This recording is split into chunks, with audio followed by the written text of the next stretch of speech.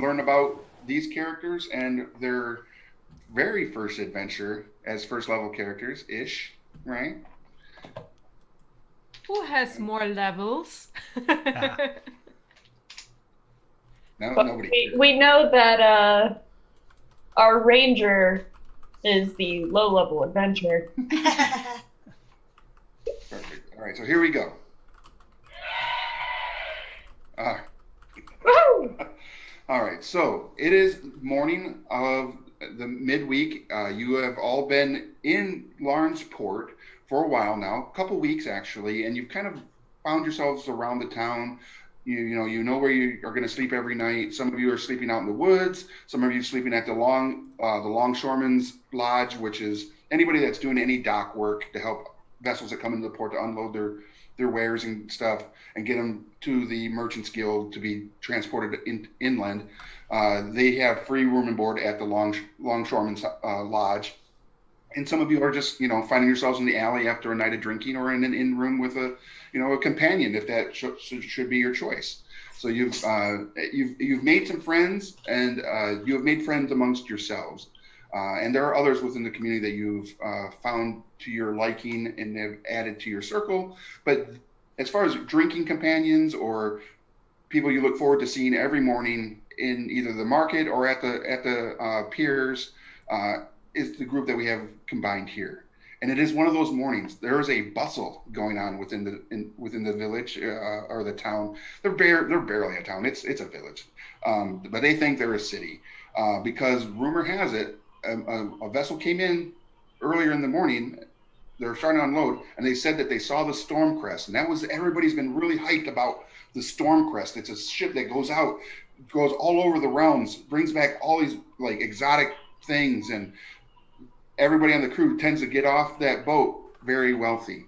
And there's lots of work to be done when it comes into port. So everybody's like down near the docks, at the taverns on the docks, and working and helping unload the ship that did come in the morning. And you have all found yourselves there also because hey, Stormcrest come in. There's good coin for helping unload the Stormcrest, and right now you can help unload the vessel that's already there.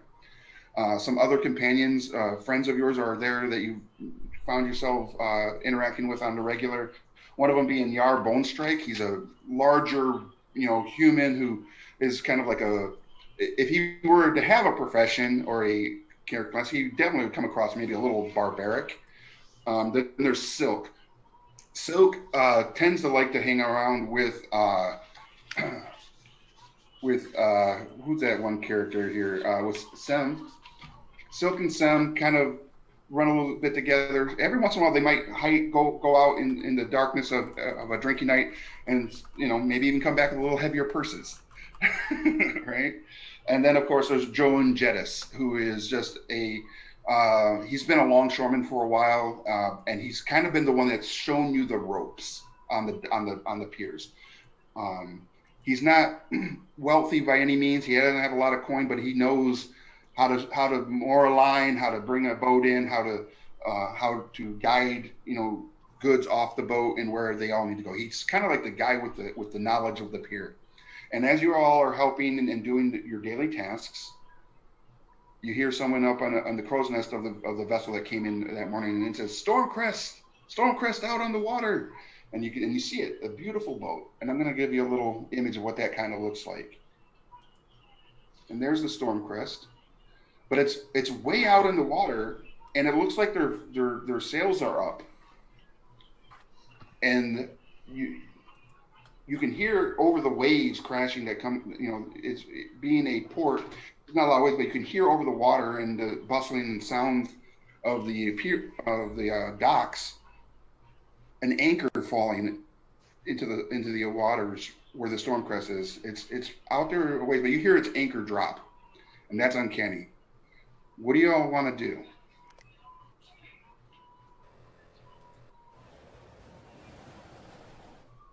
Sam runs over and tries to get a good look at it. Okay. Yeah, we'll probably head out. That sounds very curious. Okay. I follow Anybody else? Sam because best buds. All right. So based on that, as you guys are like trying to get a better look, it's like, whoa, was that an anchor? Why aren't they coming in? There's some small little boats that are out on the port to bring them in, but as you're like all kind of looking, roll a perception check. Everybody roll perception. Oh goodness. We're already doing Lightweight perception and checks. Yeah. Moment. Oh, that's an 18. All right. Mine would be a dirty 20. Woo! Ayo. 16 for me. Extra. 16 Which for me means- as well. When we get into combat, I won't be worth shit. Dirty 20. All right. So y'all are very perceptive. You've had your eyes on the horizons of the water for a while, waiting for this boat to come in. So you're very keen to what's going on in the water. And as you're all looking, you see that it's dropping its dinghies into the water on the starboard side, facing in to the land. And you see like 6 dinghies drop, and they start coming in, which is again not a normal event. Interesting. After a few minutes, the dinghies are getting closer. You can see that the crew is there. They're rowing, and some of them look disheveled. You can see who appears to be, the captain is kind of barking out some orders like, stay together, blah blah blah. And one of the things you did learn is that her name is Captain Payne, Payne.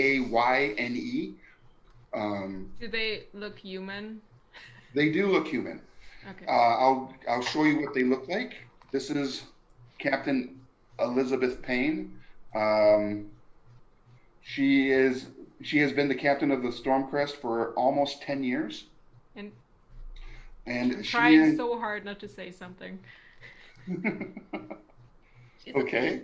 And she barking her orders, and everybody's coming in. And as they get closer and closer, you notice the crew looks really like worn down and disheveled, and some of the individuals in the boats are like being held down, like they're almost manic from maybe they experienced something, who knows, but they do not look the best for wear, as one would expect a vessel coming in that is so renowned and is known for bringing in some major coin treasures and stuff to be imported.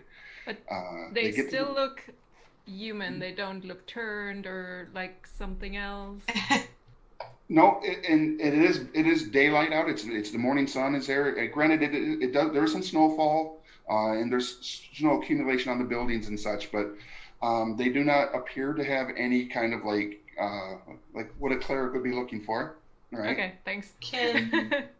Can I roll Okay. a knowledge history to see if anything like this has ever happened before? Absolutely. Like where the Stormcrest comes in? Okay. Or any other vessel historically. Yeah. Sure. That is a 21. Okay, with a check like that, you do kind of recall, some old wizened sailors in the taverns over the last couple of weeks talking about different, events. They always have their sea stories, right? And there have been sea stories of, boats coming in and ships coming in that may, the crew have experienced things in lands beyond that aren't normal, or they come in with like different sicknesses potentially, or that causes pandemics, which I don't know if we've all ever experienced something like that, but they and yeah, so there's always those sea stories that there's people come off the sea, and some of them come off changed, not necessarily into evil creatures, but just mentally different than they were when they went out. And it's also to note with a roll like that, the Stormcrest almost always goes out with a brand new crew every time. It never goes out with the same crew twice. Are they close to us?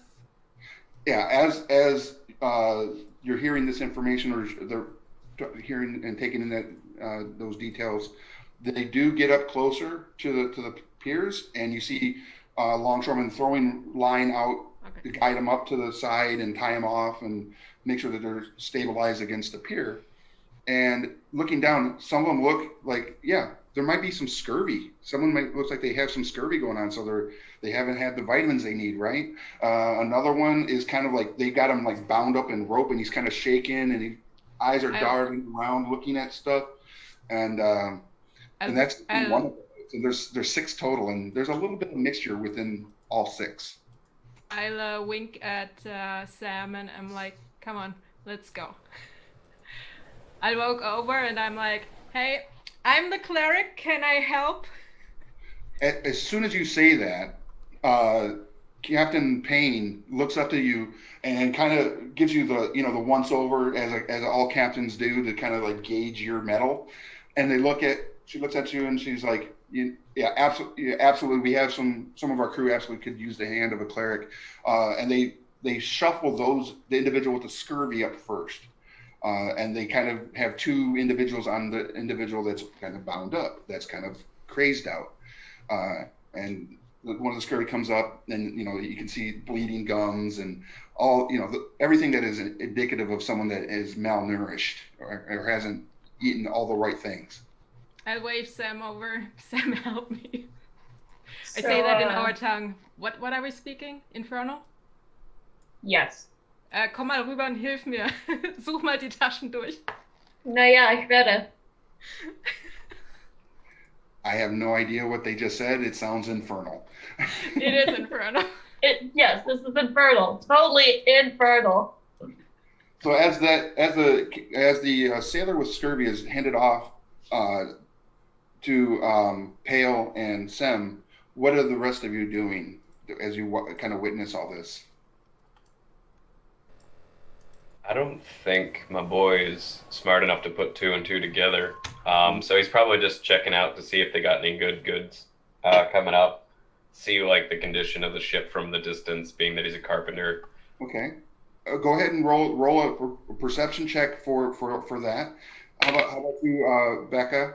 I'm sorry, I don't want to call you by your real name. We're going to call you by Chandelar. Yeah. I'm not really sure. I got a whopping 7. Okay. Not really smart enough to be able to do anything, but we love him nonetheless. I guess I'll Adorable. check the condition of the ship as well. Okay. If I happen to be standing next to Marius, I apologize. The ship is quite a distance out, but you can obviously see.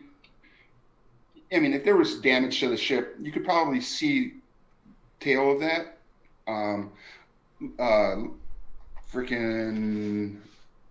Then Donna, could you roll a perception check, but not for the ship beyond, but at what's coming up to the pier?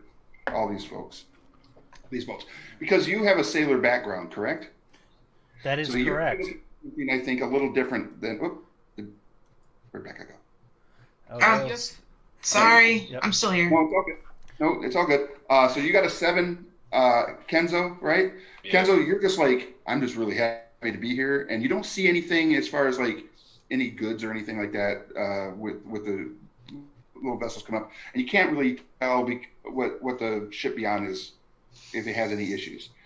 Chandelar, what was your role again? For my perception. Mm-hmm. Jeez. 21. All right. So you actually have, with you being in the books all the time as a wizard, your eyes are a little sharper, and you kind of take a look out there, and you're like, yeah, you see a few things that are maybe not quite what a ship should look like when it's coming into port if it hasn't seen any action, and it has. The ship has some damage along the side that you can see. There seems to be some fire damage even in the aft portion of the vessel, which doesn't look like it has gotten much repair done to it, and so you're obviously going to be like that's a concern. They've seen some action, and some of it based on the fire damage looks kind of recent. So I'm probably going to pull out a book from my bag and start making notes about the damage that's done, since this apparently is odd. Okay. Not sure if anyone can read it. It's probably wizard scratch, but Which is perfect wizard scratch. Idana, what did you get? I rolled a 15 plus 4 for a 19. Oh, great. Because they're all right there up to the pier. Yeah. So you being a sailor, you would expect that they would have maybe some of the goods and things that they brought back in these small dinghies as well. They are clean of nothing. There is nothing outside of the bodies that it rode in. And I would almost think that you would find that a little odd, considering, again, what you all have heard is they tend to bring back some really exotic and fun and expensive things, and you don't think they'd want to just leave those out there. Something's amiss. The patients, all the sailors eventually get off the dinghies or on the pier, and Pale and Sam kind of go around, and Sam, are you like doing anything unthwart? She's definitely looking at these sailors and trying to figure out, like, if there's anything that she can see that's, like, off, Okay. and, That's helpful to us. So this you can play perception on this, but I'm going to go with investigation because of your skill set. Okay. I want you to roll an investigation because you're kind of like, as you're walking around, you're like, "Are you okay?" And you're kind of like, maybe even patting them down a little bit, maybe like turning their wrists to kind of look at things, and like what any good sleight of hand individual would do, even if they're not using sleight of hand, they're always constantly doing that stuff, right? I keep Yeah. talking loudly in the Okay. meantime, like, this guy has this, and you should drink water, just to create some distraction. Okay. That is a 16. All right. So here's some of the things that you notice. None of them have any weapons on them. None of them have any purses or anything that would potentially carry coin. There is no personal effects outside of the clothing they wear. And some of the individuals have what appear to be like little claw marks on their forearms or like under the collar on their neck. They got these, they're not like, almost like cat scratches, but some of them look like they may even have a little bit of a festering going on.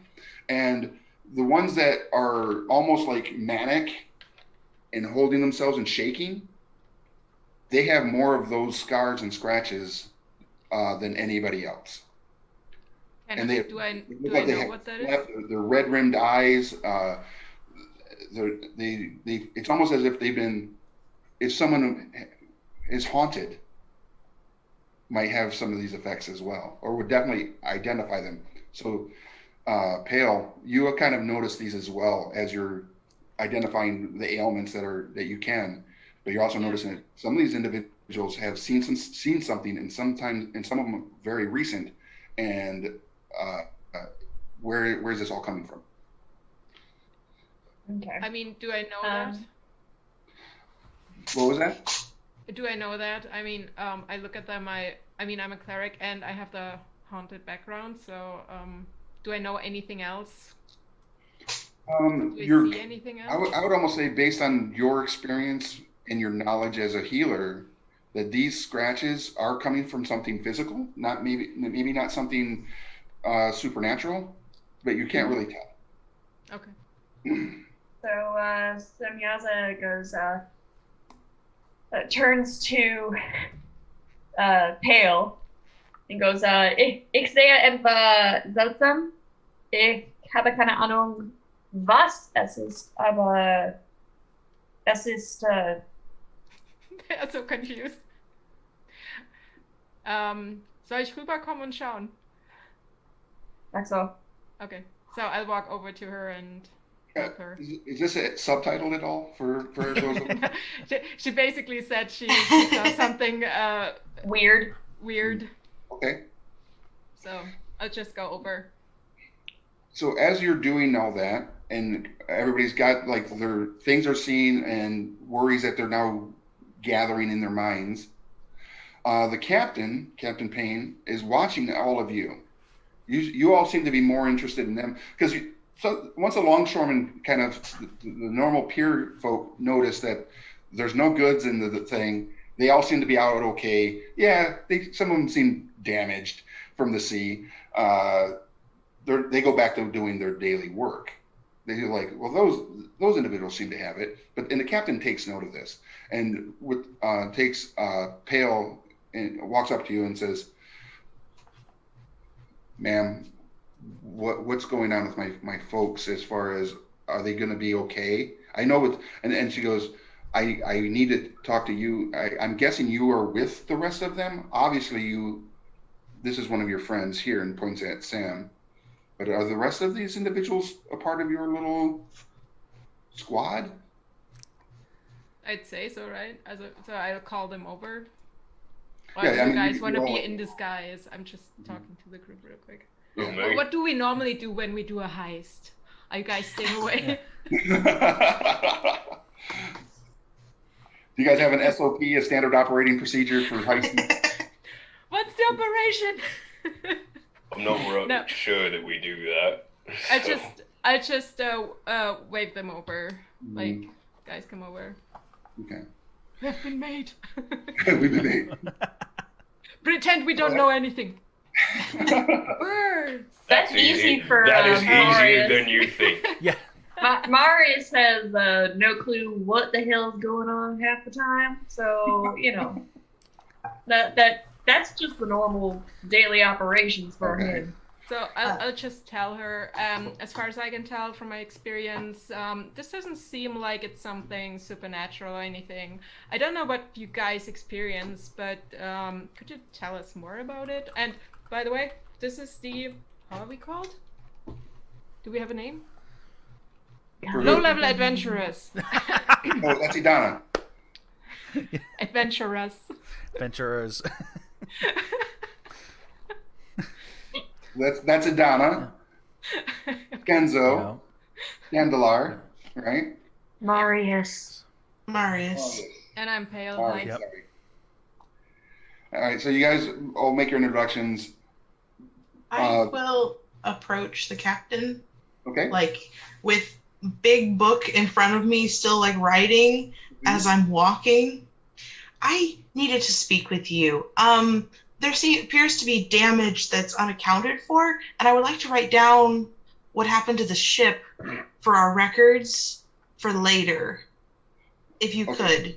She looks you dead in the eyes, straight on, retina to retina, and says, I will absolutely tell you what caused that, but I can't. And then you notice that she kind of like looks around at all of her companions, her crew, and the longshoremen that are working the pier. She says, but we can't talk about it here. It would cause too much. And she whispers in your ear, fear. Fine. I will put the feather in the book and close it, like marking my spot. Okay. At that, she turns to all of you as a group and says, based on what the elven woman here has done and has kind of talked about with the treatment of my crew, she points to the Anchor's Way, which is a tavern and inn that is on the pier, like the board. If you were to give it a boardwalk area, and says that Tall Telly has space to take them, and we'll get everybody taken care of. And could you all meet me in the tavern? And she looks up at the sky. She's like, the snow is killing it. Like lunch? Lunch. I'm hungry now. I'm always hungry. She got Food. one doll on her wrist So, and a sextant. Lunchtime. All right, lunch sounds good. It'll give me enough time to get my crew settled, and we can discuss. Hey, Donna, how much do you eat normally? I need it for my notes. Just a little bit. Is it not lunchtime now? I'm pretty sure you are a little bit. I've been told that before. Do you want a banana? I just had to take a look real quick at the chat, and I'm going to go breaking the fourth wall. Yes, we need to speak to you about your ship's extended warranty. Absolutely. Yeah, I saw Yes. that. Thanks, Liz, Chaos. I love you. Also, always bring a banana to a party. But Whoa. I Any brought Duck Hunt fans? pistachios and pumpkin seeds. No And Red Bull. Hoovians? Okay, never mind. So Banana! as you are gathered there and you see the crew being guided by the other, the more sane crew taking up the tall tellies, and you know, okay, they're going to tall tellies, and you are intimately aware of tall tellies. This has kind of been Anchors Away has kind of been your spot, right? A lot of the sailors come in here, so sometimes you can get going just on bets and drinking them under the table when you can, and a lot of good information. I mean, you guys have found some small work because of that being your drinking hole. And you also know that there are some private rooms for, conversations, and that different guild members, Merchants Guild, and other guild members do come here because it is known to be a place where things are kept on the DL. All right. Do you all have anything you want to do before lunch? Hey Sam, did you find anything? I mean, we need some coins, so did you find anything? Unfortunately, no. They don't seem to have any kind of personal belongings right now. They that's did odd. have those weird marks all over them, but that's as far as I got in regards to finding anything or any clue. But I think we're about to be told what might have made those. So hopefully. I'm Just sorry, quick. I just saw a cat. Surprise, kitty! I think we're about to See be a random told. cat in the streets. Hey, Chandela, Yes, do you know what type of cat that is? I believe that's called mine. Oh! At least now. Can we keep it? All right, we've already got a familiar has been found. Oh my goodness, yes. So does anybody have any other things or tasks that they would like to do? I would say you could go now, but you have about a half hour before, because you've been working the piers already this morning, helping unload the other vessel. So you do have the opportunity to take a little time if you need, or maybe get paid for the work you've already done this morning. I would very much like to get paid. Yes, I would love to be paid, please. And then let's spend the money. I would like What to about the stop money? working and Money. go take a break at the tavern, and so that way I can read in peace, because it feels like there's a lot of chaos that's about to come my way, so I'm going to take this little bit of time.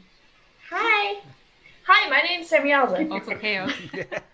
So as Chandelar decides to go to the tavern, as you're walking away, Joan Jettis, who is, like I said, the longshoreman that kind of handles a lot of stuff on the pier and unloading and everything, asks you real quick, Chandler, could you take a look at my notes on the inventory of the ship we just unloaded? Yes. Right? And then looks at everybody else and is like, I understand that you're going to go and talk with Captain Payne. Can you tell me anything about what you think might have happened? I mean, that crew looked a little worse for wear. You go, you boss. And you all get 3 silver for your work, for today's work. Nice. Anybody have any input on? Joan is really like those sailors looked cracked. The sea has broken some of them. I could tell. What do you think it might have been? Any? I mean, they could have drank some of the salt water. I've heard that's not good for you. And he looks at you and is like, yeah, that's actually true. He's right. I'm teaching him some cleric stuff right now. He is pretty good. I'll try my best to be the most cleric-y cleric. He might go in that direction, but we don't know yet. So, but he's pretty damn good. So, well, it was nothing supernatural. Sorry, superficial too. um, yeah, we'll investigate. We'll let you know. But so far, no worries, no undead, no sea monsters, no creatures. It's a couple of scratches and probably exhaustion. They need to drink some water, real water, not seawater.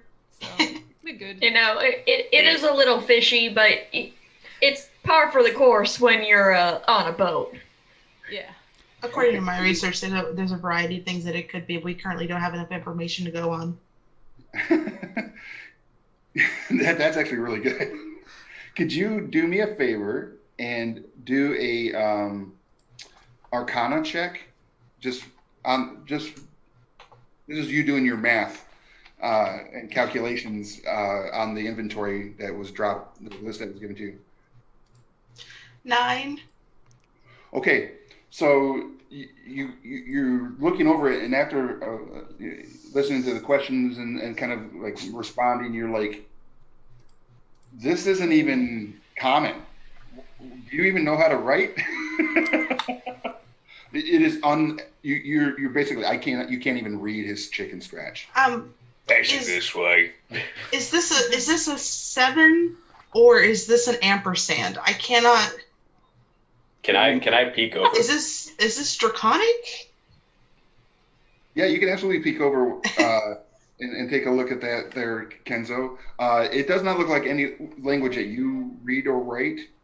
Maybe if I hold it far away and squint? Well, when you look at it far away, it looks a little clearer, and it just looks like they don't know how to use a pencil or a wax. The way I wanted to look, I might understand it. Yeah, take a look. Semyaz is gonna take a look as well. Y'all like, when We're all just like, Chandler says that, you're all like, what? With, I'm gonna hold it. I'm gonna hold it like it's a magazine with a centerfold, like long ways. Yeah. Just for everyone to like peek over my shoulders and stare at. Everybody roll insight. insight. Insight. Okay. Who wants some guidance? I want to touch people. What? Heck yeah. Group of us staring at a centerfold, making sure we get some guidance. Who has insight? I have a +4, so who I've got +0. +0. Well, then it's probably better if I roll with. Oh no. No. Sam doesn't know shit. Ooh. I rolled a 1. I'm not much better. 11. I got a 5 for Idana over here. At least I got the 1 out of the way on an insight check. I don't know I what's got going the on. highest roll. Yeah. Yeah. The himbo got the highest roll, folks. Yeah. We are Very in trouble. impressive. 11. We are very, very fucked. Kenzo, what did you get? An 11. 11, and you got a 10. Is that right, Chandler? Yes. 10. All right. So when you take it and you kind of turn it like that, and you look at it at a distance, Ooh, you have to Kenzo and Pale are like pin-up style. I you're get like it. okay. You're like, oh, wait a second. I see what you did. It's like obviously has a high functioning or low functioning form of dyslexia. And all the word, I mean, you're like, oh, that looks like an A. Oh, there's a P over here by a 1. There, I remember there being barrels of apples that came off that. Okay, and then you're like, no, it's you guys again. You just can't figure it out. It's just like he has numbers and he has letters, but they don't make any sense. It's just the worst. I am going to whatever task he's wanting me to do, like whether he wants me to add it up or not. Mm-hmm. I'm gonna fake my way through it as best as I can, given that I know what none of this means. Roll an intelligence check for me. Oh, this Okay. time can I touch her? You can do this. Please. I have full English heart. Sorry, Chad. I'll guide you. Okay. That's an extra D4, right? Oh, intelligence. Roll a d20. Add your intelligence bonus to the roll, and tell me what you get. Okay. Then that would be a 17. Oh, you look at it and you're like, if I do this, and you start pulling out some imaginary strings to attach all the things. It's like, give me a half hour. Come and meet us at the tavern. I'll have this deciphered and ready for you. You're like, I can figure this out. It's just going to take me some time. This means something. I mean, I don't know why I was looking. I can't even do that. So. Can you read? We never talked about this, but can you read? Yeah, I do it all the time. Okay, just a question. I'm not sure if you're faking it. Apparently, Semyaza can't read today because she rolled a fucking 1. Well, it's not like an looking at it infernal. like, clearly that is words or Clearly. symbols I feel- or something. I But feel I'm it's not more quite that sure. Semyaza doesn't care. I'm pretty sure these are actually hieroglyphics, guys. And I mean, I think you're onto something over there. Pretty accurate. All right, so you guys get your coin. You get your new task Nice. of deciphering this chicken scratch of bill of lading that Yeah. you put together, an inventory of unloaded gear and goods, and you all, I'm guessing now, go to the tavern, go to the Anchors Away. how much currency did we get for 3 silver. 3 silver? Yeah, which is a pretty good wage. Apparently, there was some good goods that came off this vessel as well. Could we go shopping afterwards? Yeah, absolutely. Shopping trip. Let's We get let's- to go shopping. Let's get some yeah. food first. It's a bit early for a beach episode, isn't it? So, do you want to go shopping first, or do you No, want let's to go to the tavern first? I'm gonna go Tavern. get some chow. Chow, let's chow, get chow. some food. All right. Now, is Captain Lady paying for our food or like? I don't know. We'll find out when you get into the tavern. So you guys head that way. It's not that far. It's literally off the docks, and it's right there on the pier. And you walk up to the doors, and you can smell coming from the tavern all the things that you are accustomed to coming from Anchors Away: mutton, some form of like stew scent. Obviously, fresh breads, loaves of breads. The Anchors Away is actually really known for their sourdough breads, and the kind of a stale ale pale scent that comes across, because it's they don't have the best ale, but it's the strongest on the in Lawrenceport. It doesn't hit the palate right, but what do you do? It's also the cheapest. They have copper beer night, copper ale. It's happy hour. Oh, it's all the time. Copper ale. Copper ale is the brownest in the land. And as you walk in, you do see that they're ushering some of the crewmen from the Stormcrest up to the upper levels. Others are sitting down, being brought different beverages, warm beverages. The captain is talking to Tall Telly, who is the owner. And Tall Telly is an uncannily large, not quite a Goliath, but might have some Goliath blood in them.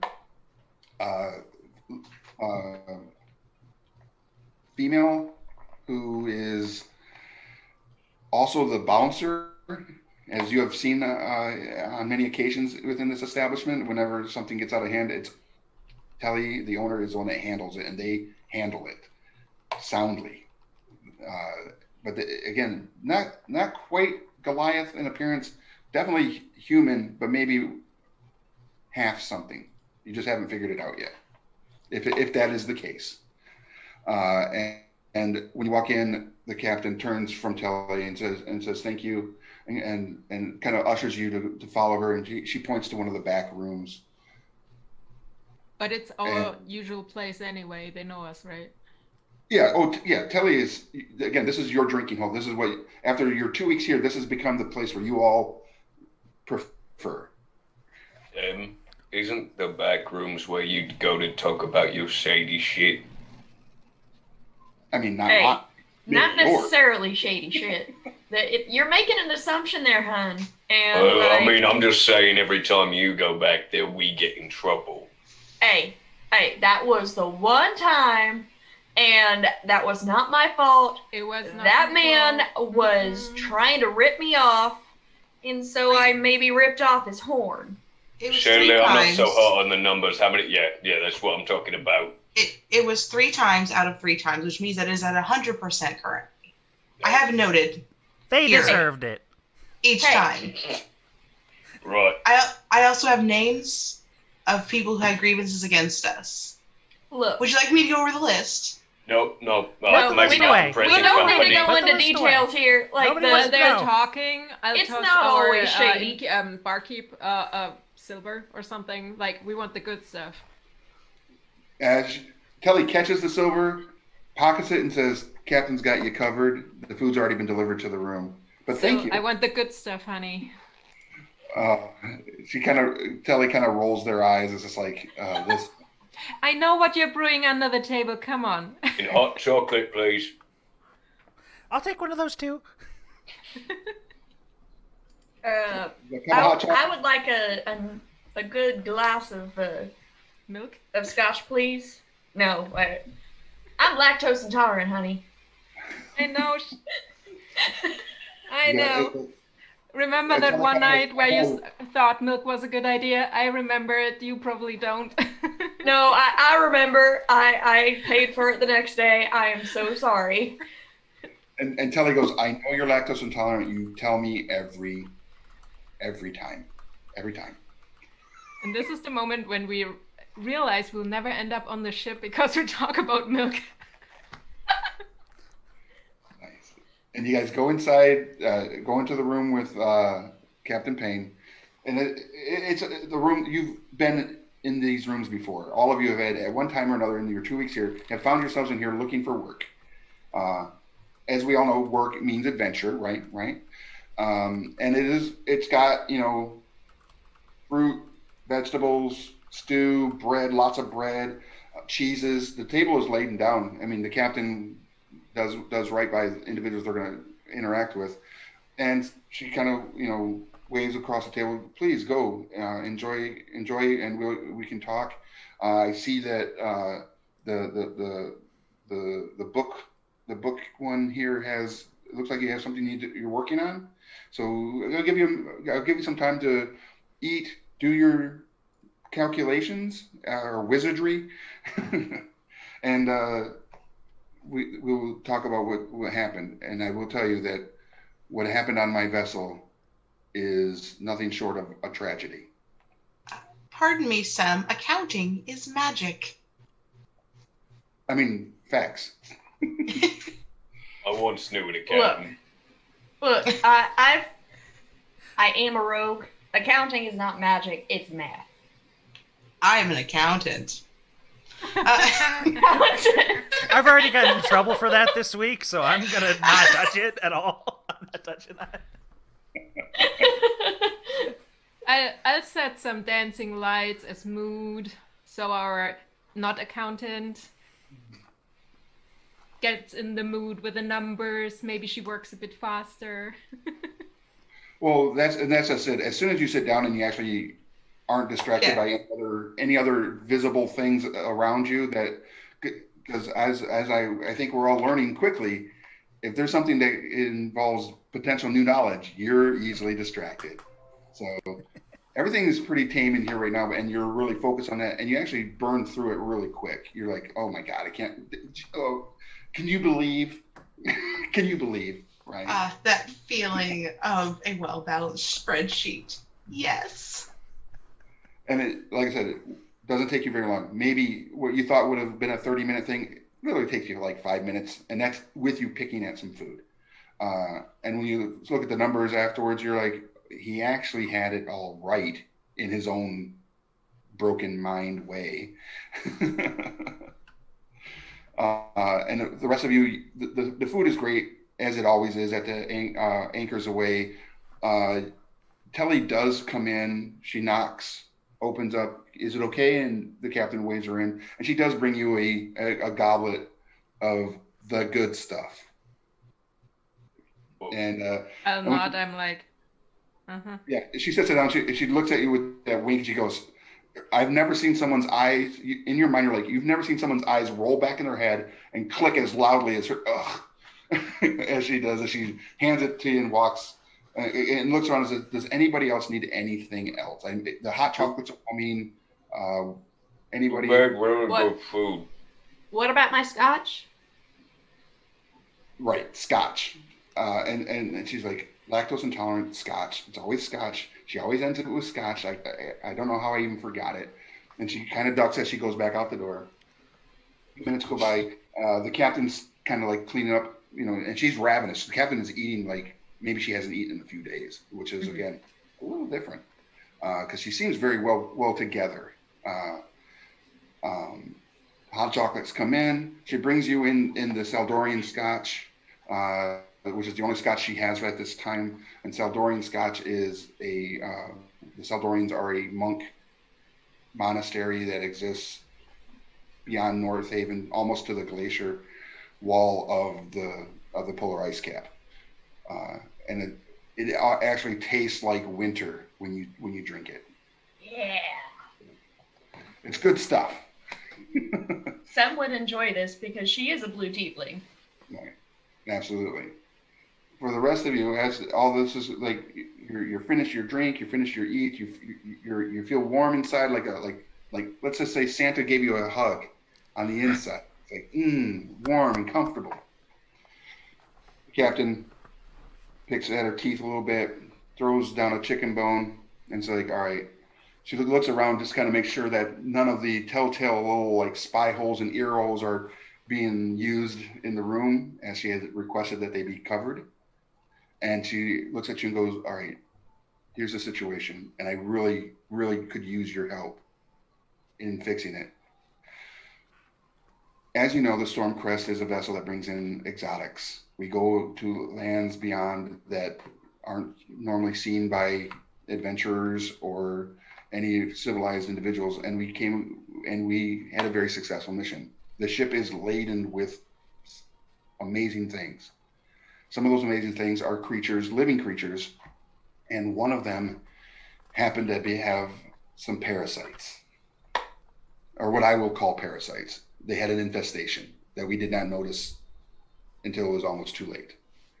And she looks at Chandelar and goes, and this is why we have the burning, is because one of our crewmen decided that if they could just set the ship afire, they'd be able to get rid of the infection.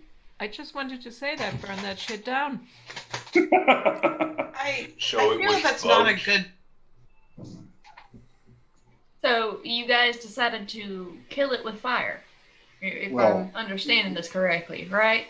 A crew member in a manic state decided that was the exit plan for them, is to light it on fire and save themselves from the infestation. No. They did realize that, generally speaking, catching a boat on fire while you're out in the middle of the ocean is not a wise idea. Right?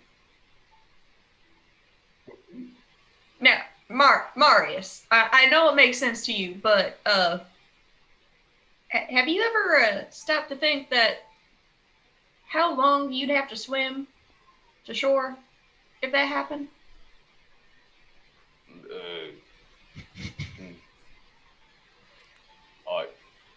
A long way. Yeah, that. Yeah, exactly. Who can swim? I don't generally That's suggest only it. if you could determine your direction to land, which would be the closest direction, and that's if Hydrate, everyone. you had access to In my experience, put you your generally want to stay on the boat. chances at. You don't want to have to swim. Right.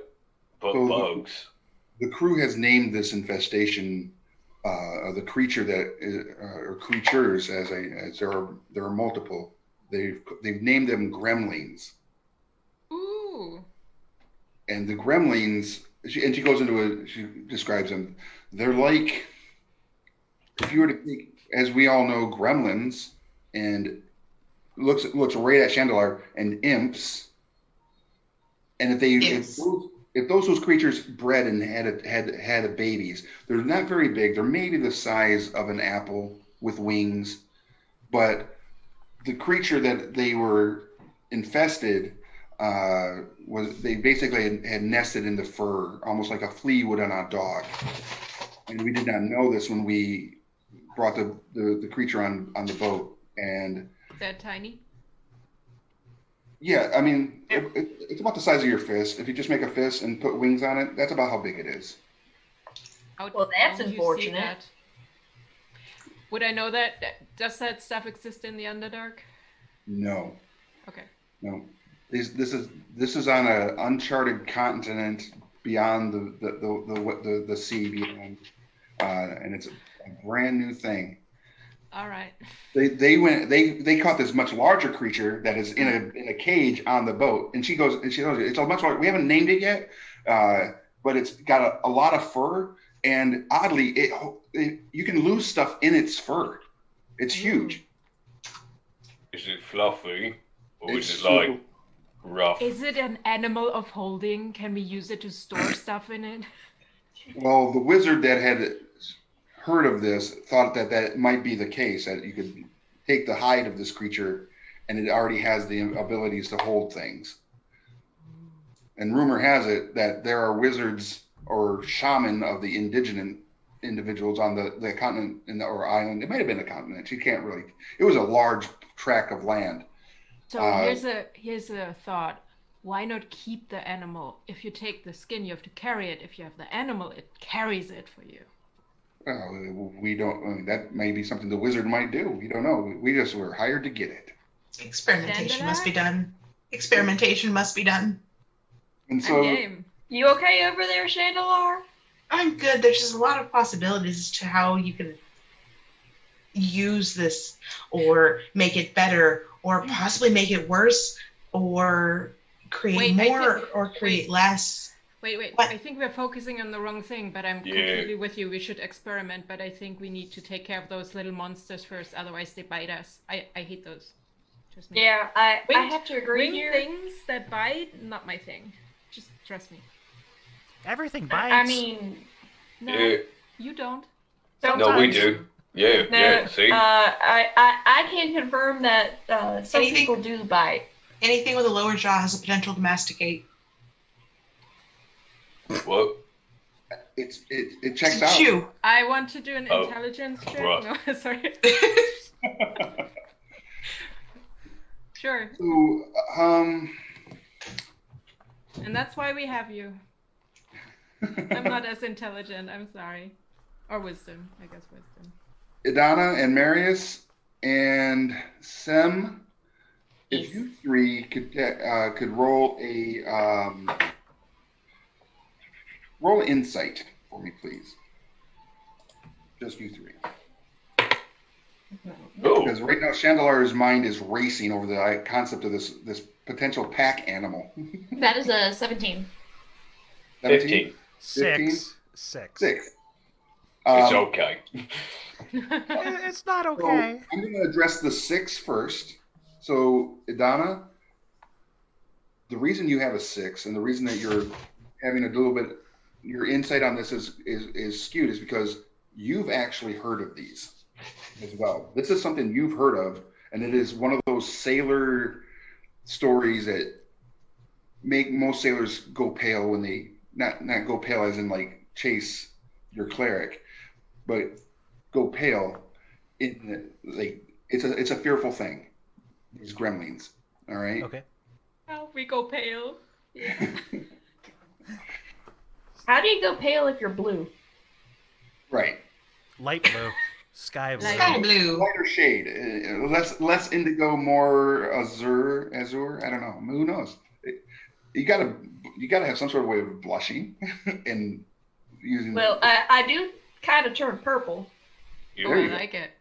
Sem and Marius, with your roles, something that based on the conversation you're having is like these are seasoned. You know, even though it's a whole new crew, they all look like they're seasoned. Like, and the captain looks like, and this by the gait of their walk, you know, their stride and the way they hold themselves, they are not unfamiliar with using weapons. Someone that might, you know, have found themselves in a arena would have almost and a little nervous of the captain's presence as a potential combatant. And some of the other sailors that came off that vessel also had that kind of presence. So why, that I don't know. How are there still some on that boat, and what's going on? So, you didn't finish killing them? Finish killing them. The captain goes, finish. I was only able to take out 2 of them. My first mate that I had on this group was able to take out 4. There are at least 6 left on that vessel. How did you kill them? Well, here's the thing. They're not hard to kill. They're hard to hit. And this is why they're relatively fast. They're like little freaking hummingbirds and how fast they are. And if you see one and don't kill it immediately and fail to hit it, you will never be able to see that one again. It is now, there's something about them that once you see it, it's no longer visible, but it can still affect you. And they're not so much out to kill anybody as they are to just cause them discomfort. I've met someone like that. She rolls up her sleeve and she goes, you may have noticed these, and she has claw marks. If you fall asleep, they like to wake you up. You can't see them. You may be able to hit them if you're lucky, once they're invisible to you. But other than that, they are literally torturous little demons that'll drive you insane. Now, I have a question. Did any of you think to throw flour on them? You think we have flour on our vessel? We're going shopping. What would flour do? If we can't see them, we can throw the flour up in the air and make them visible. Right. Nailed it. First strike got there. Marius, you never cease to amaze me. Thanks. And the captain goes, if we would have had flour, we would have used it. And there are some goods that we found that are different pollens and spices and stuff. But the value of that, we're not going to waste the coin potential on. She's like, yeah, no. Those Did you not have ash? I mean, I assume you guys probably had fires, right? They had ash after they tried to burn the boat down. Yeah. Exactly. Yep. But they were already at a point that they could not be seen, and if you can't see them, are you going to get a good area effect? We just weren't able to. We know that amongst the crew, we killed a lot. It was a heavy infestation. It was almost as if that particular pack animal was purposely stocked with all of these. Now, are you sure all of them got out of the animal? Based on the count, and we don't know what kind of space, because it's really weird. Like, you can put something in this creature, let it go, and you can walk to the other side and reach in and pull it out. It's a weird. It's a floof monster that is super calm and whatever, but it's just a different kind of creature, and we don't know if they all. Did you try eating it? No.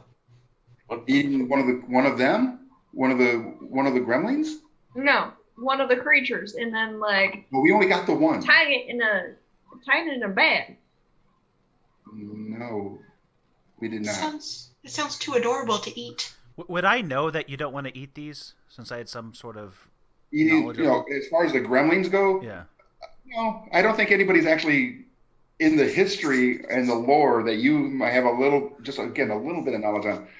You don't think anybody would have even thought of eating a gremlin? There's always a first. I was talking about the floof, but Right. As far as the floof goes, they only got the one, and that floof, that wizard, Do we know what it Probably is? enough to buy another Stormcrest.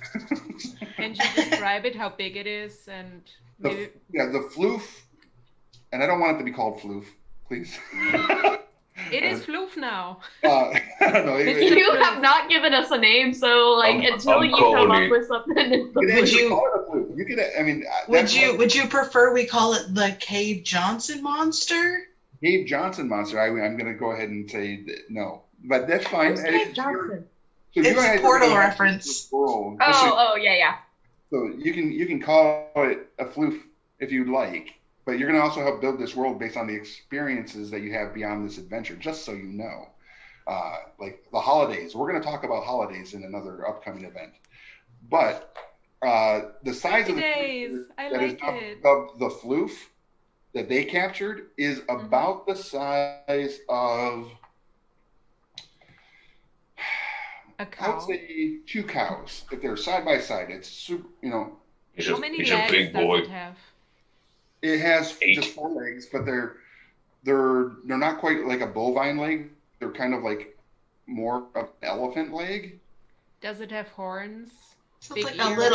it's like a little It's bantha. Kind of like a little bit. It does not have horns. It's got a really who here's seen the Dark Crystal? You know the little mouth creature that's all just Oh, yeah, Fizzgig. Yes. Fizzgig. Yeah, Yeah, Fizzgigs. Fizzgig, and make Fizzgig the size of 2 cows Okay. and a little bit No. small. Yeah, all that fur there's something about it. Is it magical fur? I mean, it might just be a magical beast that has an uncanny ability to store thousands of pounds of equipment. Mm-hmm. All right, I might not be the brightest in the room, but I imagine we're about to get a job pitched to us. Well, that's a great. As a matter of fact, it's Marius. Is that what they've been? Yeah, calling that's it. Yep. Marius. You don't look like a Marius. Marius seems like almost a noble family name. Now, no offense, you just don't come Listen, across. if I came here to talk about prestige, I'd talk about it, but I didn't. She looks at you up and down. It's like, fair enough.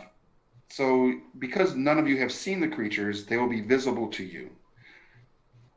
And you would have alerted us as we were coming into the water up to the pier if there was anything like that in our vessel, or as you were patting down Didn't see anything. and checking out my men and sailors.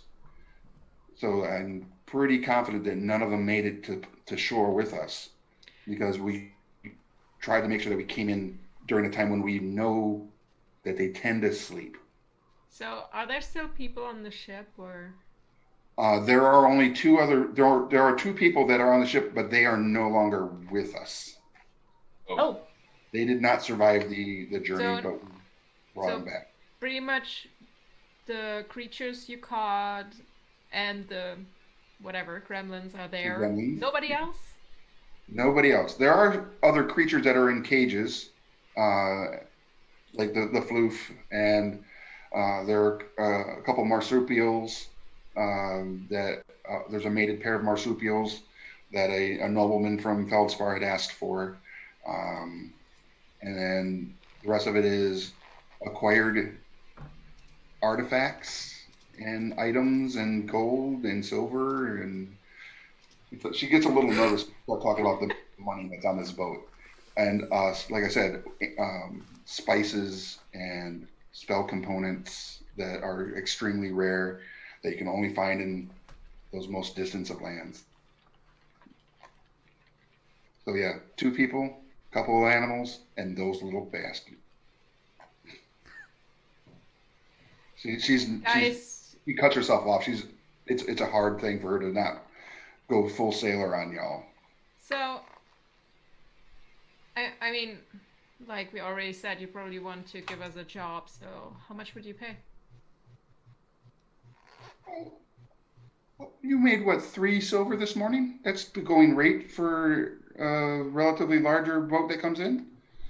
yeah, but you've already established that it killed 2 of your crew, and we saw exactly how badly it injured the rest of you and left you guys manic and maimed, and we're gonna have to get some supplies to deal with these things. Not to mention the fact so- that this isn't offloading goods. This is killing pests. I mean, it's not that different. Did you pull us into a back room Yeah. to talk about it? Well, I didn't want to incite any panic when you say the word parasite or infestation or pandemics.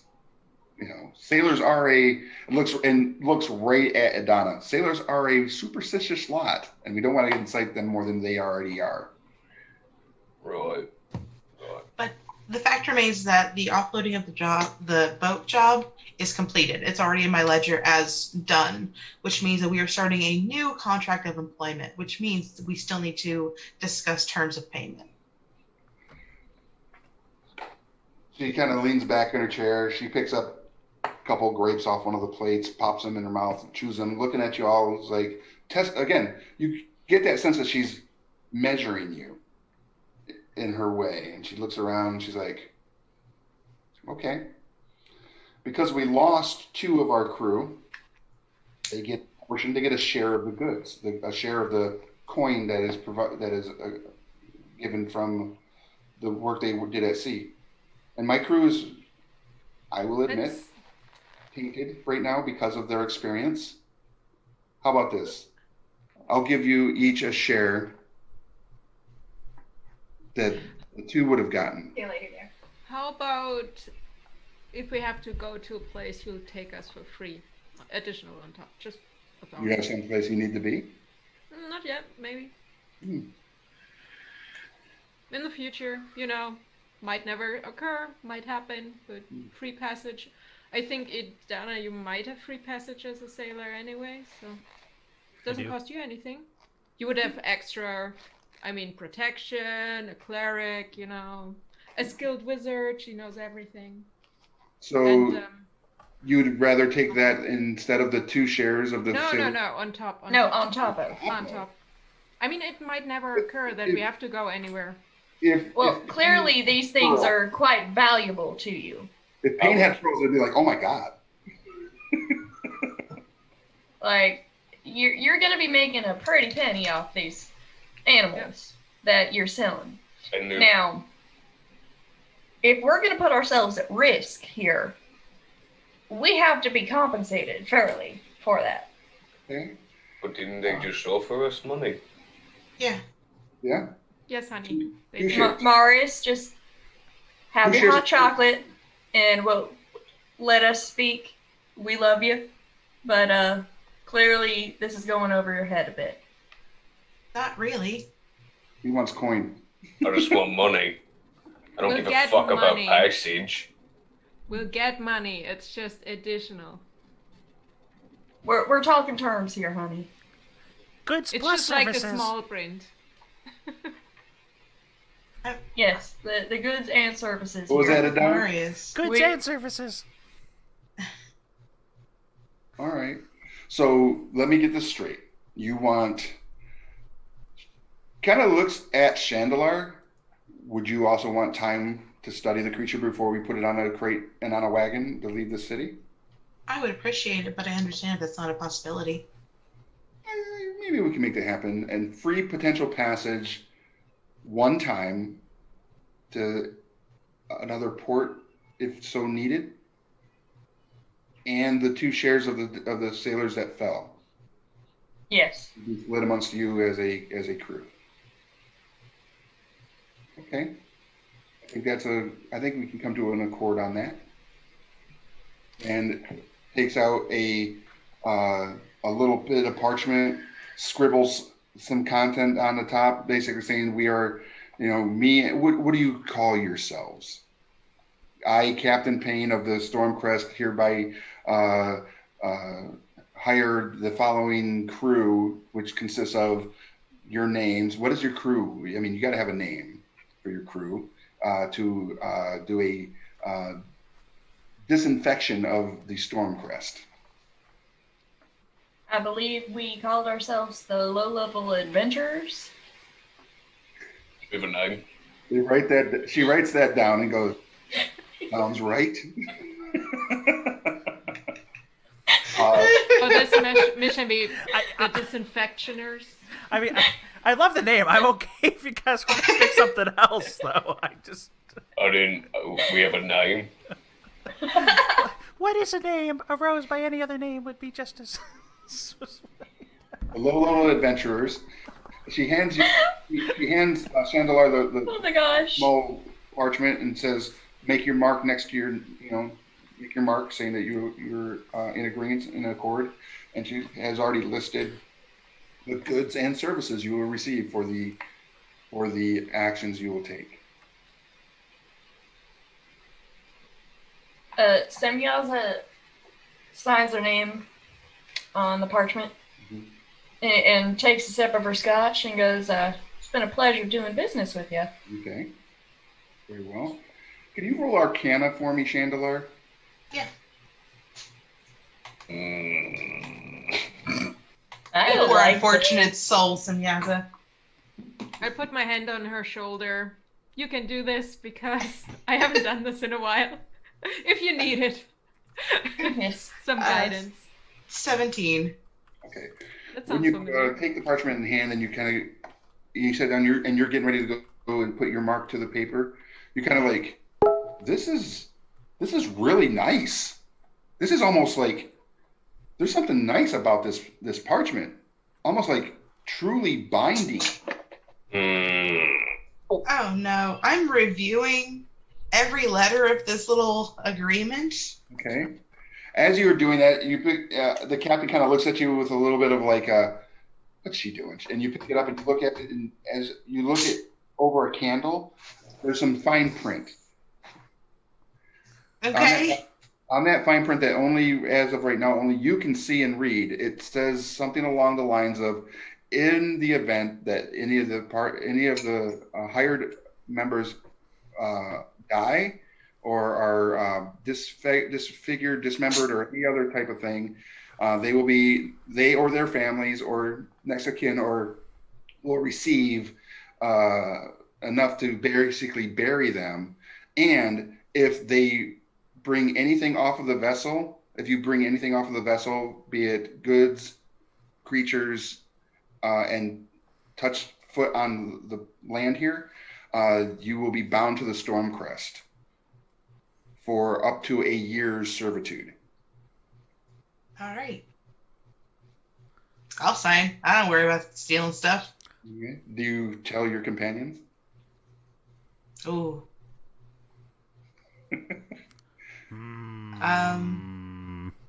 You've been staring at that paper for a hot minute. Is it all right? What's going on? Is this standard boilerplate over there you're reading? You held Did it I up just to a sell candle my and lack of a shit. soul to something that I was unaware of? Darling, you're infernal. You're not soulless. He's There's a little- sold to the devil. Well, technically, theoretically, she didn't, but possibly someone in front of Yeah. Never mind. Yeah, I know. So, there's a little bit of fine print that the captain did not mention to us. What? If we take anything from the ship, we're bound to the ship for a year. So just don't take anything. Correct. Which Go places. wasn't a problem for me, but I figured everyone else should know. Sim. Well, Well, Hands that was in not a problem pockets. for me.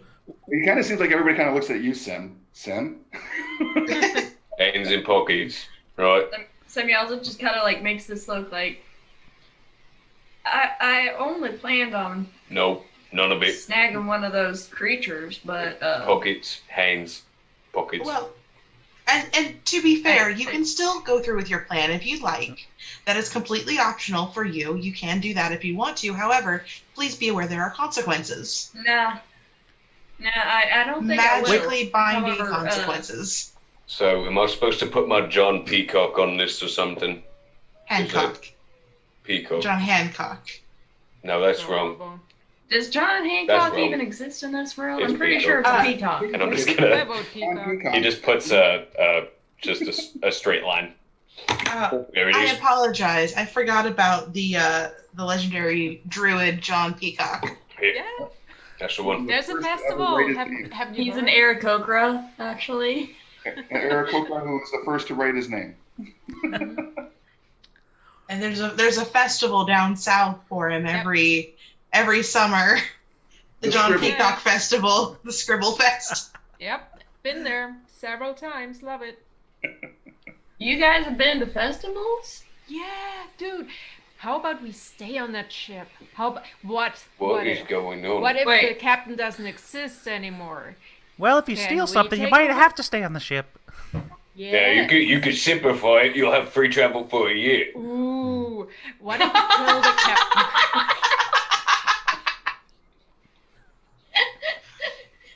Save yourself some time. I don't know. Yeah. What if you what, the captain? Uh-oh, another familiar has entered the fray. Mm-hmm. He's sniffing the lantern. It's adorable. Anyway, He's cute. what if we kill the captain, steal something? Technically, it's not stealing because it's on the ship where we are on. This is out of character. I want to clarify this right now. Oh, is it? The captain was very interested in this conversation all of a sudden. I mean, you could.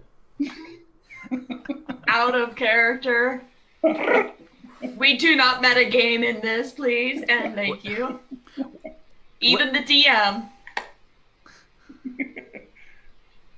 You know, low level, with the picture behind you, the way it is, with the angle you're at, it almost looks like you have a mohawk. Heck yeah. Wait, Nice. Mhm. Yeah. There you go. Or Perfect. clown. I will say this too, Pale, when the parchment touches your hands because of your clerical studies, it comes across as a very expensive piece of paper as well. Okay. You can almost you can't quite read what Chandelar could read, but you can definitely tell that there's something more to this paper than meets the eye. Transformers. Can I? robots in disguise. Can I just whisper to Chandelier? I'm Magic pretty in sure disguise? you recognize Friendship this is magic. too, but I'm not sure about this paper. There's more behind it. Yeah, it smelled funny. Yes, it's magically binding. Is that it? Is there anything else? Not taking Let's see. If you die, I believe your funeral is paid for because you're kind of part of the ship. Oh, that's nice. It's like an I'm insurance. sure.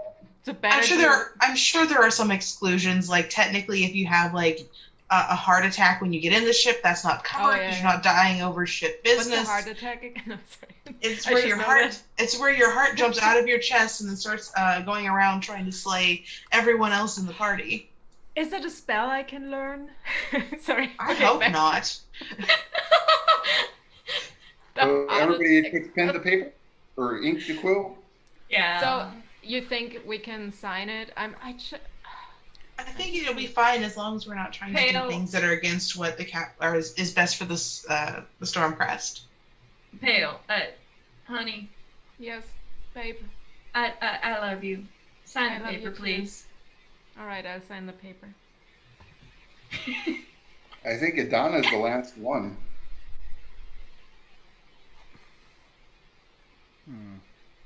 And we hand it Wait, over wait, to the wait. devil.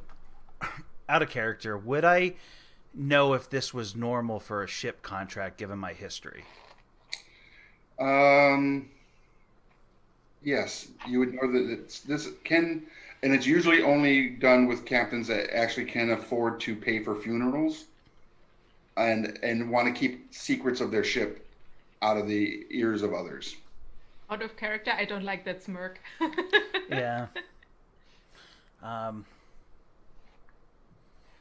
gonna Come be on, stuck little on that buddy, one. you're the last one. You personally have never signed one, but you know individuals who have. All right, what the heck? I'll sign. And now we are all cursed. Oh my god. As soon as everybody has Adana signs it and everybody has signed it, the paper rolls up. Mhm. The captain takes it, and puts it to the candle, and it flashes like flash paper, and you see like the Stormcrest symbol in little like wispy sparks. That's cool. Neat. Well, And so, when will you be able to go out and cleanse my ship? well, I got nothing to do. Ghostbuster. Sorry. Low-level adventurous. I believe Sem had said something about you needing to go get supplies. It would appear Yeah. that it's just after lunch. It's not late in the day, so all of the different stores and shops that you tend to go to are still open. Excuse me. So sticky stand stuff and things is still open. That's your general store, basically, general goods. The Causeway and the Reavers are both nautical and nautical supply stores that are still open as well, because they help getting new riggings and fittings and such for the ships and the ships that are being built in the yard and everything. So they're open relatively late, and a lot of the longshoremen who aren't helping unload tend to work helping them.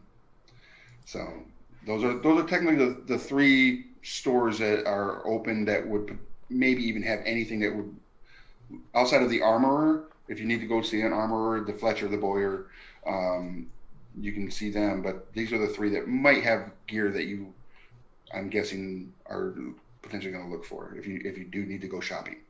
So like a general store. What was nautical and what was the third one? The other two, the Reavers and the Causeway, are both nautical supply stores. Like I said, they have new sails. They have, so every once in a while they even have actual nails, which is awesome. We can throw them at the. Marius, Yeah. are you still a carpenter? Yeah. Does that mean you have free dust? I mean, I'm usually covered in it. You have Well- sawdust, honey. Here, and he'll just shake out some loose sawdust from in his clothing because Lord knows he has enough to at least get you a handful. So, if you have a workshop, we can get something. Oh no, I'm not that has fancy. I don't got money. Oh, So then where do you get the wood? he uses his skill. I would say probably you've probably had some time with the different nautical supply stores down at the shipyard, which is further into the port. So you probably have connections, and you know that they tend to just throw that stuff away or clean it up and just. I mean, I might know a guy down by the docks that'll have like an actual bit of it, because usually we just sweep it into the water and turn away. You know what I mean? It's not like you want it.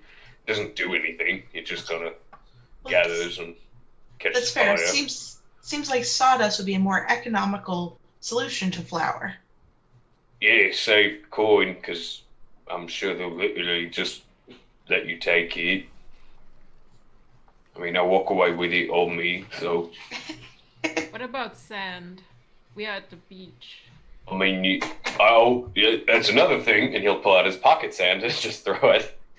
I highly recommend you always keep sand in one pocket. It's a trusty lucky pocket sand. All woodworkers have it. Brought to you by. Wait. How you get that grit going. We just went full King of the Hill. Cha-cha. But We it can means- always take the boat apart and make sawdust out of it. I mean, we could probably just go ask. Quick question, guys. Does anyone need like healing potions or paper? Yeah, we probably need some potions. for- Bah, for we can't spells? afford potions. We're broke. I know. I don't know what you Um, think this is. Oh wait. Unfortunately, yes, that is Can we correct. get Start with money 10 in gold? advance? Plus the silver that we just made. Yeah, but that ain't enough for the good stuff. Look, I'm not the bright one. I'm not supposed to be talking about like the price of things, but like I know that potions are way above my pay grade. I know. That's the dream. Someday to be able to buy potions without worries about your budget. I kind of just stick wood glue in there and hope that it closes up. Wow. Oh, darling. Is that not what you're supposed to do? I don't No. usually suggest that, but whatever floats your goat. Marius, the next time that you are injured, please see me. Or pale. I used Please. it before. Don't you remember? Yeah, I don't like it. It's tingly and it feels weird and then it goes all away. Well, then we will find a more analog method of helping you that does not involve adhesives in your wounds. Well, the right adhesives, but not those. But that's how I have this elegant look, the cut, all that.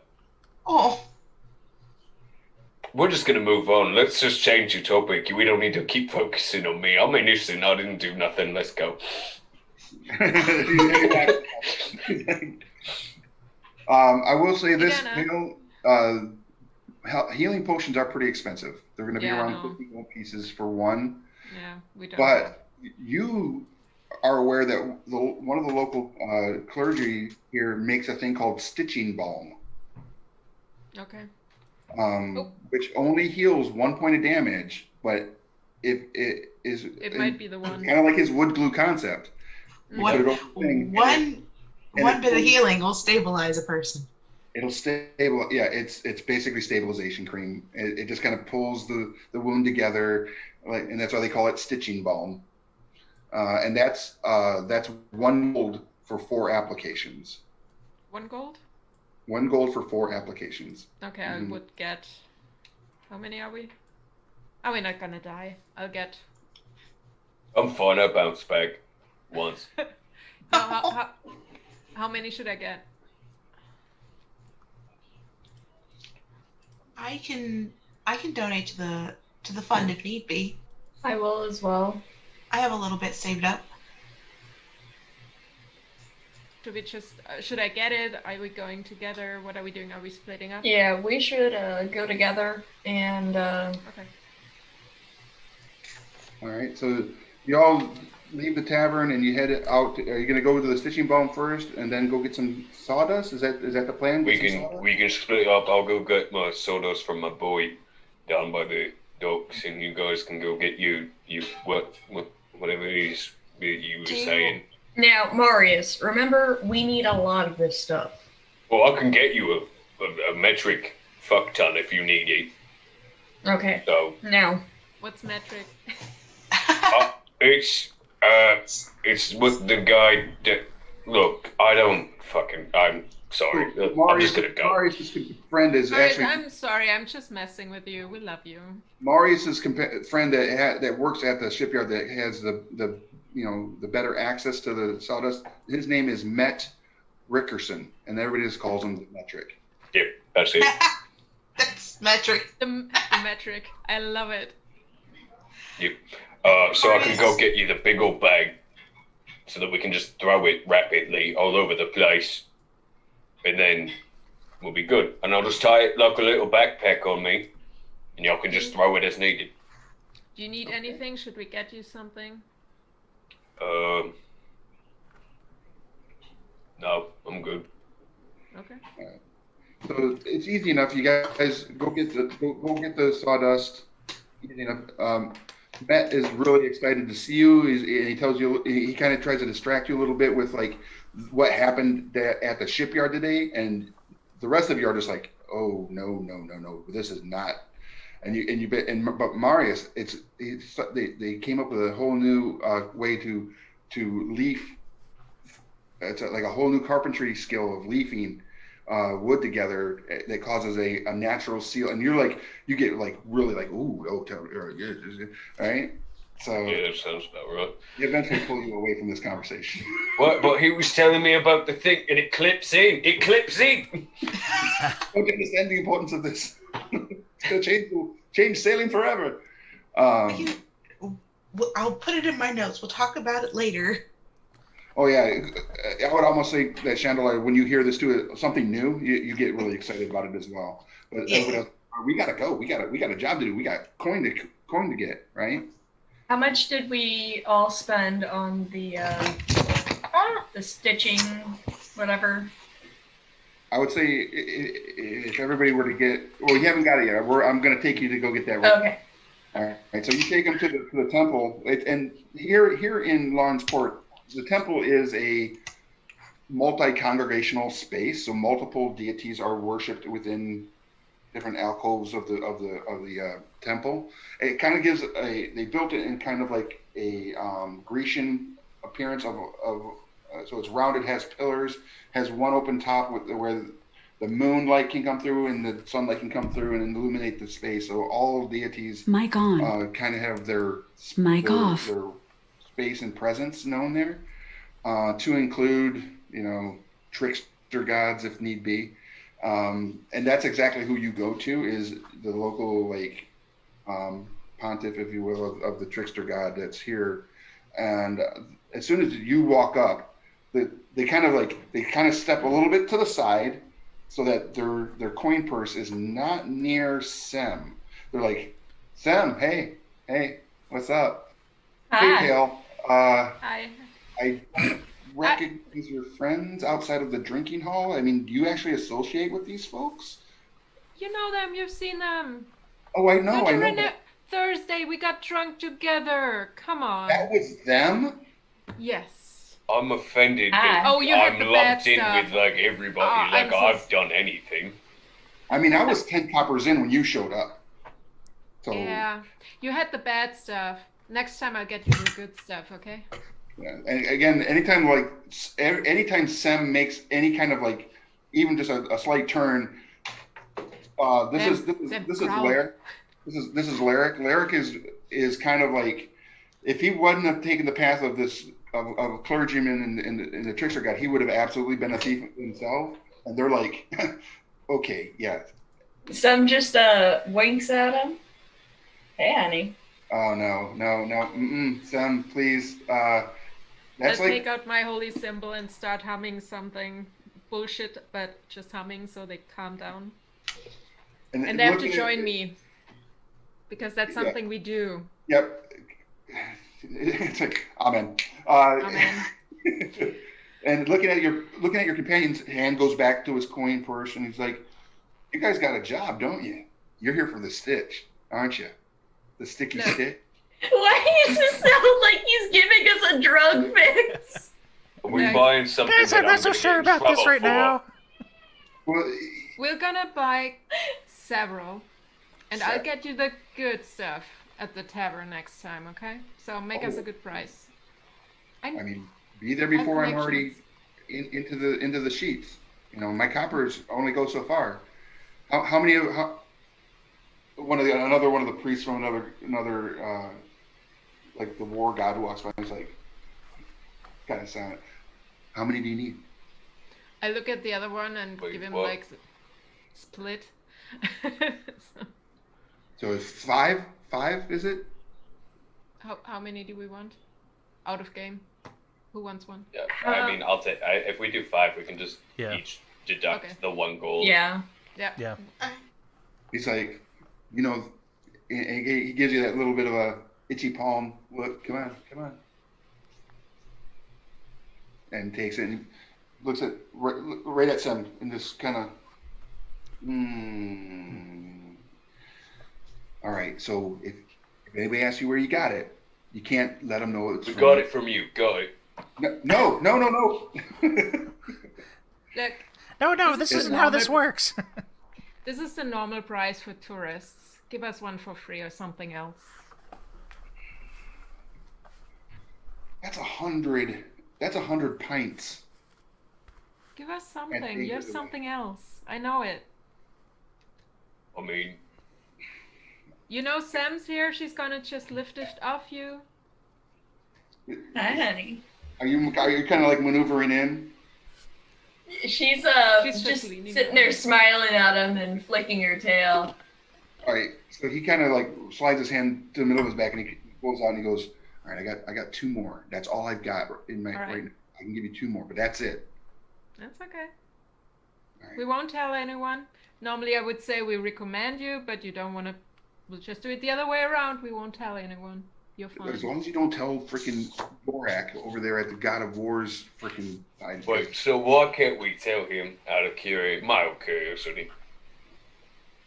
God of War, they're always injured. They take my stuff. They don't pay all the time. They're the worst. Literally the worst. So that's the inverted influencer program where you basically don't tell people where you got stuff from. Look, honey. At least I worship Media, so I'm not telling anyone about this for you. All right, great. We're good. Okay. And just so you all know, you have never used this before. None of you have So used does this shit work? It's the best. It's Now, the best. Can I roll insight? I don't trust this motherfucker, and Kenzo wanted it all. Did I say sure in a weird way? A little bit. yeah. Yeah. Go ahead, roll insight. Yeah, just Alright. just a little. Oh boy, it's the best. Got it. Chandelar and Sam And and actually, why don't you all go ahead and roll insight? I'll guide myself. Oh no. Oh yes. Inside, If right? you got a 14 or better, raise your hand, please. 23. 13. Boo. So close. 18? So close. Oh yeah, you. Pale Four. Chandelar, you got a 4? I got a 4. Okay, so Sem and Pale you both are like, oh, this has more than just stitching effects, and you're here for it. Oh yeah, we are. And What do we it. know about this? Like, what can we tell? Why are you It's two a smell. smiling? So Sem, you've only seen someone have it applied to him. Pale, you've seen what that individual was like afterwards. You're just like, oh, it just heals him, cool. But Pale kind of was like, oh, it can cause mild hallucinations Oh, that's and euphoria. cool. Ooh. I just. So he was giving us a fix. Yeah. It's not just a stitch, it is a fix. And I just say Pale, in you actually have Inferno. heard. Pale, you've actually heard that some people can actually become addicted to this. Huh. I just tell her in Inferno. Should I say it in German or should Let's it? say it. let's We do should it in probably just keep saying it in English, so Okay. we don't have to translate. You do know what that is, right? It's the good stuff. Should we tell him? Nah. All right. Like, we have a rogue that worships an illusion goddess and a trickster cleric. They're just gonna, like, enjoy the ride. Guys, they're smiling again. I don't like it. They're just over there giggling. What reason isn't it's there to good. smile? What was that, Chandler? It's good. Everybody takes them, and if the ship sinks, we'll just take it. It's fine. I was just saying, maybe they're just happy that we got some healing for a good price. Yeah, but the It two is- of them it is- together Yeah, is never that's exactly why we're over here smiling. Yeah. We don't want to die, and we don't want you guys to die. So Aww. Right? We're like becoming best Can friends. I roll an insight we- check on that? I will roll a deception against him if he does. If you would like to, you're absolutely welcome to. And yes, absolutely. I trust my party. I trust my party. no, roll it. Let's do it. All right, let's do it. All right. Oh no! What'd you roll? A 2, the plus a 2, so a 4. I rolled a 17. Oh no. You definitely believe me. All right, that sounds good to me. All right. It's an old cold, but it seems to check out. It's an old cold, sir. All right. So you've gotten your mild healing fix and some sawdust, fine sawdust. A whole bag of it. A whole bag of fine sawdust. You're geared up, you're ready, and the dinghies are still there, and they are available to you to row out to the Stormcrest. Do you wish to do it now? It's about 2 hours from dusk. Let's get it over with, yeah? I Or do have you want to night wait vision, until morning? dark vision? I think I'm we. okay. Yeah, I've got dark vision as well. Who doesn't have dark vision? Just so we know. What does that mean? Can you Can see in you the see dark? at night? Yeah. It's all Cool. grey and shit, but Okay. Can you see how many then- fingers? 5. Good. Very good. The mouse is back there, like moving her hands around, so I you don't- can't tell. I don't think I've ever heard anyone ask that question before. How many fingers? Sam, you got 11. Right? We'll Don't go with count, that. honey, not the horns, just the fingers. Those are What? horns. Yeah, these are my horns. These are my fingers, Guess and I got a tail too. Do you know? You know what that's like, right? Oh my god. She like flicks her tail like a like a cat. No. Guess who has 7 thumbs and lost her job at the mortuary? Simyaza. So I need to do a little bit of a retcon real quick. Okay. In regards to the description of the gremlins, they do fly really, really fast, but based on all of the information that they were able to gather in their conflict with them before they were all invisible to the crew, they don't have a very far flight ability. They can't. So They it's can't. quick, but That's why they can't go fly to far. shore. Ooh, guys, we need a net. Can we catch them? We probably could go get a Gotta net. We catch should 'em have all. got a net.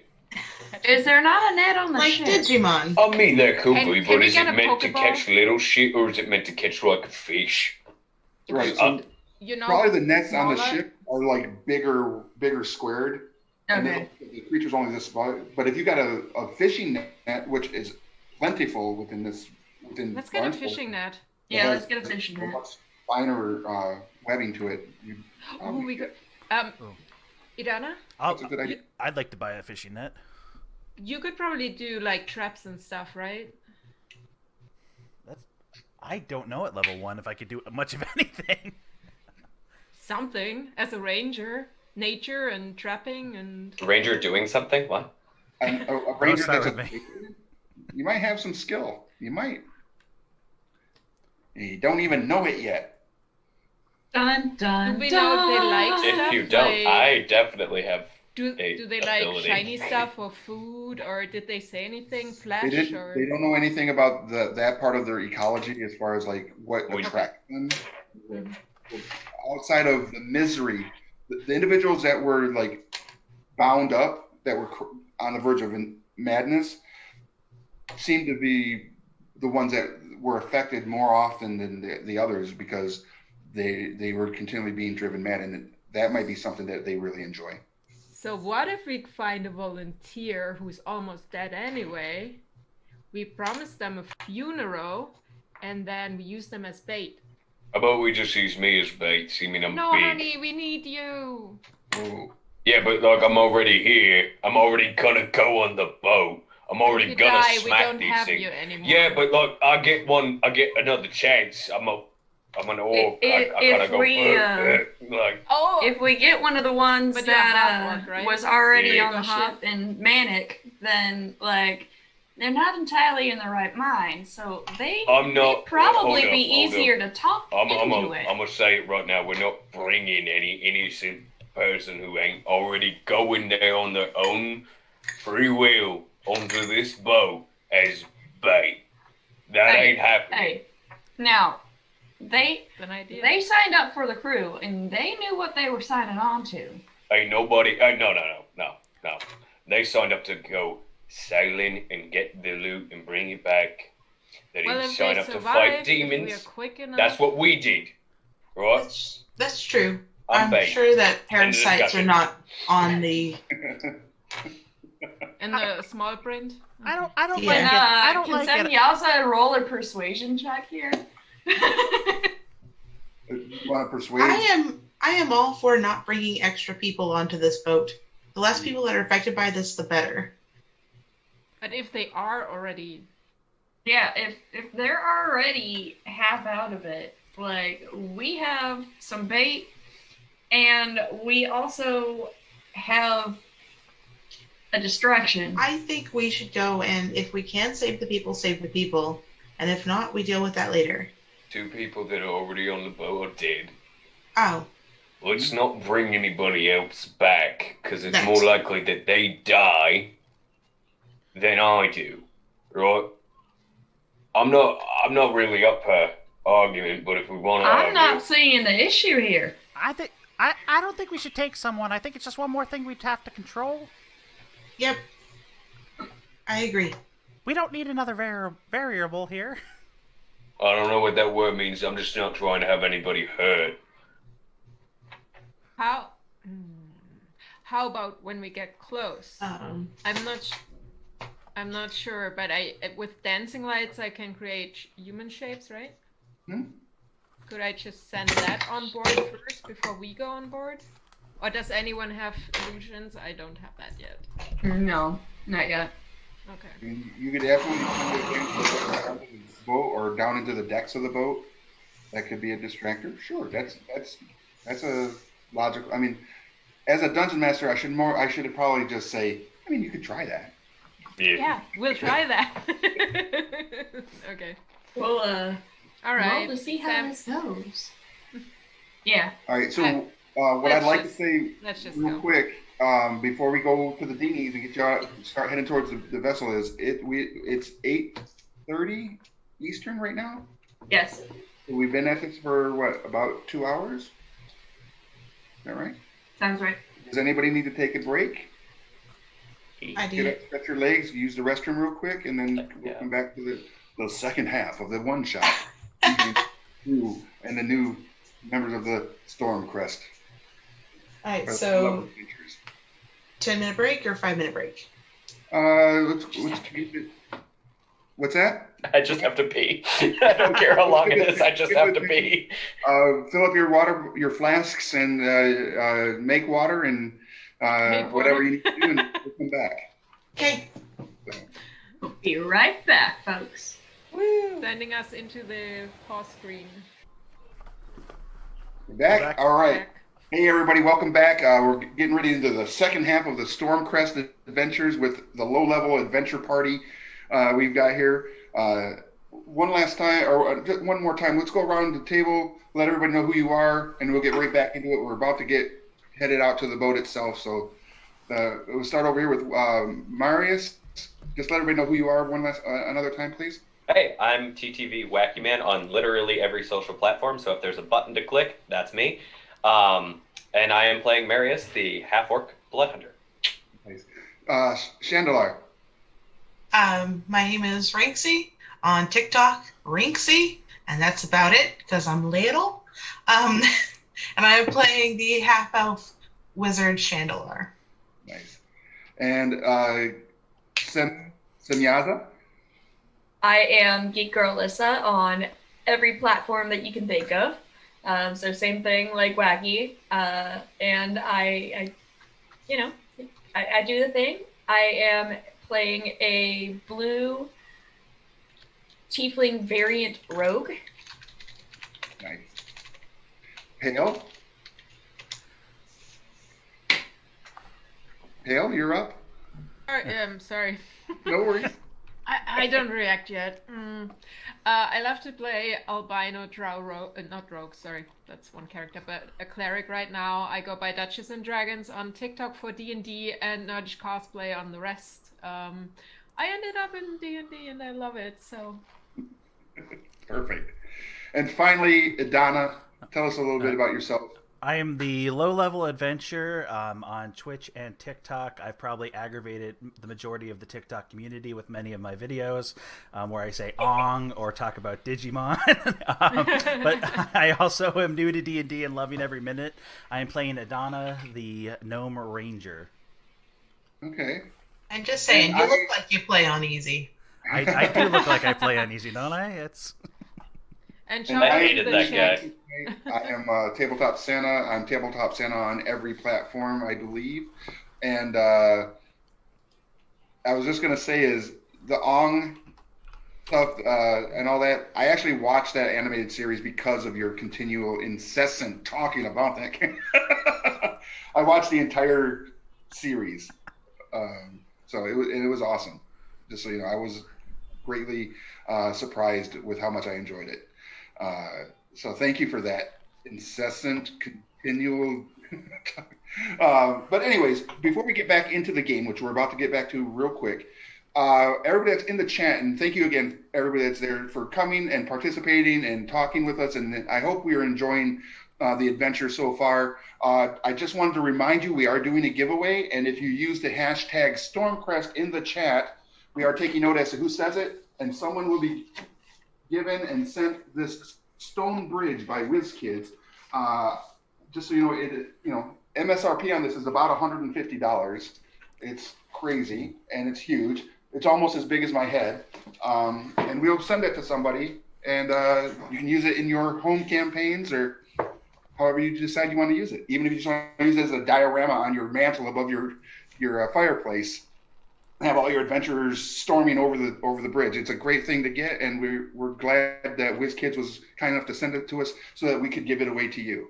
And don't forget to follow all of these players on the social media so that you don't miss out on any other adventures they are participating here on Twitch and elsewhere. So let's get back to this. Y'all ready? Geek. All right. So you've gotten your stitching balm, and you're headed towards the docks again to get into a dinghy and row your way out to the vessel. Was that correct? Or did you want to get as when we left for the break, you were conversing on maybe trying to get a crewman as bait, I thought? No, use the dancing lights. Or you could use the lights. And then we were debating whether or not we were going to buy a fishing net, if I recall.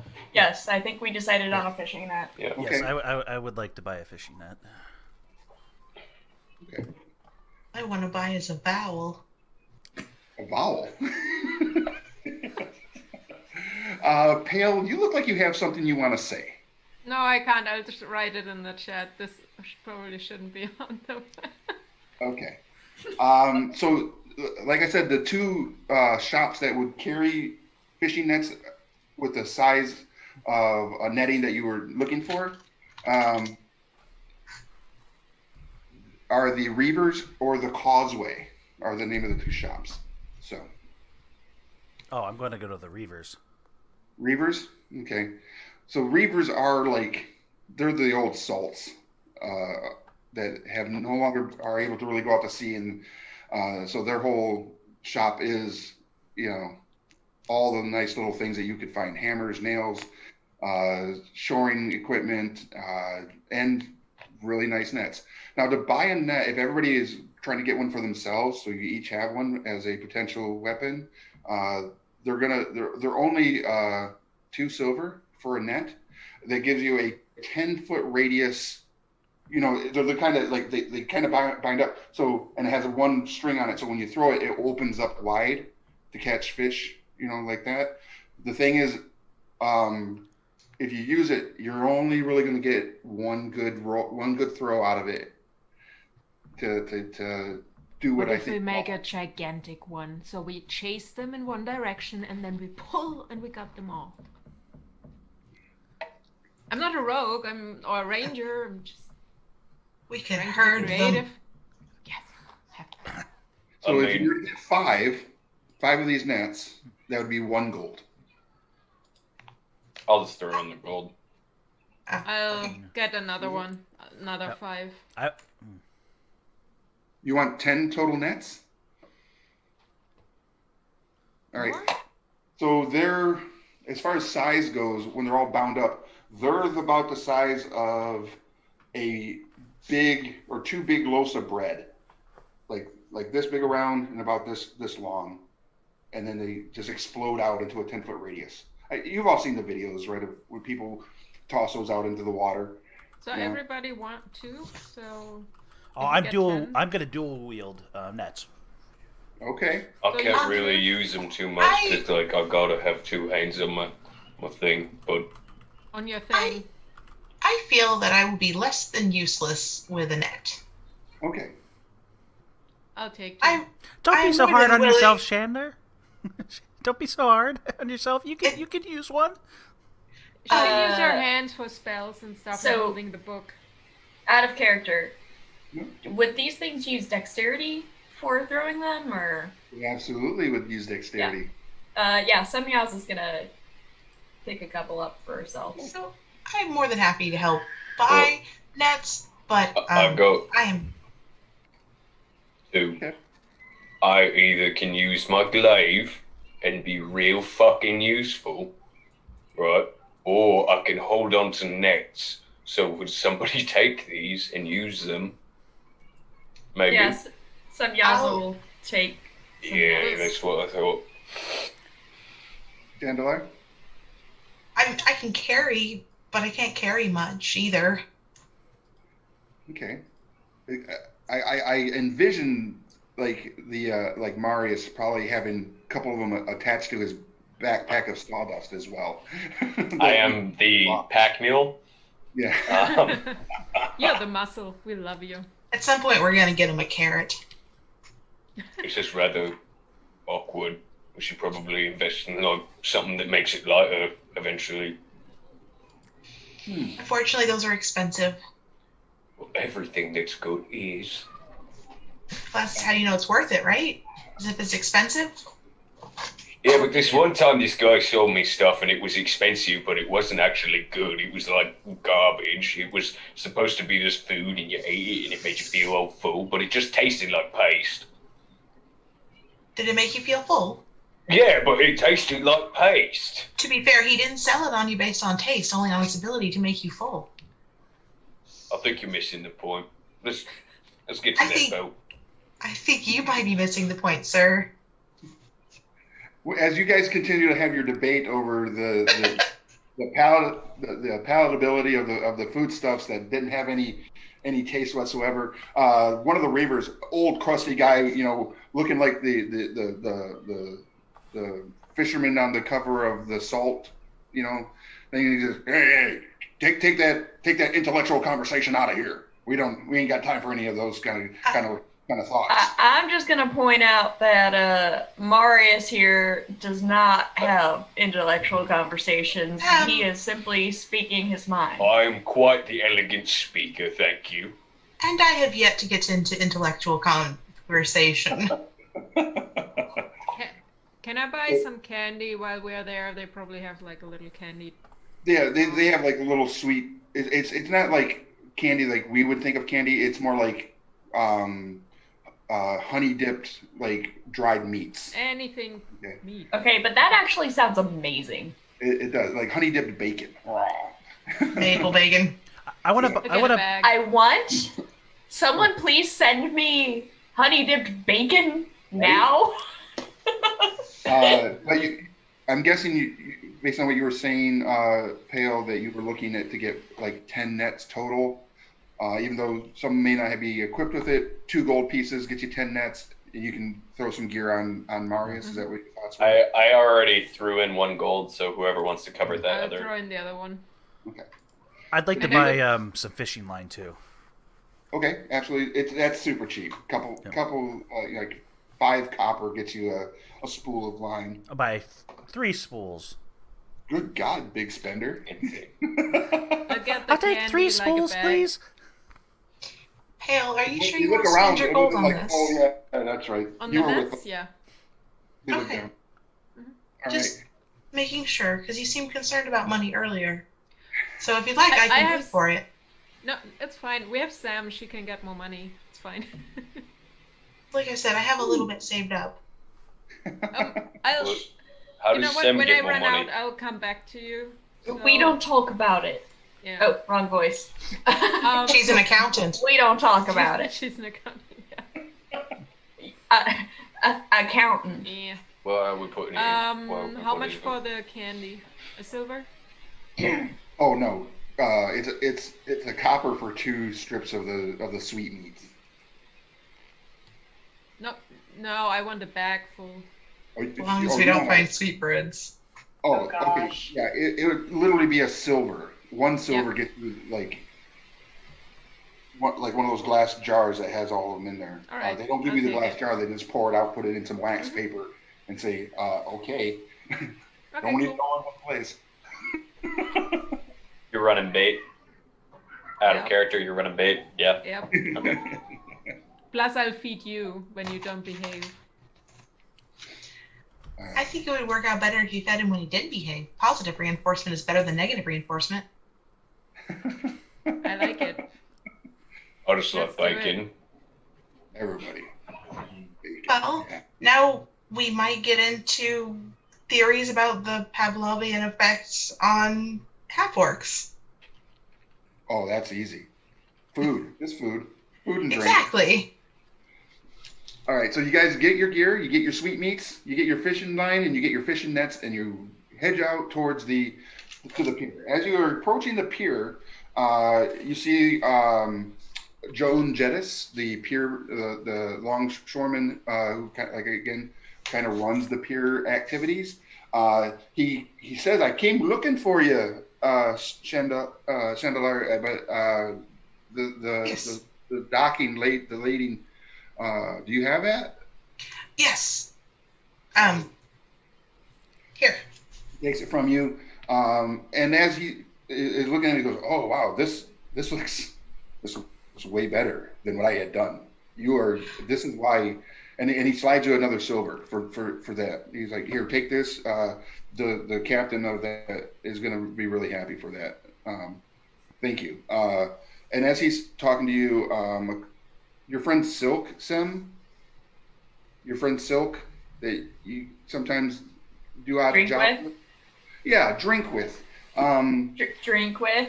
Yeah, rolls up and is like, "Hey, Dem, what's going on?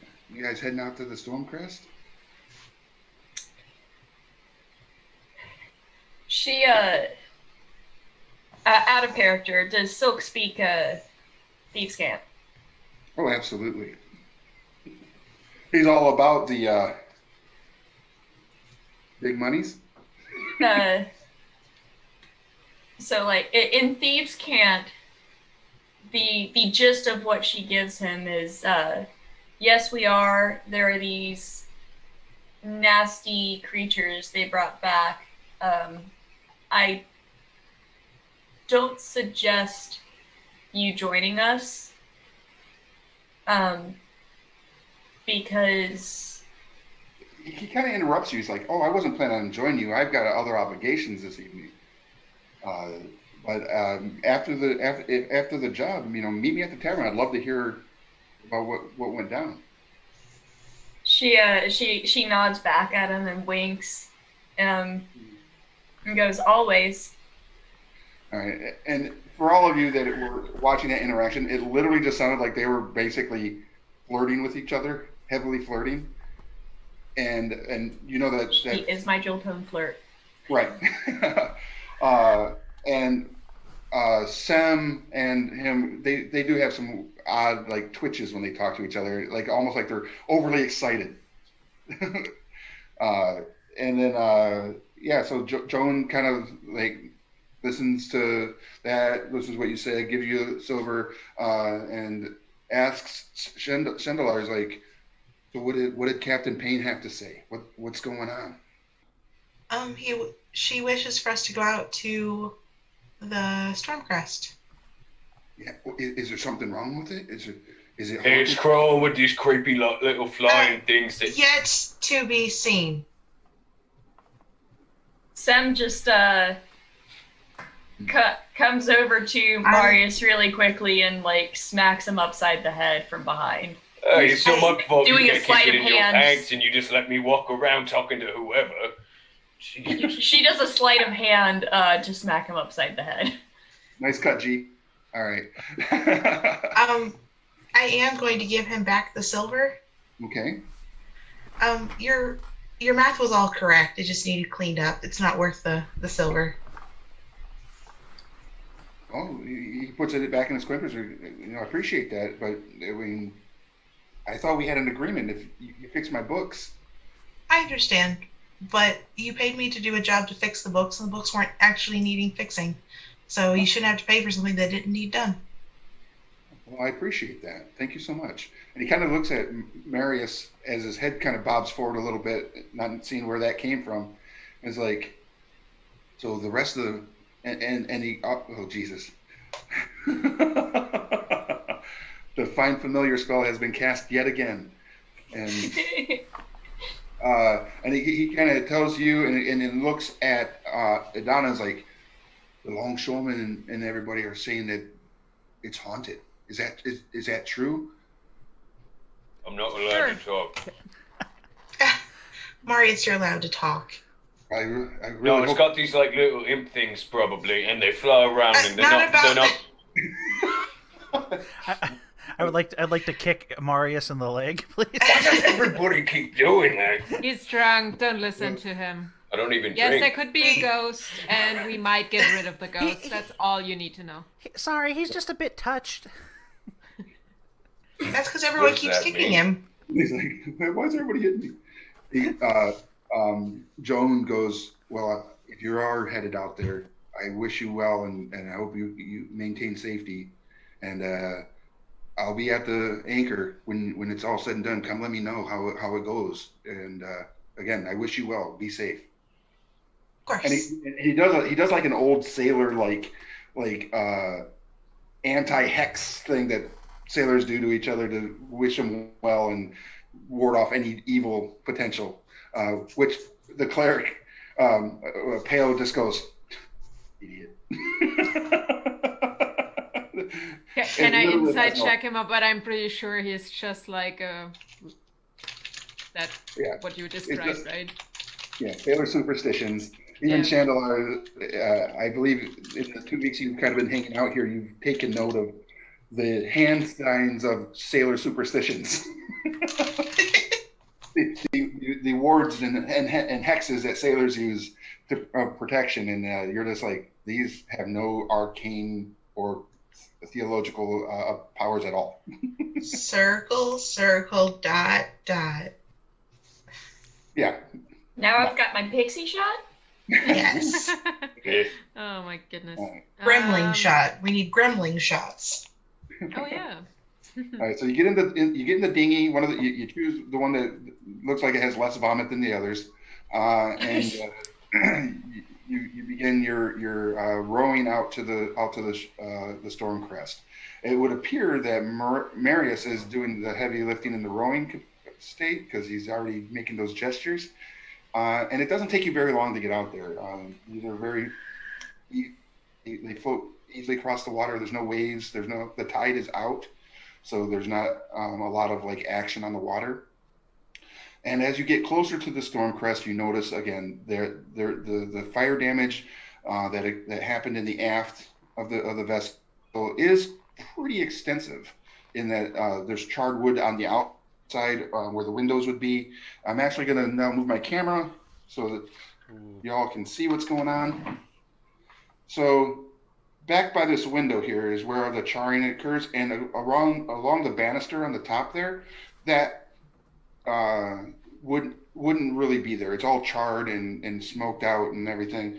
And then as you come down along the vessel, and you see, that's where you kind of roll to the side to the ladder there to get on the vessel. You also see that there's some damage up near the stairs up here as you're rowing up, but as you get closer to the vessel, that kind of disappears. I'm going to keep that right there. Okay. And I'm going to place you all on the vessel. You are not accosted at this time. All right. You always got to get nervous when the DM starts putting the minis down, We're Yeah. lucky here. It's like whenever you have to roll that perception check and the DM goes, Yeah. you don't see anything, don't notice. And just so you know, Hydrate everyone. this one right here is yours, Rinksy. It's just the best wizard one I could kind of find. Heck yeah. Looking good. And if this happens to become a actual like event where we do this on the regular, I'm probably going to figure out a way to get miniatures made for each of your characters. Ooh, That would be awesome. that would be amazing. Can anyone draw? I was a nerd and I went to a doll maker portrait thing and I did one for my character for this. I like need to it. do one for Sam. Like, I really do. I love her. I've got to get something done for Adana. I Uh, need. yes. I don't know anyone who does art. I don't. Yeah, I was gonna say I didn't see just a whole bunch of art of your character. Perfect. All right. So as you get on the vessel, there is no signs of anything on the upper deck here. You can see that there are between the steps here that lead up to this deck at the forecastle and at the bow of that ship. There is between the doors is a door that leads down, and then the path that goes to the captain's quarters. Okay, so based on what you see here, where would you all like to go? Obviously, there's nothing here. We should go home. Well, Let's I burn want the to ship check down. captain's quarters before we head down. Want to clear each level, right? I cast mage armor. Okay, great. That's a good idea. I'm not saying that you're going to get into conflict, but that's a good idea. All It's an 8-hour spell, so. Yeah. Do we hear anything? So Like- that's a good question. Where are you listening? Lower decks. You're on the captain's door. You can hear some sounds, yeah. Coming from the door up. That sound kind of like the squeaking of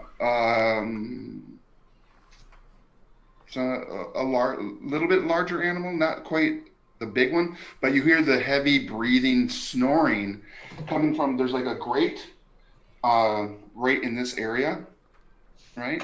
There's a grate right here, and in that grate, from that grate, you can hear the snoring of something. Something is maybe that's where the floof is or whatever, but it's like. Marius, I'm curious if we can hide in the fluff. Just hoping that the floof is not a Like, trap. so you want me to guinea pig it? Should we check it out? I mean, probably, but look, I really want to make sure I don't get snuck up on, because like every time we do something together, Yeah. I get snuck up on. So can we check this floor before we go down floors? Okay. Yes. Thank you. And I'll head over to the captain's door and I'll listen before I try and open it. Okay, you go to the captain's door. Please roll. Just roll a d20. Tell me what you get. What'd you get? Perfect. So you roll up to the captain's door, and you see him he kind of just like locks his head against it, like. Seems clear. And you hear a ring in your ear from your head hitting the side of that door. You okay? I think there's bells. It sounds like bells are going It off. sounds like Okay. they're ringing bells in there. Guys, before we do something, so Is I it have many this- bells or just one long bell? One long one. Okay. I think that was just the inside of your head rattling. It don't make that noise. I don't know. Shake it a few times. See if it makes the bell resolve a little bit more. It clears. Your head clears. I don't hear the bell no more. They Yeah. stopped ringing it. It's gone. Guys, before we go in, so I have this candy here. One's for Marius. And Mars. in my experience, every creature likes sweets. We could try to bait it. While this is going on, I'd like to sneak behind everybody and open up the captain's door. Okay. So you go as they're discussing the sweet meat options. Like just like lightly open it, like start and peek my head in. Okay, well, you go up and you put your hand on the handle, and you go to turn it, and you hear that distinct sound that most thieves would recognize as a locked door. So you are not a thief. You're just shoot. you're like, no, yeah, that's locked. Hi. That's a locked door. Sam. This is Send really you cool. out. As soon as you hear that you've heard this sound many times. Oddly, you're like, your eyes are right on. Where's that coming from? And you see Adana at the door. Semyaza just kind of looks at Sam. Adana. I guess that means we don't have to worry about anything coming from the door. It's locked. That's right? what I'm thinking. Keep the door closed. Nothing can come out. That's not wrong at all. Yeah, I'm thinking maybe later we open that up. Yeah, but once- for now, since that seems to be closed off. Now, Well, except for the Question, fact that if did something we- is inside, it might be able to get outside because it's locked from the inside, not the outside. There, I you could was about push to barrels ask- in front of it. which way does the door swing? Can we tell where the hinges are? Yeah, the door swings outward. Okay. Let's put something in front. That's not Marius. Something that's just as Barrel. path I could leave blocking, my but not Marius. sack of sawdust. It's probably 75 pounds. Well, we might need that. Yeah. Yeah. Right. I have a question, Yeah, shoot. like out of character. Did we notice if any of the windows or anything were broken to the captain's quarters? You good over Rixie, are you okay? there? Rixie!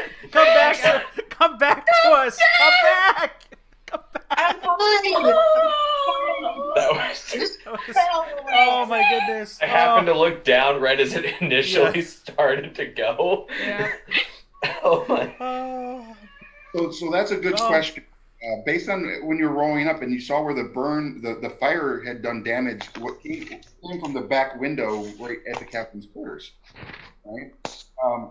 And as you got closer, the window had been boarded up because it did break the windows, but it's been boarded up from the inside, and it doesn't look like there was any gaps or anything in where the window should have been. From this side of the ship. You're thinking that there is no potential exits from that captain's quarters at this time. I mean, the other option is you open the door, we put directly a net in front of it, we lure it with something, if it's Marius or the meat. It could run into it. You never know. What's that noise? There was a ringing in his ear. He thought he heard a bell. Can someone else check it? I mean, Sam will check the door. I'm offended you don't believe in my skill. Go ahead I and don't roll believe in roll bells. a I hate perception for me. bells. Roll perception? Yeah, you're perceiving if there is sound beyond the door. Yeah. So theoretically, you still believe in bells. You just don't approve of bells. 14. You do not hear anything beyond the door that could be indicative of a creature or being. All you hear is the sounds of the waves crashing against the side, the snoring of the beast below, the floof, if it is the floof, and whatever you're assuming the other two creatures that are kind of like chittering to each other in the same kind of sound are possibly the marsupials. Okay. So Samyaza tells everyone what she's hearing, but on top of that, she goes, but, we should always be cautious. I could have not heard something because we do know these things are tiny as fuck. And they could be fluttering in an imperceptible manner. Well, so in that case, why don't we just head down and because they said it was hiding in the fluff, maybe it went back in, right? So we get back over there and give it a good look over.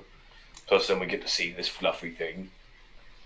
I really need to see the fluffy thing. have a question really quick. The captain's quarters is the only thing up there, correct? On this side, yes. On the other side, you have the forecastle where they would keep like extra sails and stuff, and then it goes down into the lower decks. I say we check the forecastle really quick. I don't know what that fucking word means, but sure. The bow, the front of the ship. Oh, yeah. I mean, I had the Can same we just experience, swoop down? Marius. I had no idea what that word was either. This is odd for me. Again, my 20 years naval experience is showing out. I apologize. I was just in character. It's okay. All right, so Learn more about boats. as soon as that is mentioned, like let's check the bow, the storage for that, and the folks up the front. Chandler and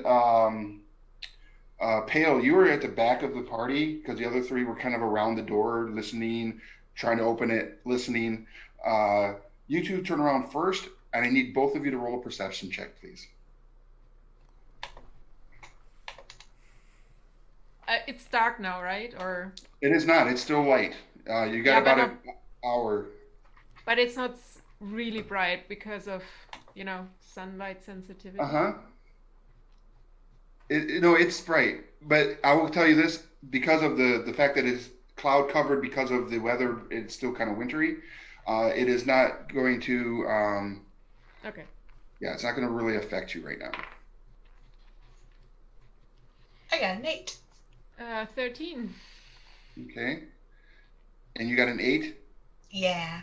Okay, so Shendar, when you turn around, you're just really kind of like impressed with the size of this vessel. It's bigger than most of the boats that come into port, and you're again the mystic arts of math are like flooding in your brain. But Pale, when you turn around, you see that the door to the forecastle is open, and 2 little flitters come flying out. Oh fuck. Well, This is why we check everything, guys. But you were busy with the fucking bell on the door. what are you talking about? I don't mystery of understand. I'll take out one of the what, or is it? That's- Did we split them up? Yeah. Okay, I'll take one out and just have it. How far are we away? 5, 10, 15, 20, 25 feet away. So for you to get a good throw on the net, you're going to have to move up 10. You're 5, 10, 15, 20, 25. You're 30 feet away from them, so you're going to have to step up 10 feet. So basically half movement. You're kind of like. Okay. I have 30. Yeah. But so what I need is for you to make a initiative roll. You're going to make an action, and then the rest of the party, they're going to get to do something, then the rest of the party is going to then fall into the initiative space. Okay.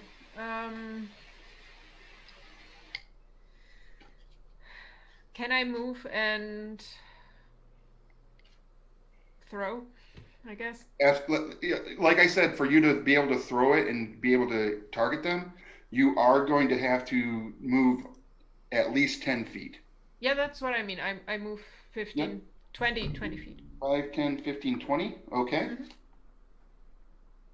And you're going to go ahead and, but I need you to roll your initiative first, because the creatures could Yeah. potentially beat you in this first little round of Yeah. excitement. Oh, as always. 4. 4? Uh-huh. Okay. So I got this.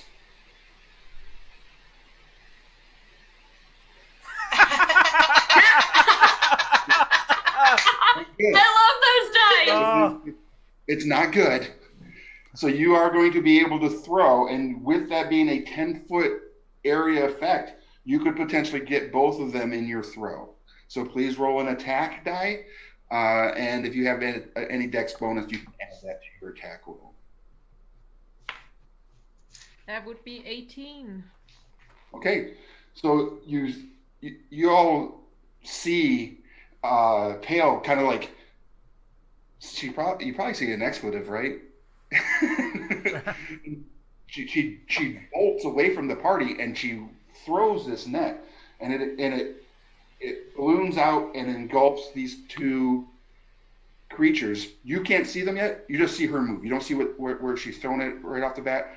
And you are able to ensnare these 2 creatures.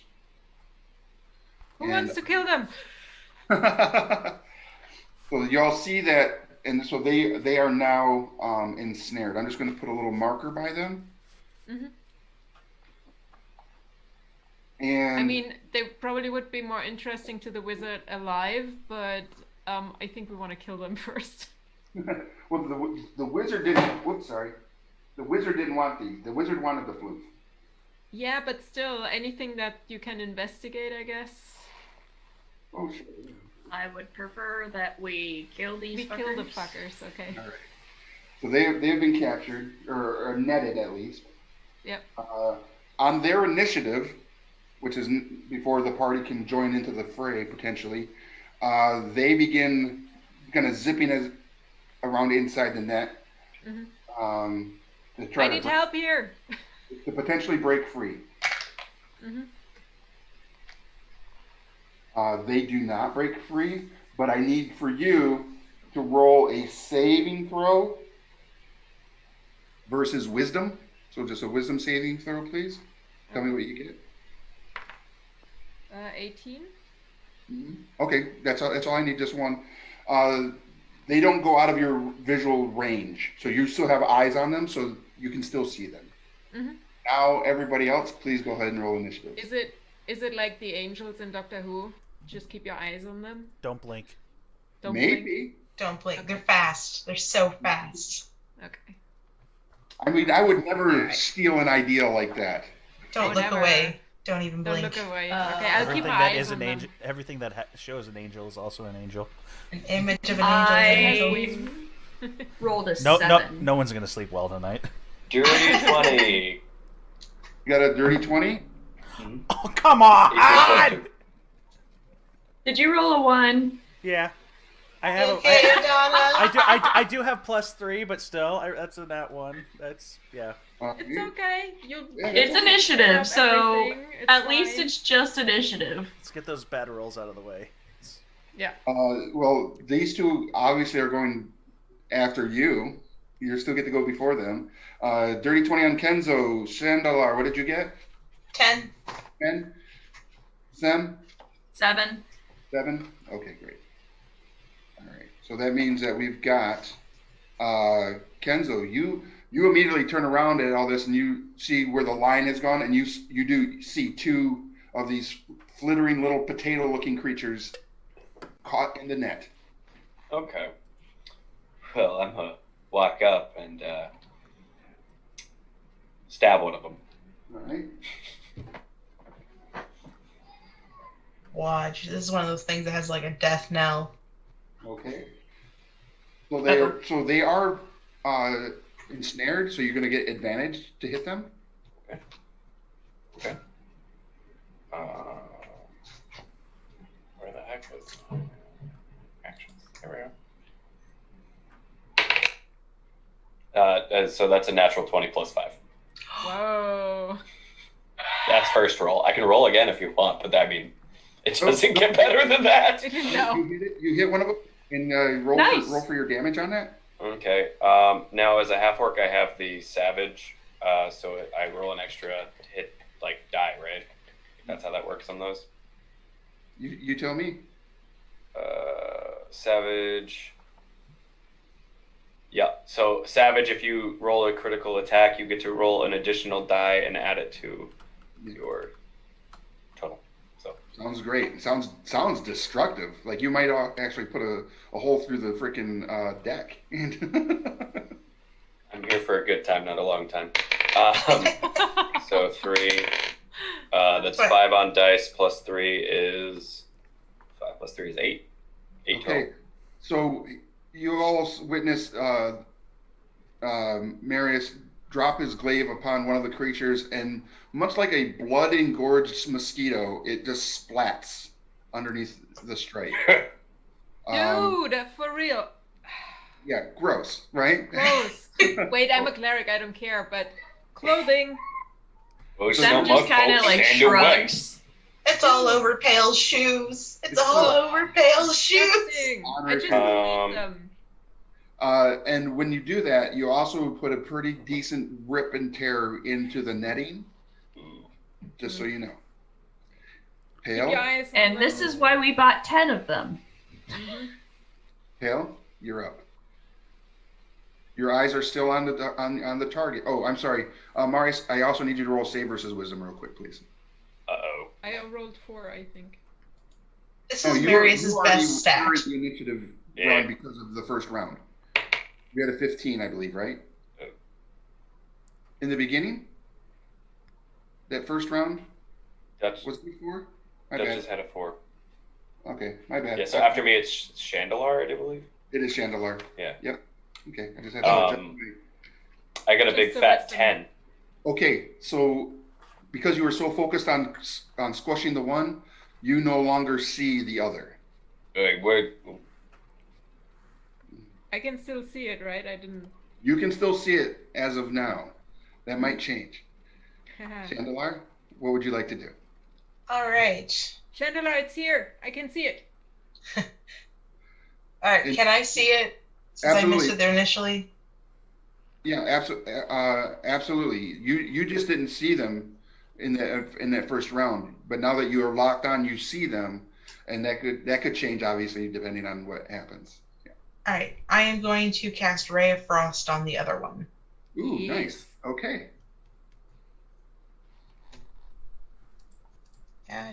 So 19 to hit it. Yeah, that was solid, and that would also have been an added advantage. And let's see if no, same number. Okay. So I believe it's just a D8. Yeah, D8. So it's 4 damage. Okay. So here's the thing. Your ray of frost, it's kind of zipping, and you can see it like lifting the netting up a little bit. And when you cast the ray of frost, it strikes it solid, and you can hear the brittle breaking of the wings.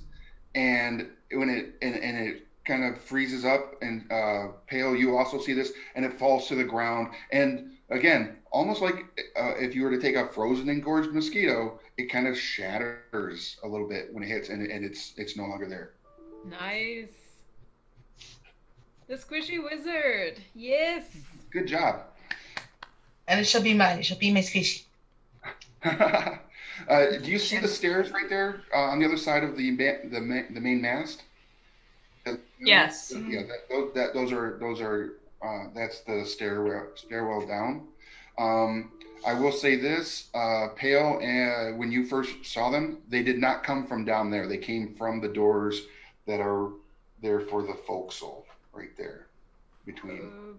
So, yeah.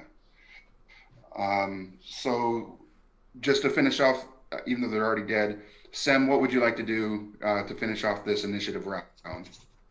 Even though there are no more creatures, is there anything you would like to do before we go back into just normal? Semyaza is going to do some pocket sawdust.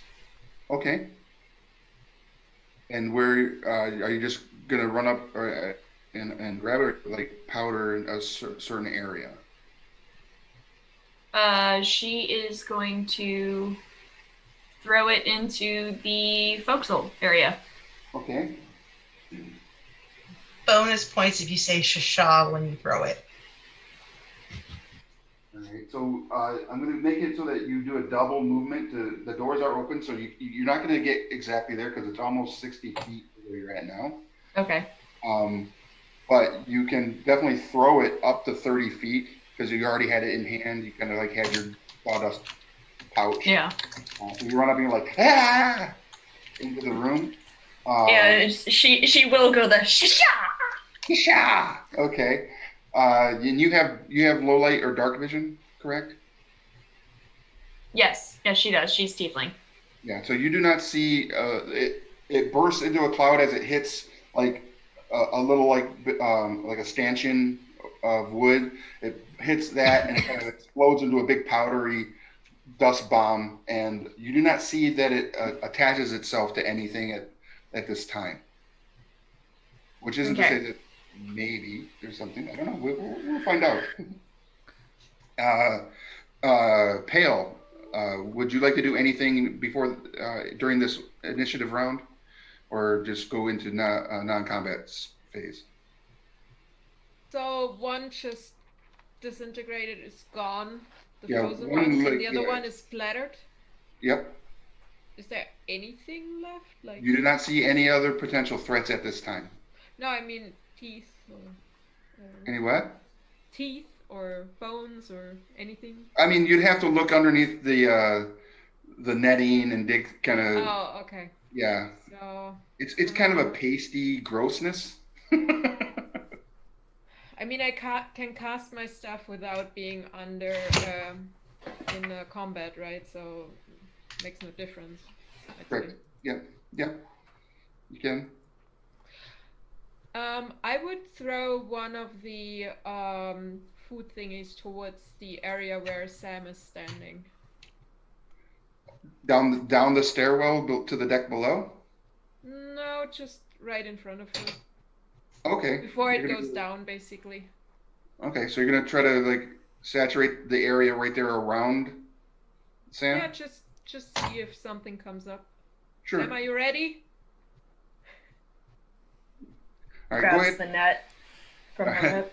Go ahead and just go ahead and do an attack roll with that. Just your normal D20 plus your dex. Ooh, 4. Okay, so you go to throw it and it hits the side.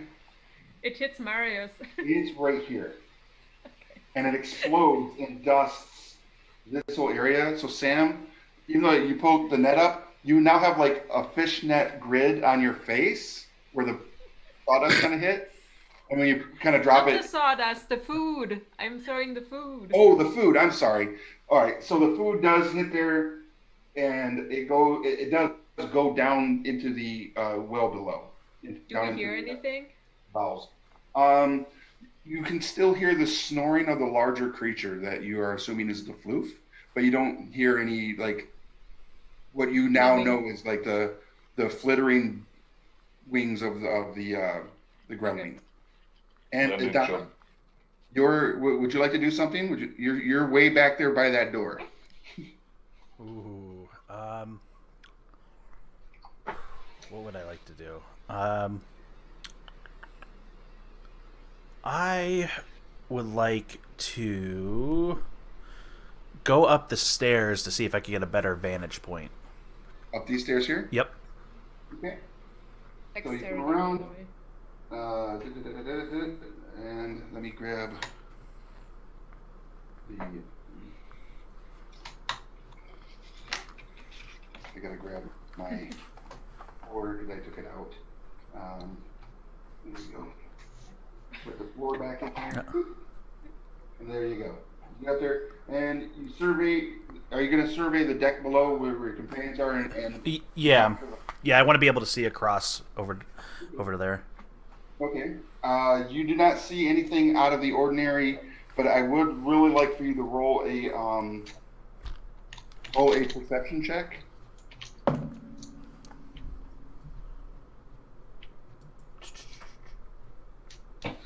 That is a dirty 20.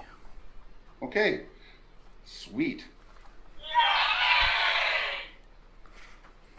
As you're kind of surveying, you see some movement at the top. It comes and drops off the top of here and is now flittering. You see one flittering up here at the top of the mass by the crow's nest. Ooh, come on now, camera. So you see that one right there. And now your eyes are locked on it. Do you want to do anything? Do I still have my attack? Because we're still in attack, right? You do. You only moved about 15 feet, so you still have an opportunity to do an attack. All right, I got my bow at the ready. All right. Okay. And So I would. This is the viewpoint right here. This is what it looks like. It's literally from your eyes to that creature. I love the line of sight. All right, I would like to fire my long bow. Okay. All right, is that a dex roll? It is. It's D20 plus your dex plus any attack modifiers you have for the bow. All right. Oh no. Yes. That's a nat 1. Okay. There's no critical fail. Okay. But My what dex is +3. Not that matters. when you shoot the arrow at it, the rest of the party, you all hear this distinct twang of a bow. I need you to roll, not the party, just Adana. Please roll a Wisdom saving throw at disadvantage. That is what the nat one is. Oh.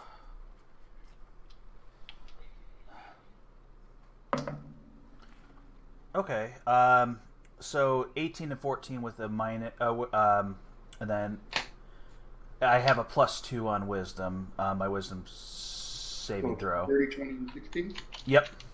16. So you're able to continue to see the creature because you keep your aim and eye on it. You're not distracted by your immense inability to shoot a bow. And that puts us right back into the combat scene.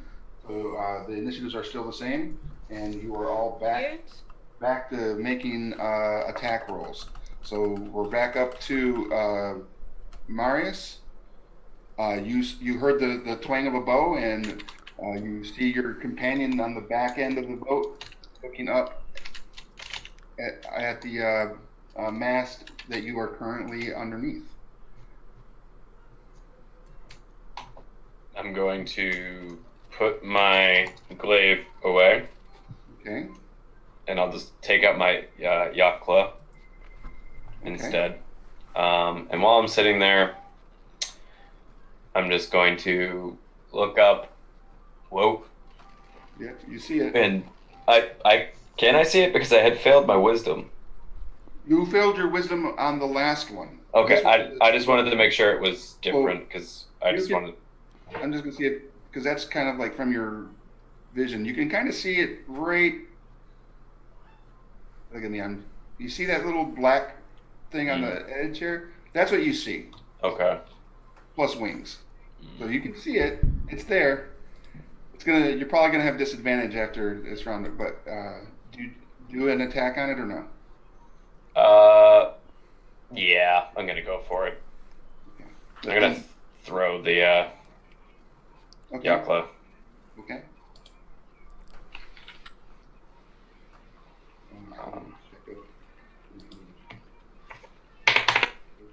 From the party below.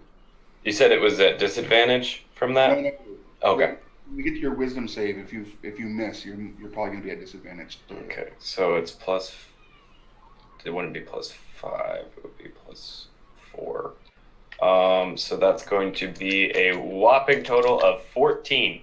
Okay, you do hit it. Ooh. Yeah. Okay. 4 damage. 4 damage. Mm-hmm. Okay, it takes the hit and the Yakla embeds it and impales it to the sail above. That is. Oh, I want that back. Good job, you killed it. These, just for your knowledge, these are only half hit dice creatures, so they're really, they're not holding a lot. You know, they don't take a lot of damage to kill them. It's once they go invisible to you is when it becomes scary. But now at this point, again, we're still in the combat. We're in a whole new combat range. Does anybody on their initiative want to do anything else, or do you want to go to a non-combat status? I'm staying prepped. Yeah, I think Sam is gonna stay prepped as well. Okay, Chandler. I'm going to examine the little bodies. Okay, you take a knee to the one that was kind of splattered, or no? I'm guessing you probably go to the one that you froze. It's more preserved. Yeah, the one that's more preserved. That way I can kind of get some sketches and whatnot. All right, so you take a knee, and you kind of reach down to kind of take a look at it. Sem, what are you gonna do?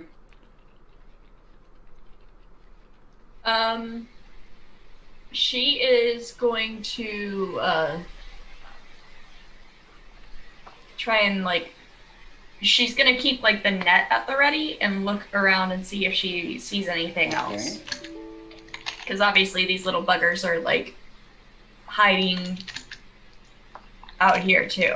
Little buggers. That's good. Pale? So the one up there is dead? It is dead. Oh, okay. Where is his weapon? Marius's weapon. Yeah. The one he used. It's actually stuck in the sail. Can I see it? From where you're standing, you can see it. Yeah.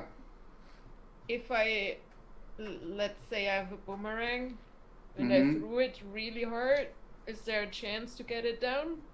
To knock it loose. Yes, there is always the chance. As you know, the stereotypical dungeon master response is, I mean, you can certainly try. I know. Is that I'm what a you would? noob. Would you like to do that? Well, could I do like a scan first? Sure, absolutely. Okay. So Just go do- ahead and roll. Go ahead and roll a perception for me. Okay.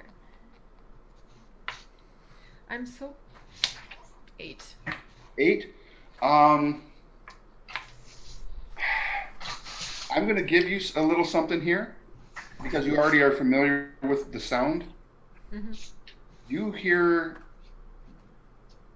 a swarmish buzzing sound coming from down below. Guys, I hear them. It's ever so faint over all the other things that are going on right now. Chandelar excited about a new creature that they can study, and the combat scene is going on still. But you're beginning to hear this like. Oh no. I suppose I'll wait until after to get that back then. I'll pull out the knife again. I mean, So- it's not there yet, right?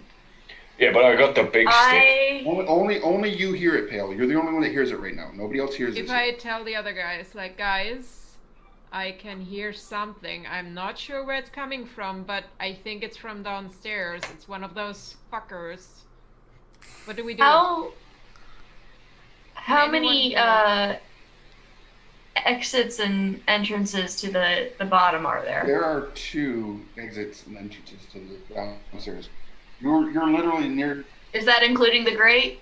That is including the grate. Yes. Okay. And if you take the grate off, it does have stairs that lead down, and then this is just open stairs right here. So, I have an idea. If you say split up, I swear to God. No, I was gonna say, so Sem puts the net that she has in her hand over the grate, and she pulls out some of her pythons from her bag and knocks them into the wood over the grate to hold the net down. It's pretty, but what's it gonna do? It's like birds. That didn't help describe it to me at all. I am going to say this as you are like formulating this plan with Sem. I am going to give Adana the last action in this round as you are formulating because you've already had your action. And you're so Adana, you do not hear this. And so what would you like to do? Did you say before Marius put a hole in the deck? No, if Marius has the potential to, because he's a freaking meat. Okay. Okay. Got you. Whoa. Everyone quickly, hydrate. That did not happen. I would like to just kind of continue kind of scanning the deck, the mass, like kind of looking out to see if there's any other movement. Okay. If you're going to concentrate on like you're at the ready with your bow and you're surveying space, I'll let you also go ahead and roll perception, please. 17. Better. You can also hear this buzzing, and based on your calculations, it's more than 4. Uh-oh. Buzzing, and it's getting soft. It becomes later. I have an idea. Me too, but I don't hear it yet.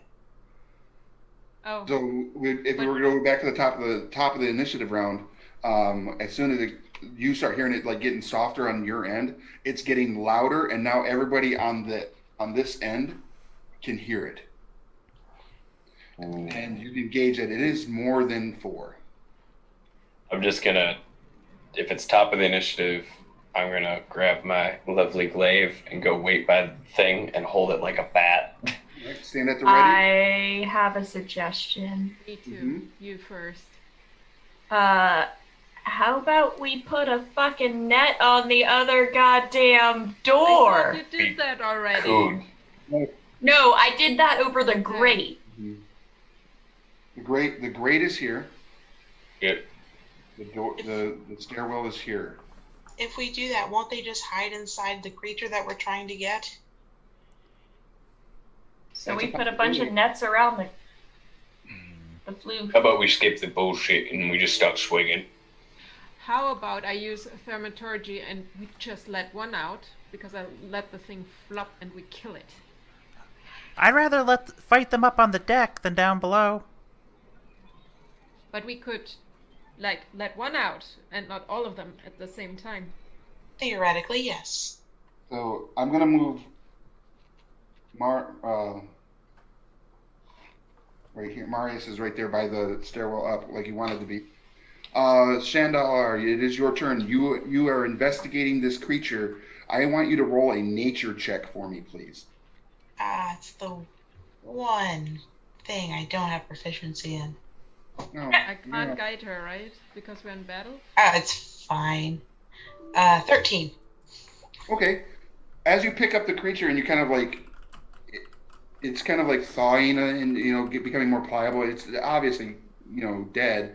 Why it seems like it was so engorged, like a blood engorged mosquito, is because it has egg sacs underneath its belly, and it was potentially filled.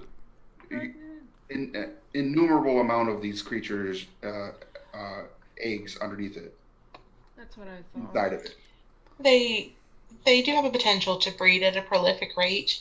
Correct. So if we could just get rid of them as quickly as possible.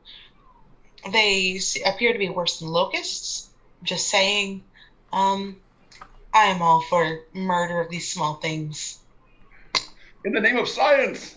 In the name of science, we must murder them all. Which How puts us about right burning now down the ship? in your hand, Sem. It is. What are you doing, Sem?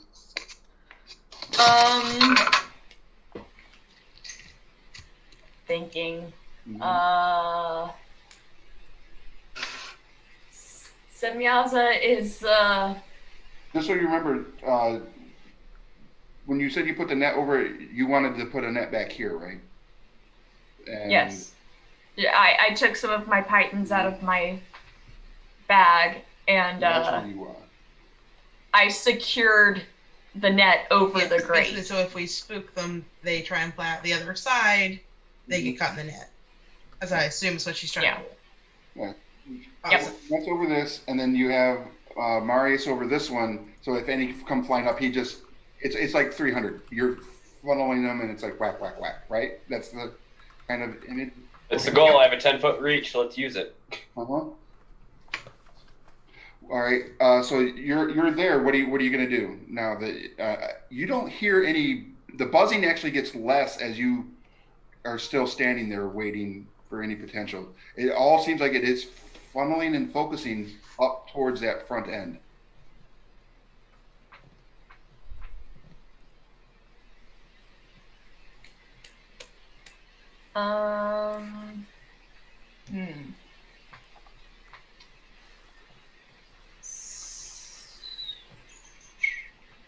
I suggest we put another net on that other door.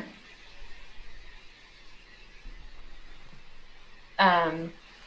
And that way, hopefully, all of their ways to get out will be blocked. Okay. And Pale can do her thaumaturgy, and we can catch these fuckers in the nets and kill them. Perfect. So Sem, what are you doing? Or I'm sorry, Pale, what are you going to do? All right. I'll go towards the door. This up here? Do we have a net up yet? No. No, Sam, you didn't, right? not on that one. I did the Yeah. grate first because I figured that would be the first way they try to get out. Wonderful plan. It's just great. Did you just make a pun? Yeah. I'm gonna just kind of move in a little bit so you can see that you're right here, and that's right. You're on the other side of the stairwell that leads down. Can I hold my action? Is that possible? Absolutely. You'll have to make it after Idana does his or theirs. Because I can't do net and thaumaturgy. I can't do both. Correct. Can anyone do a net before I open the gates? I don't know. I mean, it's possible. Idana cannot. Idana cannot get to that location to put another net down. The only other one that could would be Ken's or Marius when you get up to that area. Yeah, but then the round is done, right? Say again? But then we're And then done is in the complete. round. Right. Yeah. So, but what I need you to do is that as you walk up and survey, I can't do my thaumaturgy and stuff, but you're looking down into the deck below, because you are Drow and that is kind of dark down there. You have that night vision. I need you to roll a perception check. Okay. Because Marius is kind of standing there like a Major League Baseball player at the ready. So if anything comes popping up, he's just gonna smash it into the outer banks of this port. So, what'd you get? I didn't roll yet. Do you have advantage? No. Okay. You do not have advantage. I apologize. 6. I rolled bad on those. You rolled a 6. Yeah. And that's with your perception score added to it. Yep, I rolled a 2. Oof, that is sad. So I will tell you this, even though you can't see anything really right now, the humming of the wings is literally right below you, Okay. but you don't see anything. Okay, guys, it's right below you. Below us. Marius, if I open the thing. All right, there is no grate on this, just so you know. This is an open door. It's just The door is open, so I can't even. So the door, just so you know, the door open here is the one that goes to the forecastle that goes forward. It goes outwards? Sorry. It goes forward right there, right? But that's just an open stairwell that leads down into the deck below. There is no cover to that. But you do not see anything, but you do hear extensive buzzing literally just below you. Okay, I'll can I go on top and just open a net above it? You could, yes, I would allow that. As you stepped up there, you could still have your combat action, and that could be doing a quick unfurl of a net to hopefully cover that hole. Or, that you could do that. Yes, I'm not going to. No, I'm not going to give you any suggestions. Okay, I look over to Marius. Marius, do you want to hit it if I open the door? Yes, please. Okay, I'll open the fucking door once. I'll cast thaumaturgy once. Oh, to the forecastle? Yeah. Oh, that door's already open, and there's a big poof powder. So which door is closed? Which can I open? It's the stairwell that we're trying to deal with. That's the other. Mm-hmm. Yeah. The only door we found is locked, so thaumaturgy wouldn't work. Yeah. The forecastle, there didn't appear to be anything in there. However, I do suggest we have that door. See that grate? Yeah. You could thaumaturgy that grate. But then he needs to turn around. That one's got a net over it. I mean, he's in that threat zone. He's got his combat awareness going on over both of those. And 10-foot reach. Yeah, and then of course those are the doors that are technically open that lead into the bow of the ship.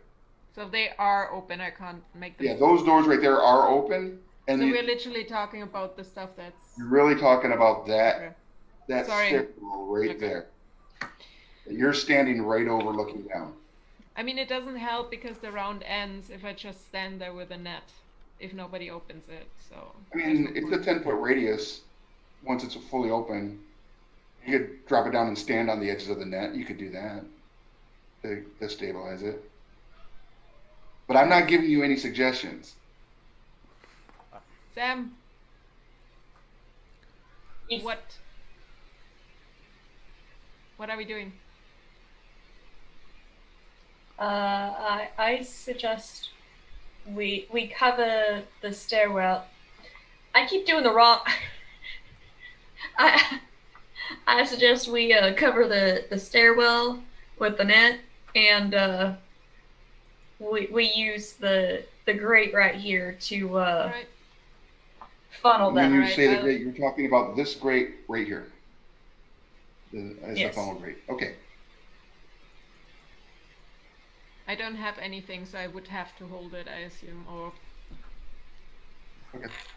Can Semyaza throw some of the pythons towards So her? the hammer titans, just so you know, that actually would take a little bit of time to like ting ting ting, right? The hammer and the python and hammer it down. I think it'd be Yeah. easier if those two made a 5-foot step back, threw it down, and then stepped on top of the net. okay, let's do that. There's- Period. Done. That's an option. Okay, Okay, yeah. done. Do that. Okay. So you do that. You kind of do like a quick like whoa sidestep, and you come back and you're ready, and you're standing on the net, Marius. And then as it drops and kind of feathers out, Pale, you also step on the net. Okay. Idana, it's back to you. I lean over the side railing up where I'm at to try to get a look down to see if there's any open portholes on that side of the ship, the right side. Whatever side I was on. I think I was over there. Yeah. So. You saw as you were rolling in. Yep. And they are all sealed and closed and all good. Okay. Do you wish to move any place else? Because that didn't even cause you to use your movement. You're just kind of like looking over and you see that those portholes are still. You remember, oh, this is the side we came because you see your dinghy down there. You're like, oh. Is that mast actually like the way you see how the sail is down? Is that actually like that? It absolutely is. Yes. I want to climb. I want to start climbing up that. All right, so you want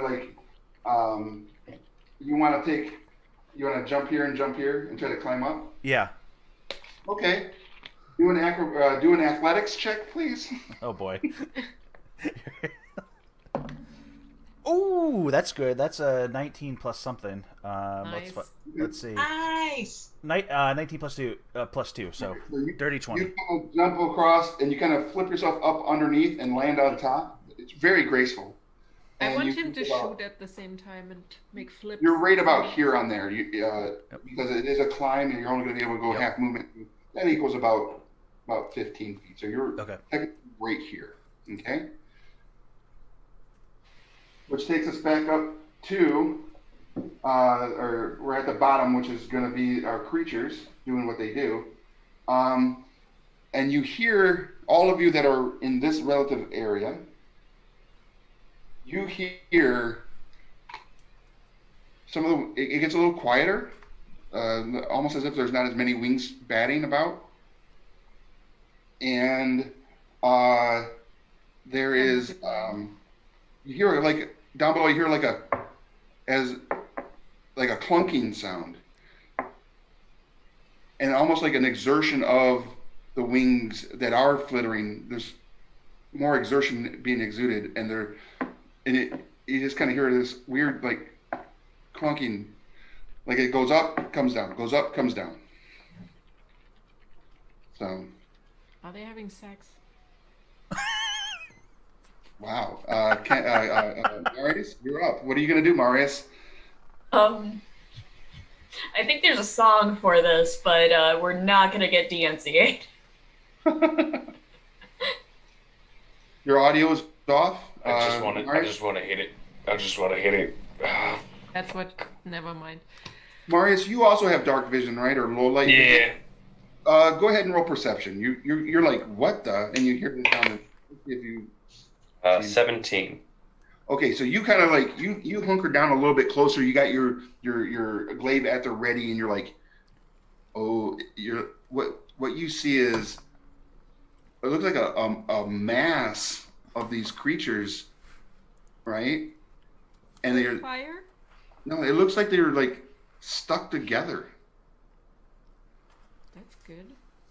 right? Like Oh. like almost like you would expect to see if they were in a some sort of sticky trap. You know what I'm saying? Yeah. like there's a sticky trap that they apparently may have got amassed on, and now they're kind of like stuck to the sticky trap. And you count 6 of these bad boys, kind of. So it's about the size of a watermelon of them, and only a few of them you can see or hear their wings battering. The other ones are like exhausted, and but you see they're all like mucked together. There's like 6 of them stuck on a sticky trap. A sticky trap, yeah. So the honey meat would work if they get stuck to it. Yeah. It's almost as if the honey meat is already working because that's where it fell down. Remember? Yeah. Ah, huh. Hand me a bunch of that honey meat. Here. Weird. Can I? Well, didn't you throw like the whole lot of it? Oh, No, she just threw one. Oh. No, a couple, obviously. Yeah. But half of Oh, it, okay. let's say half. And that's why they're all like stuck together. So yeah, Okay. they're all, it's almost Can like we they're stuck together. fireball them or? Oh, sorry, I'ma not just burning down the house. I'm go down the steps and Just Okay, so you pinata. kind of kick the net away and kind of and go down. yeah. All right. You do. It's only a like an 8-foot climb down, so it's about half your movement. Okay. So you get down there. It is dark. There are no torches, but there's still a little light coming through some portholes and where the cannon holes would be. And yeah, they're all like the bacon's like wrapped around them. I'm gonna move this so I can give you the visual hand gestures that I have for this. The bacon is just wrapped around them. I got it. And It's the bacon trap. The honey's like warmer as they're like writhing, so it's becoming more sticky and tacky, and they're obviously in a bad way. So you just have this big mucky ball of these creatures. Random. Brief scan. You do not see any other ones in the area.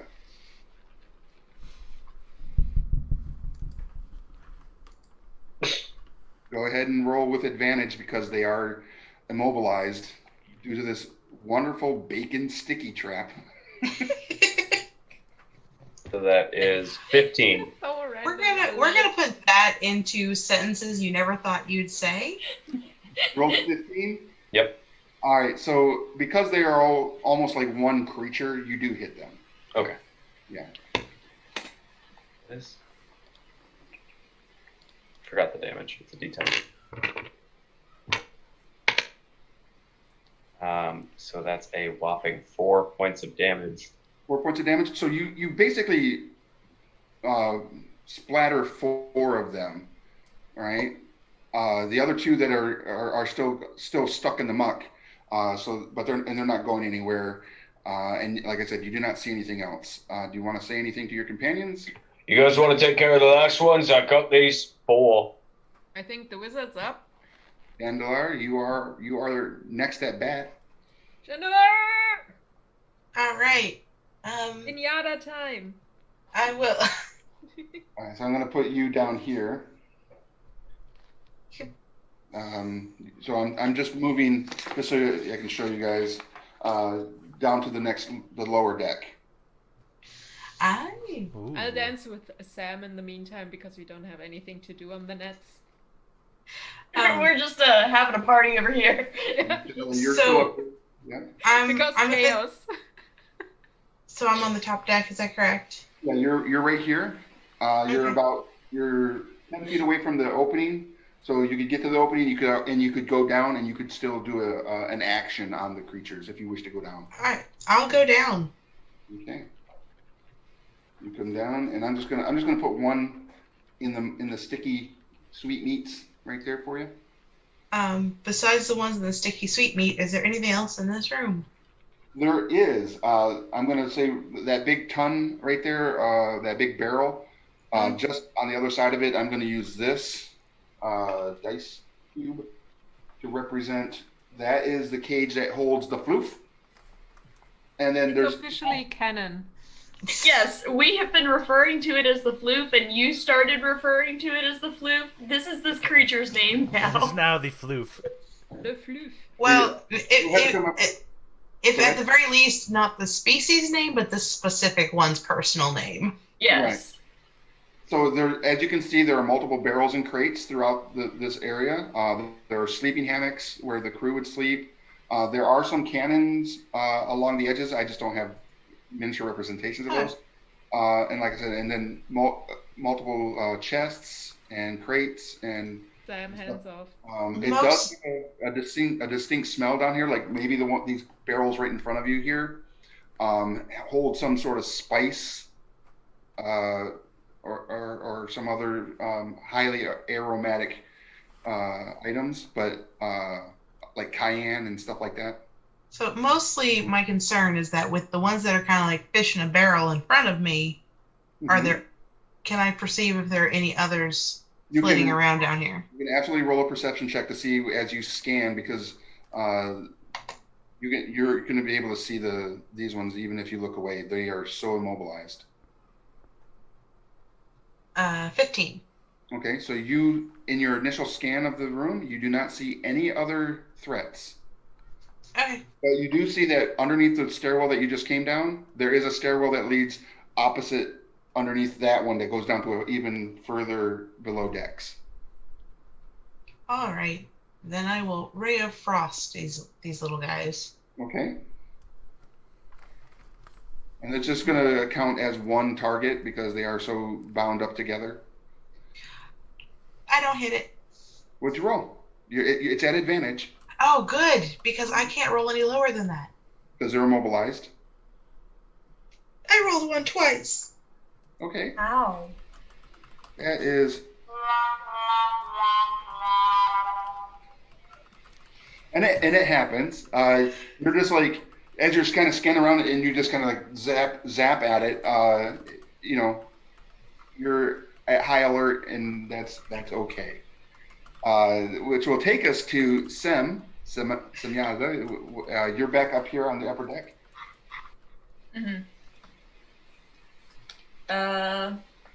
Semyaza. Let me see what I got. She whiffed. Shut. Yes, she did. But Battle is difficult, okay?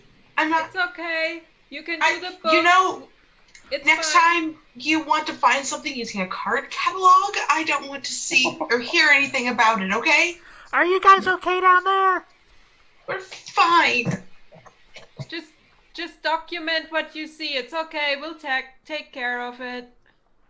So what are you going to do, Semya? Guys. so Semyaza turns to Pale really quick. She goes, "Do you think we need to go down there and help them?" Yeah, go down there. You're faster. Go ahead. So she goes down into the. Also, wait, Sam. Don't Huh. touch anything, otherwise we're stuck here. Hey, it would be me that's stuck here, and I'm not. Dude, I'm not leaving you alone. And do you want to be on this fucking ship for a year? No, not really. When you get to the Not stairwell, if we keep. the conversation that begins. Don't do that. All right, that's perfect. And so you will be able to get down there. That'll be your 30 feet, and you can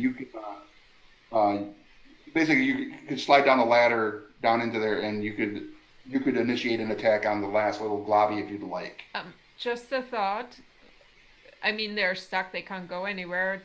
If the wizard wants to, do you want to look at them first? So take them as study. I can look at them later, whenever we're out of danger. You mean when they're dead? It's I would safer also to think- examine them when dead. They are all swollen with eggs. Okay, kill it. Yeah. Semyaza is going to initiate an attack on this thing. You said it's with advantage Mm-hmm. because it is incapacitated. So I need a second d20. That is not a D20. There we go.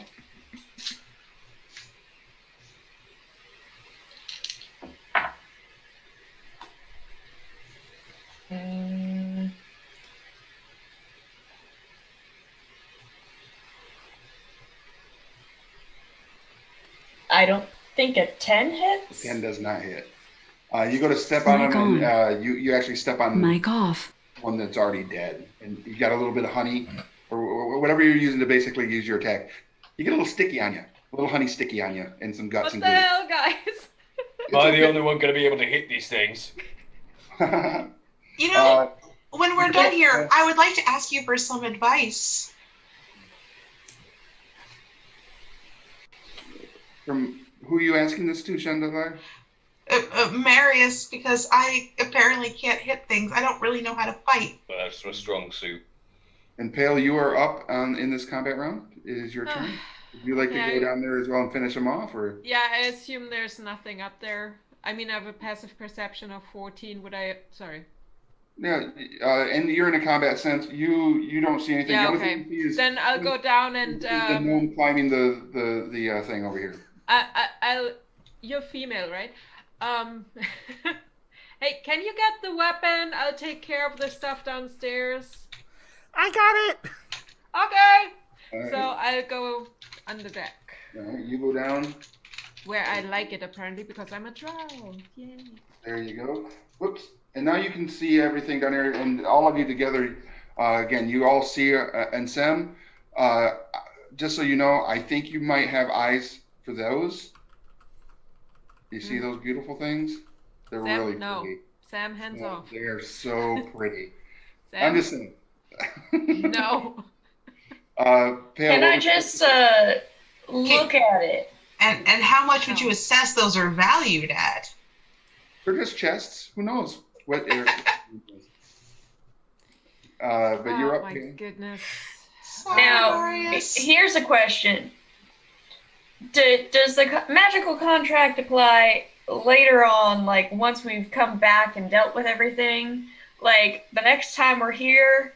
Once your feet hit ground, if I remember correctly, once you meet the shore. So you Okay, either belong so, to the Seacrest or you belong to the ocean. So the thing is, we Well, at that did put in point- the contract that we get free passage somewhere later. Yeah. And that contract, the part of me belonging to the ship for a year, does not apply that next Sam? time. Sam, What? no. Pale, Yes. what'd you get for your attack roll, Pale? I did not. I was choosing spell or mace. I'm sorry. Whatever you wish to do, just let me know. And remember, if you do an attack, it's going to be at advantage because they are immobilized. Okay, yeah. I'm gonna do, let's just take a weapon and hit that thing because the spell would be wasted. Well, can I add something? No? You could have an attack bonus. Oh, no, you're a cleric. You If don't you've get got a proficiency bonus one. for what you're doing, you add that. 16. Okay, you hit. This reminds me of the office scene where they're smashing the printer. You're all standing around trying to get. I'm just like, this is a circle. Yeah, we're gonna kill these things. All right. So what's the damage? Oh, fuck, sorry. Haven't used that yet. What's the mace damage? Damn It'd be it. 1d8 plus your strength. Oh, -1 to Perfect. No, wait. 1d8 you said, right? I believe so. No, 1d6 minus. Fuck. -1. Mhm. Okay. That is a 6 of 5. Okay. So with a heavy-handed mace smash, you pulverize the remaining two that are globbed up together. Just a thought. I could just drop it. I mean, gravity would do the rest, right? Absolutely. So you don't get any of the guts and gore on your hands, and no sticky honey meat slimy. All right. All right. What So was so difficult? yeah, it's like, come on, people. You're asking the wrong You are person. up here. It is your turn. You are right about here. Do you want to get to the crow's nest here? I think I'm on an adventure to get Marius's weapon because this is Okay. apparently That's how fun. Rangers help at this point. All right. I love it. So go ahead and roll a another athletics check for me, please. To Please get you do some there. parkour shit. Oh, parkour! Yes. Parkour. Oh no! Oh, Did you Don't roll a fall. 1 again? It was that's a 3. I don't even think my Uh-oh. modifier is gonna help. It is not. No. All right. So I'm you gonna go splat. Oh shake it no. here, and then you No. kind of like get on your feet, and your hands are at your feet, and you're getting ready to like push up to grab to the crow's nest, Wait. and you push Doesn't- out and away, and you kind of are falling backwards onto the deck. This is a 5, 10. This is like a 20-foot drop. No, Okay. no. Isn't he a sailor? Doesn't he get like advantage? He should know that shit. I mean that's a really good suggestion, Pale, but no. The You gnome's see. about to go splat. You see, a sailor should What I'm know going- about gravity. I think we're about to About learn that gravity. Idana is a variant gnome who has wings. But what Big I mean- character what I'm reveal. going to do for you, Adana, is this. Adana, as you're launching yourself and you realize you've made a grave error in your abilities to climb up there, you push yourself off and you roll an acrobatics check to see if you do a flip in the air and then land and do a rollout. 10. Okay, yeah, you do. So instead of taking here, let me just kind of do that real quick. Oh, why did I have all those there? That's weird. Ominous. Oof, oof. So Foreshadowing.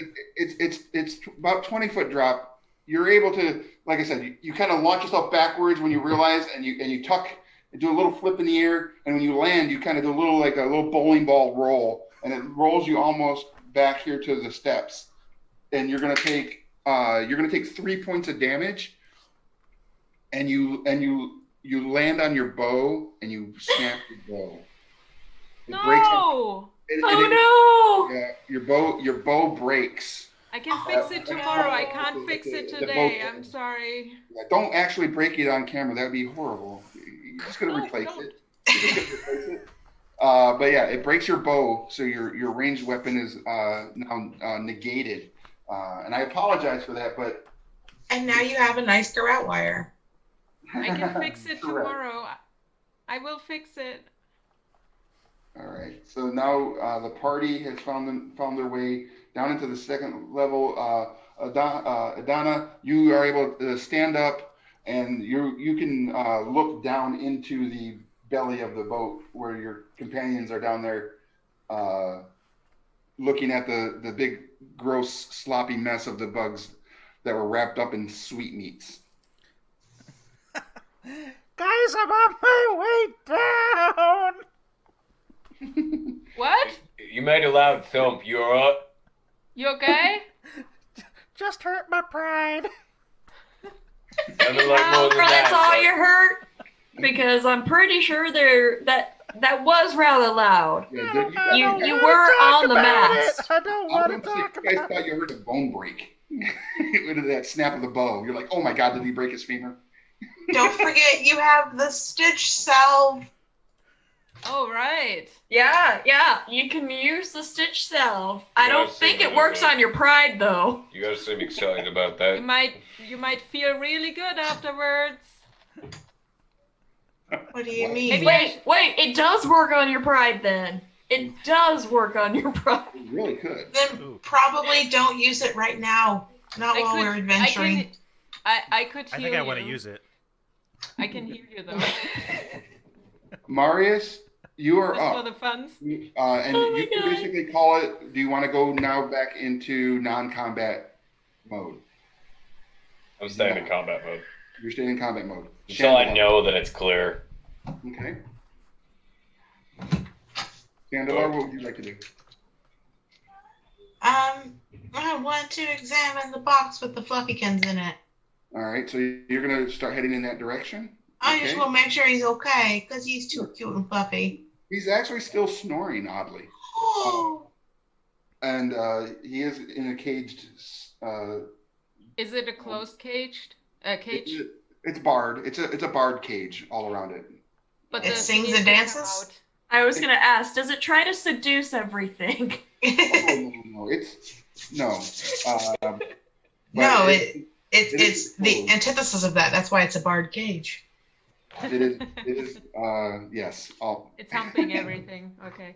Sem, what would you like to do? Would you like to go into non-combat or continue at this high? Continue Chandler, to be careful. be They could be careful. hiding. Okay. And what would you like to do then? You can do your movement. You can do all that stuff. You can position yourself within the bowels of the boat.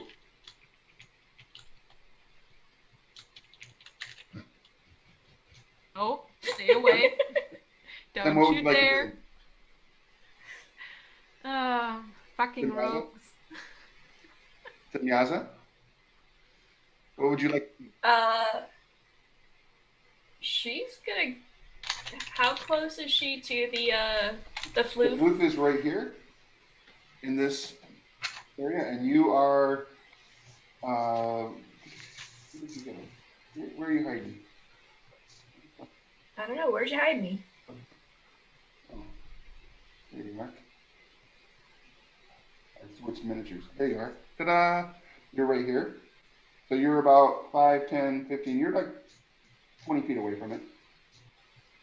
Okay, so she is going to move closer to the floof, and she's gonna make a big ass sigh, and she's gonna stick her hand in the bars and see if she can feel if there's any more of those things in the fucking floof. Right, so you're going to visualize in your mind's eye what one of those flying critters looks like when you stick your hand in it. Because that's, and when you do, you put your hand in there and you don't feel anything. You don't feel any outside of the hair on your arms and up your neck, and then your natural hair.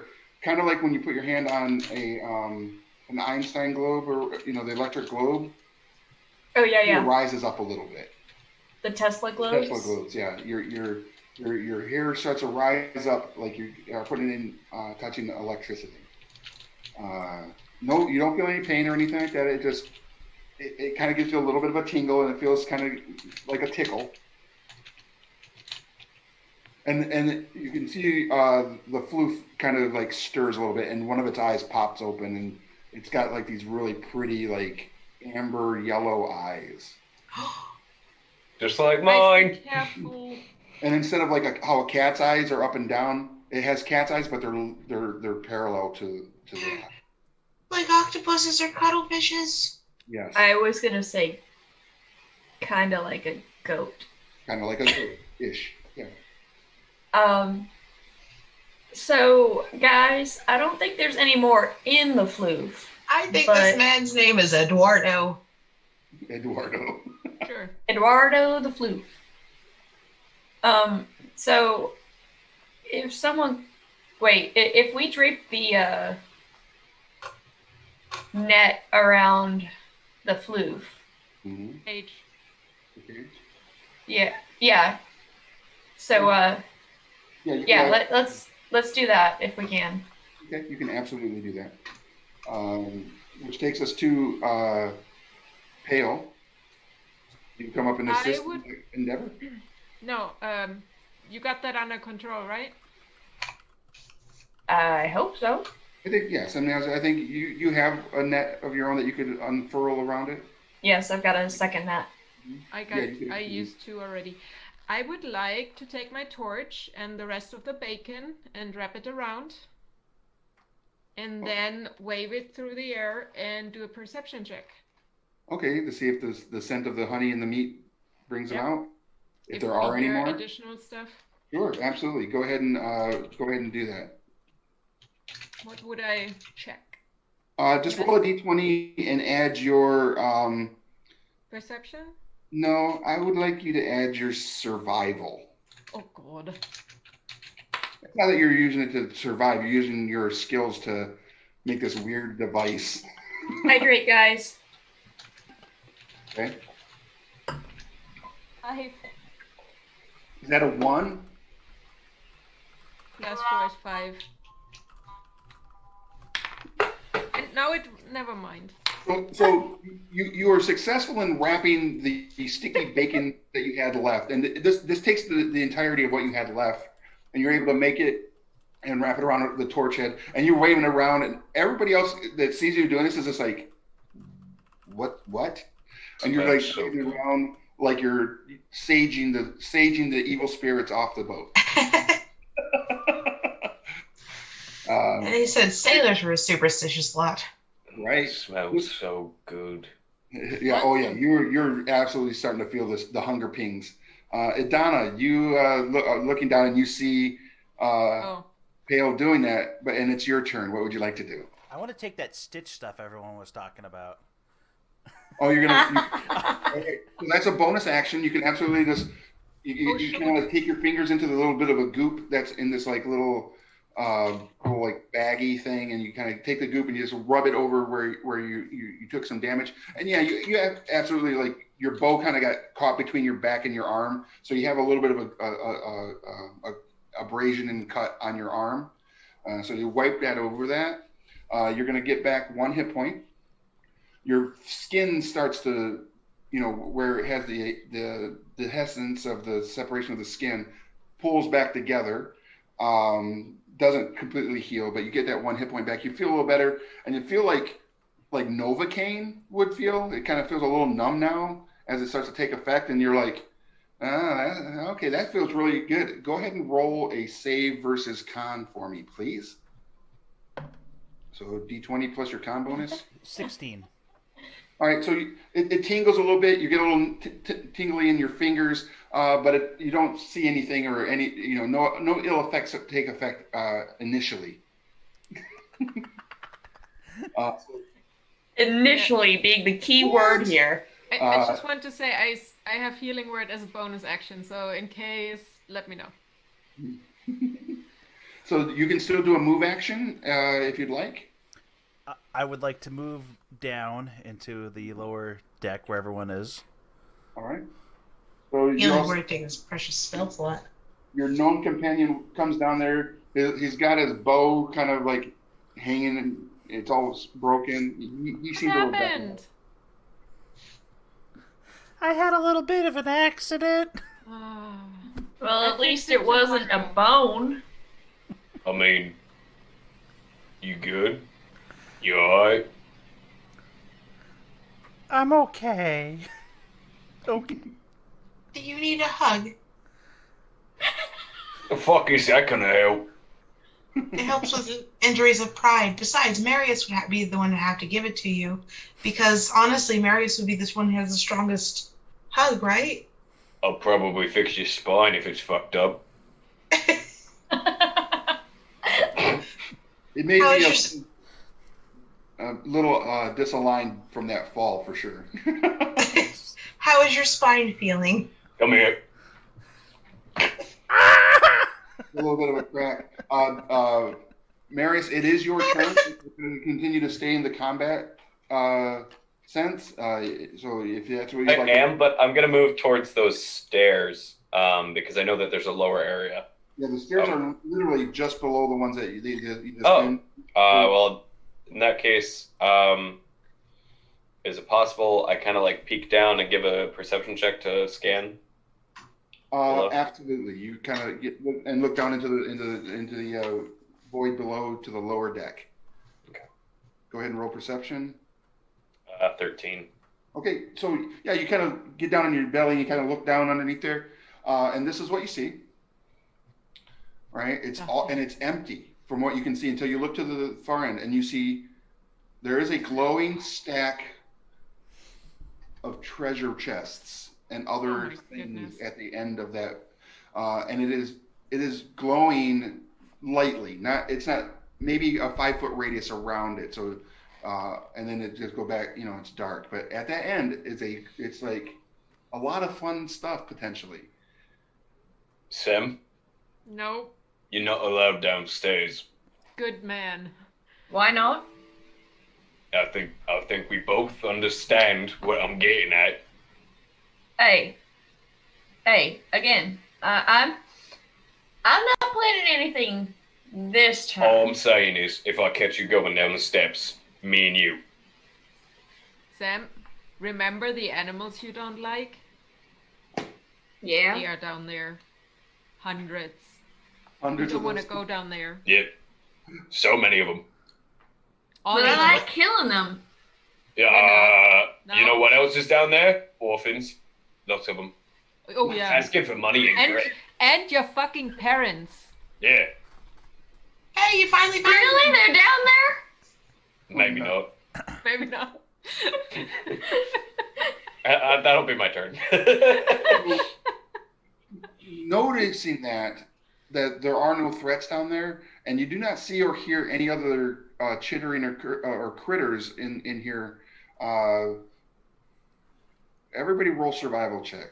Oh. I have No. advantage on that.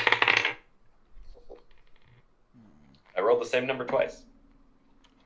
I understand. It wasn't Well, low Matt? though. All right, if you get a 12 or higher, please just raise your hand so I can see it. 12 or higher. One sec. Hey, Donna! Way higher. Survival. I had a +4 modifier and I didn't get there. Donna! So, I got an 8. oh no. I got 11. Yeah. 11. Oh, okay. So Marius and Chandler, you both based on your calculations and the information that was given to you all at the lunch meeting, is there's only maybe the captain thought maybe 6-ish of these creatures Oh. left based on their calculations. So you kind of like using your magical mathematics that you're all about, kind of deduct that there's probably no more threat of these creatures. Marius, you don't really take into account the mathematical equation, but the hair on the back of your neck as a blood hunter type individual that might have combat senses, you don't feel threatened anymore on this vessel. Okay. The rest of you, you're still like I'm waving my bacon. Yeah, and you're still like saging the bacon, and Donna, you're just still kind of like rubbing those aches and pains you got from falling off the mast. So on that note, I'm going to take you all out of combat. And what would you all like to do now? I'd say we're all done here. There ain't nothing. Well, don't we need... Well, we should probably gather the remnants of the whatever species this I'm not is. touching shit because it said anything off the boat. These things. Yeah. Off the boat. It's I don't probably like better for clothes. us to take it literally and not include whatever these fucking creatures are. Because Don't show us. We're not letting her down there. The camera is just. I'm sorry. I'm just All I'm saying is Sam, you stay up here. I'm just gonna double check the bottom deck, and I'm gonna go down. Take a net. Yep, Okay, so you go down to the bottom, and like I I said have before, two. if you go down into the bottom well of the ship. Wait, guidance for whatever action you're doing or checking or whatever you're doing. I appreciate that. Mhm. Good. Okay. You guys are able to also really successfully secure a net around the floof. Well, wait. May the bacon protect you. Sorry. Oh yeah. It always does. It always does. I'm absolutely going to look and see what makes that stack glow. As you get closer, you come down here, and as you kind of step and a little bit closer, the brightness of that gets more and more, almost like it's feeling like a potential threat. Roll Arcana I know it's not a good. It shouldn't be a. I have it at advantage, but it is a -1. Mhm. Okay. So 18 minus 1, 17. Okay. Don't you get- So and plus you get the guidance. That's right. Which is a what? A 4. D4. The D4. So 19.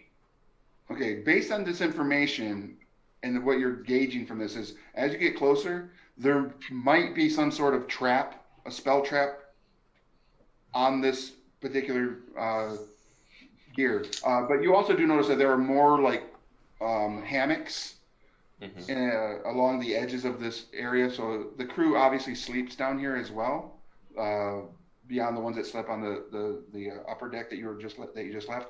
But there are no hammocks beyond this point there, and that stack, based on what you can see, is kind of like that. You can't really see the back side of it. I don't get near a good look there. But as it starts to glow. I'm take the big old hinteroonie that it is giving me. And I'm head back upstairs. Okay, and you do so. While people are distracted, Semyaza's gonna go up on the top deck and unlock the captain's quarters. Okay, so Sem, I want to point one thing out to you real quick before you decide to go up that way. Is there's another ladder right there that leads down, just so you know. I'm just saying. She wants to unlock the door. Okay, that's fine. Again, like she's greedy, but she's not an idiot. Okay, I'm not trying to throw anything out and dangle anything in front of you, but I'm not trying to do that either. So would you tell me? All right. That you're so going you want to upstairs? go back up top? Yeah, Sem would indicate to Pale that she's dipping up. Okay. Based on this information, you guys, I'm gonna say that you guys were down there for a little bit, kind of like surveying the area, securing the net around the floof, and Becoming best friends with a Dordo, yes. right. And just as a reminder, this box over here is the marsupials. It's another cage, and that's where the 2 marsupial creatures are. And when if anybody were to investigate that, I'm guessing Chandelar and probably the ranger Adana might take a gander at that area. They kind of look like what are the creatures from Madagascar called? Lemurs? Lemurs, but their tails are connected. Like, but things from the Crudes. Yeah, kind of like the creature from the Crudes, but it doesn't. The tails aren't naturally connected. They're obviously 2 different like colored creatures. It almost looks like they're like Avatar. Their tails would come together and they stay together once they bond. And that's how they're considered a bonded pair. Kind of like how the male anglerfish like latches on to the female anglerfish. Absolutely. Except that's a lot more gruesome in some ways. This is way more. This is way more cute. These 2, they're very adorable. They have the big, anime eyes and everything. They're adorable little creatures. And I would almost say you would probably fall in love with them if you spent too much time with them. So who at this point, after like a little survey of this area, who's going back up to the upper deck? That was you, Sam, right? So Sem, before you come back up, Marius, that's when Sem ascends to the top and is heading to. I'll follow her just as backup. What's that? I'll follow her just as backup because at least when we're splitting, we're not letting someone go alone. Sure. And I will say this: the Shandar, are you sketching the floof? Yes, I'm sketching the floof. All right. And I also, if I have time, want to get a sketch of these things taking on the traits of the honey bacon. Okay. I don't know if they've taken on the traits of the honey bacon or if they were just all stuck to a piece. Yeah, they were basically stuck to it like a fly to a sticky fly trap. Oh, okay. I thought they were like absorbing the trait of Nope. the bacon. I was like, holy crap. Don't make it dark. Yeah, that'd be crazy. But also kind of a cool. Thank you. I'm going to use it as nightmare fuel for something later. Um, yeah. So you get up to that door, and that door, like I said before, is locked. So if you'd like to do a open locks, Yeah, she's gonna use her thieves' tools. And uh, if, side note, Yeah. if I am conscious of things around me when Marius comes up from the bottom level, Mhm. I am pretty much like not going to look up from what I'm doing and just going to be like, Sem's on the top deck. Okay. Just when he gets to that point, I don't know where we are in the timeline, but I want to just like, I know more. That's a dirty 20 to unlock the door.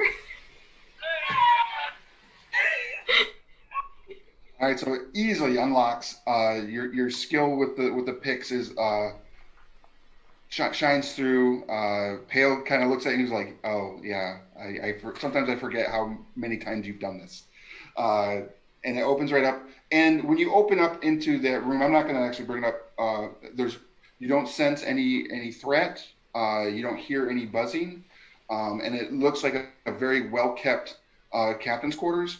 But you do see where it looks like there is a little bit of a bucket near where that window was or where the fire was on that side, and the remains of a oil lamp are all broken and shattered and put in that bucket. But you can see where it's been cleaned and where they've nailed up the boards across that window.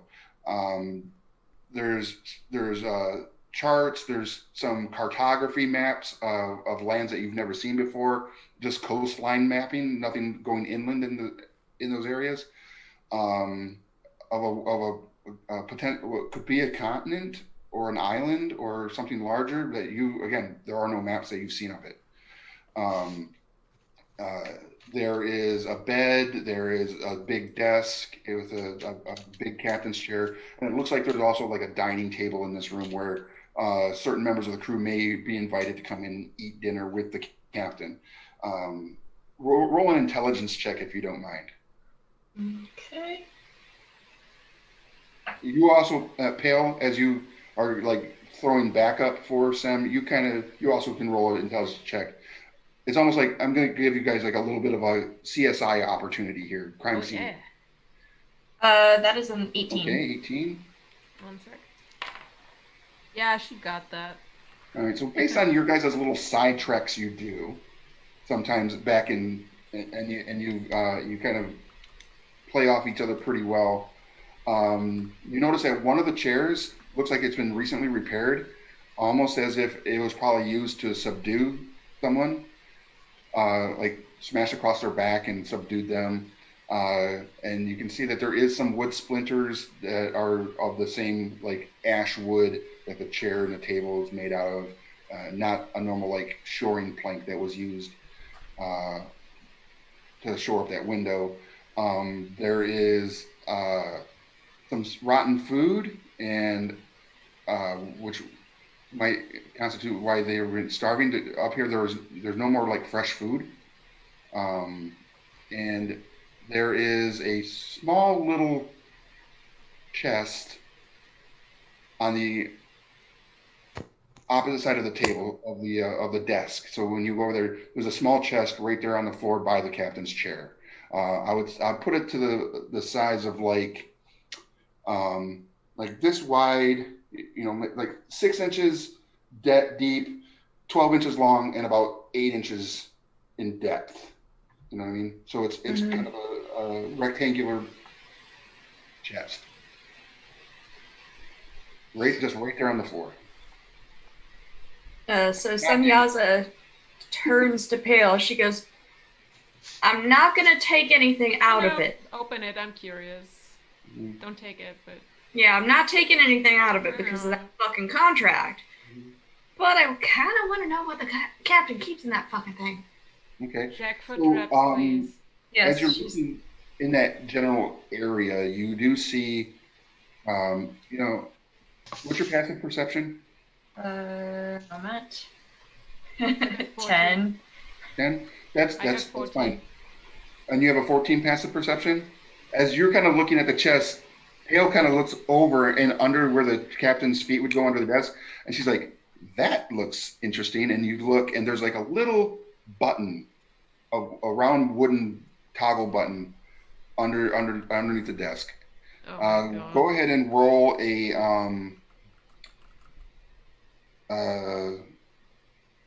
sleight of hand. We'll go just sleight of hand. Sleight of hand? Ooh. Yeah, it should be a good skill for you. Yeah, it's +4. Mm-hmm. 18. Okay. Looking at it, you kind of think that this toggle could do one of two things. It could be a button that operates a trap door, or some sort of spring-loaded event happens if someone steps on this.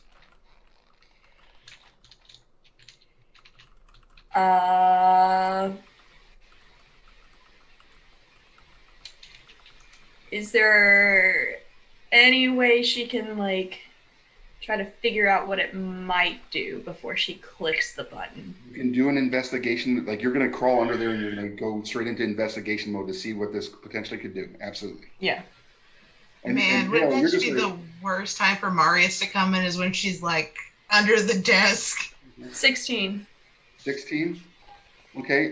It does look like there is a spring-loaded device, trap maybe, but it looks like the springs and the lever that the button interacts with leads back to almost where that little chest might be,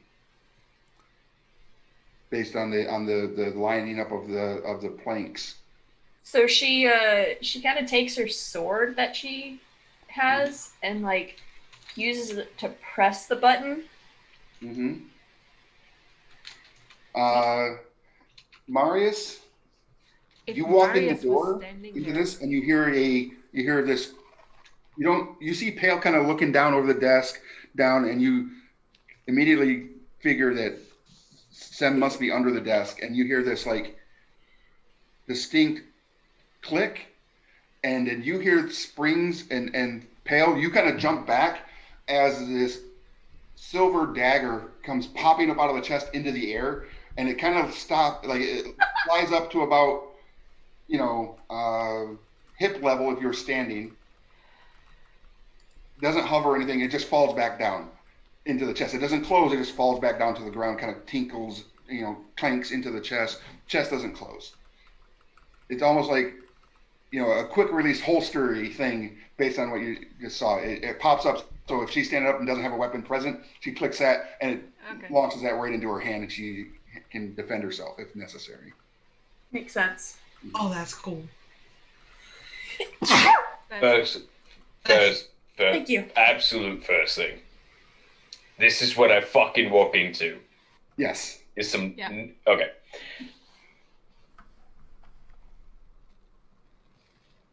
What are we doing? I'll Going on an tackle him adventure. and throw him on the floor. Get down! You're gonna have to tackle me.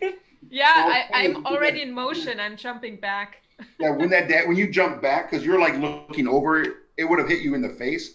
So when you jump back, the dagger is like right at your face level, because you're like hunkered over, and you're like, whoa! It comes like here and then drops down. You're like, oh, that's slick. But yes, that is what you see. That is the first thing you see that they're doing.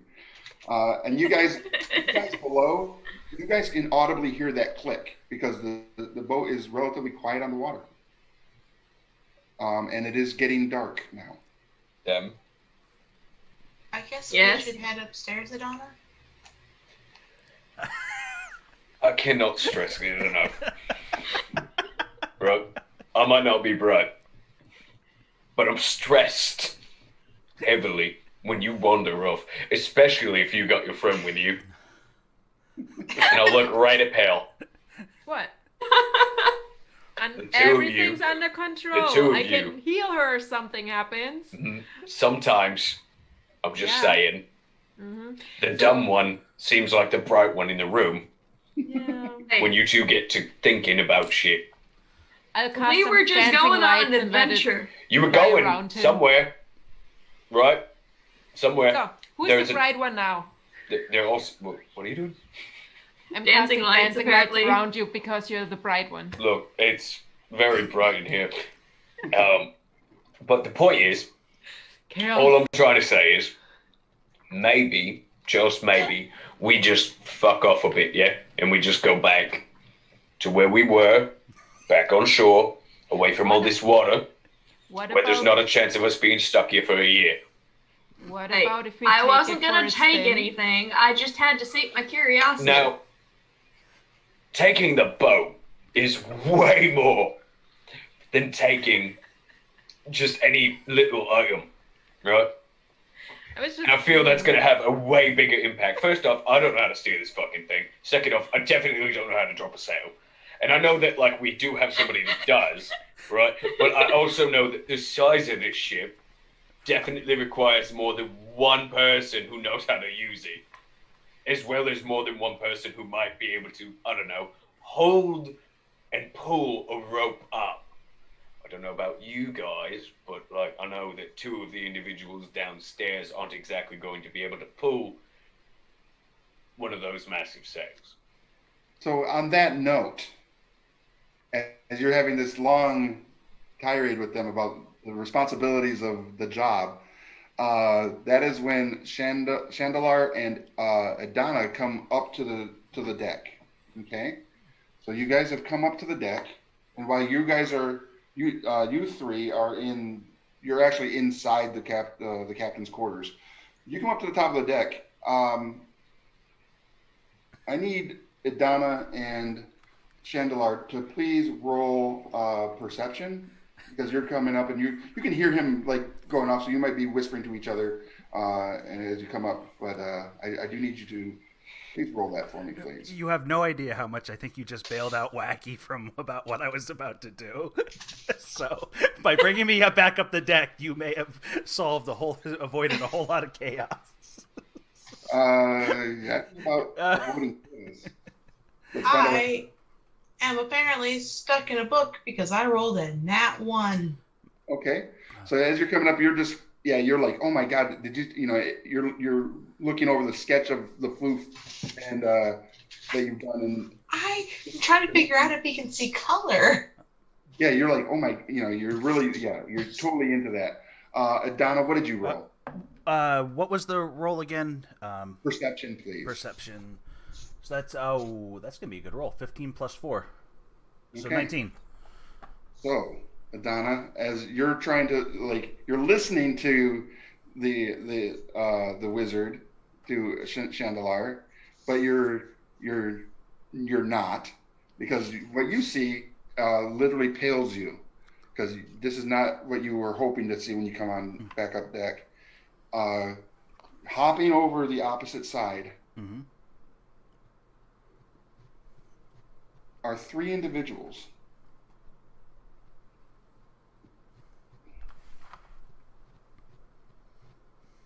And you recognize them as Yar Bonestrike, Silk, and Joan Jettis. Joan Jettis is the tall one in blue.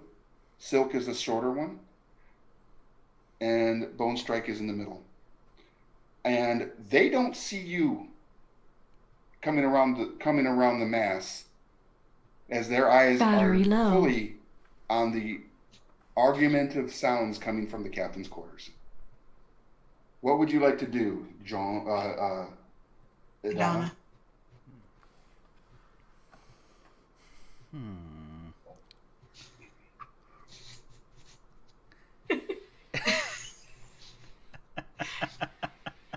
You okay, Wacky?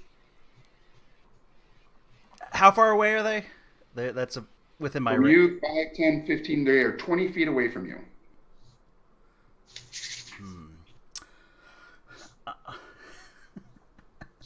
Actually, Silk is only 15.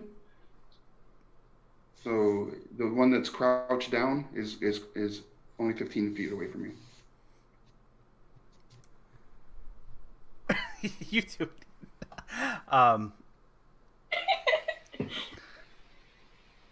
What?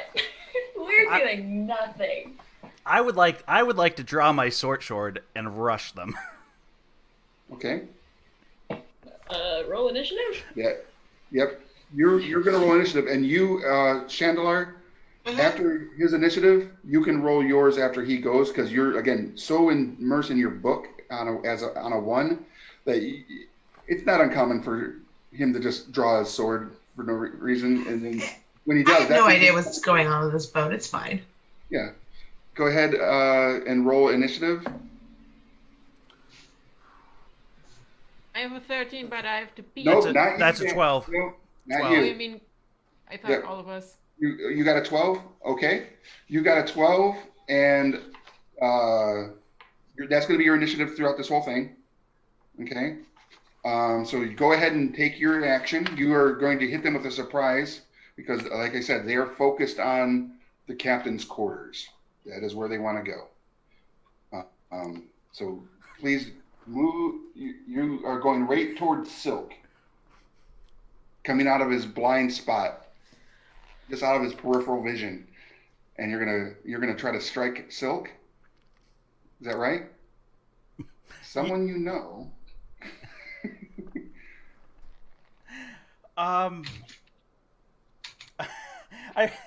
Is there any turning back? Because I feel like I'm supposed to turn back from this course of action. I've already gone down.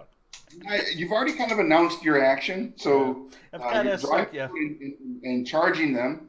So yeah, go ahead and roll an attack. Yeah.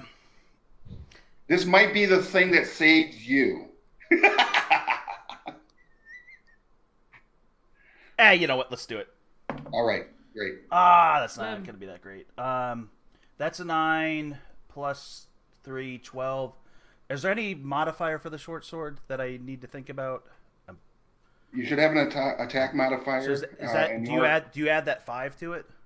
So here's the thing: you're also rushing him, and he is surprised, so you do get advantage on your attack. Okay. Roll another one. Ooh, 19 plus 3. Okay. So you roll up on him, and you with a stealthily swung short sword, you do connect solidly with his form. And as you get closer, you absolutely recognize who these individuals are. Maybe they were a little, blurry, but you know exactly who they are. So yeah, you hit him. Damage? Okay, that is 1d6 plus 3. That'd be 6 damage. Nice. That's a great hit. You definitely tear into his, where his kidneys-ish would be on that side, and he yells out a yelp, a large, long yelp. Chandelar, you can roll your perception or your initiative. Marius, Sem, and Pale, you hear outside on the deck a very loud yelp. Semya, please roll perception to see if you recognize the sound of that voice that is making that. And Chandelar, what did you get on your initiative? 18. 18. Okay, so it is going to go to you, and then at top of the initiative, and then go to you at the end of this round. You all go at the end of the round, and then roll your initiative for the next round. That's an 18 perception. Mm-hmm. Oh, you know that was Silk. You've heard that yelp many times when they didn't do so well at picking locks as you tend to do. Okay. Umbra just redeemed Give Inspiration to Wacky Okay. and gave us bits. So thank you for the bits, Umbra. Awesome. Thank you. So that means that Donna, it's not your turn yet. It is Chandelar. You're gonna go, and then Adana, and then the bad guys, if we want to call them that. They may not be bad guys. They So are what do you- on board. Okay. They shouldn't be here. I want to move to the square that is 2 to the left of the grate. And I wish to cast Thunderwave. Thunderwave. All right. So that affects your companions as well, right? All creatures in the area of effect. In a 15-foot cube in front of me. All right. So that will affect your companion. Yeah, is he right there? Yes, he's right here, and that's 15-foot cube right there. Oh, then can I move over one to not affect him? You can. I mean, your target. You can stay there and still target where you want it to be. Do you want it to be where it only affects these two because that? I would appreciate it if I didn't hit the gnome. Okay. Absolutely. As I'm not that kind of person. And I don't know if he can take that damage. Yeah. Okay, so go ahead and roll for me. They have a dex save, right? To avoid They have a con save. con save. Okay. And roll damage. Okay. And please keep in mind that if they fail, they are pushed back 10 feet. Yep. Yes. 12 damage. Okay. The barbarian or Yar Bone Strike, he is launched. It's like you wanted it to be a 15-foot square. It seemed almost hyper focused and launches him off into the water. And you hear that Disney goofy yoo flies off the side. Everybody now hears that. Again, the party actually recognizes that even more so than Silk's yelp, because apparently Bone Strike falls a lot, and that's kind of his go-to sound.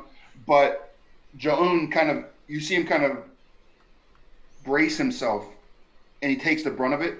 But you hear him kind of gasp a little bit, like you knocked the wind out of him. But he does take a little bit of a punch from that, but he does not move at all.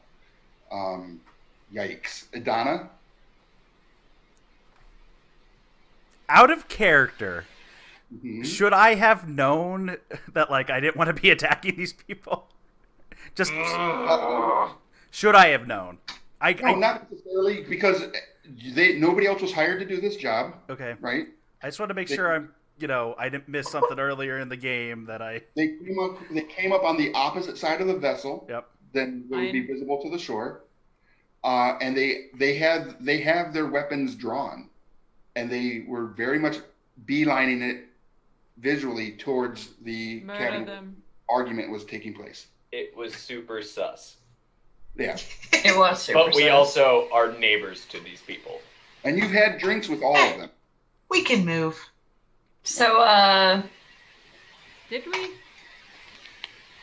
In your two-week time of residence here in Lawrenceport, you have had occasion to drink with them. And you've had occasion, Sam, obviously, to go on little odd jobs with the known rogue, Silk. Yeah, but if a rogue steals another rogue's job, I mean. Mm-hmm. So it is Adana. What are you doing?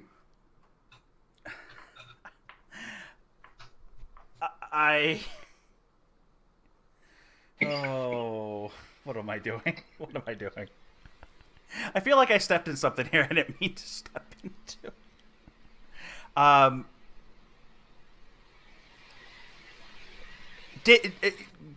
Again, out of character, did you say I realized who they were when I attacked them? You kind of recognized them vaguely when you rushed them, and as soon as you got up close, you were like, "Oh, this is Silk," but you were already like obligated to your action.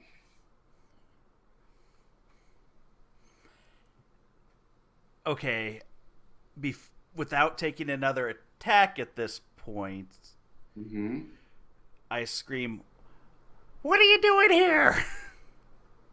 Okay, so are you gonna hold your action to see what the response potential to that is? Yes. Okay. As you say that, you're like, "What are you doing here?" And Silk is like looking at you, and you see the glint of his short sword, and his short sword is covered in tar to blacken it out so it doesn't reflect, as individuals might do if they don't want to be caught doing nefarious stuff. and he looks at you and he goes, taking what is rightfully ours, and he swings at you. Not my gnome. You're gonna take a hit, my friend, from his short sword. All right. And that is going to be 3 points of damage. And then you could take your held action now if you'd like. Oh, I'm coming back. I'm swinging back. I would like to take my action, please. Go ahead.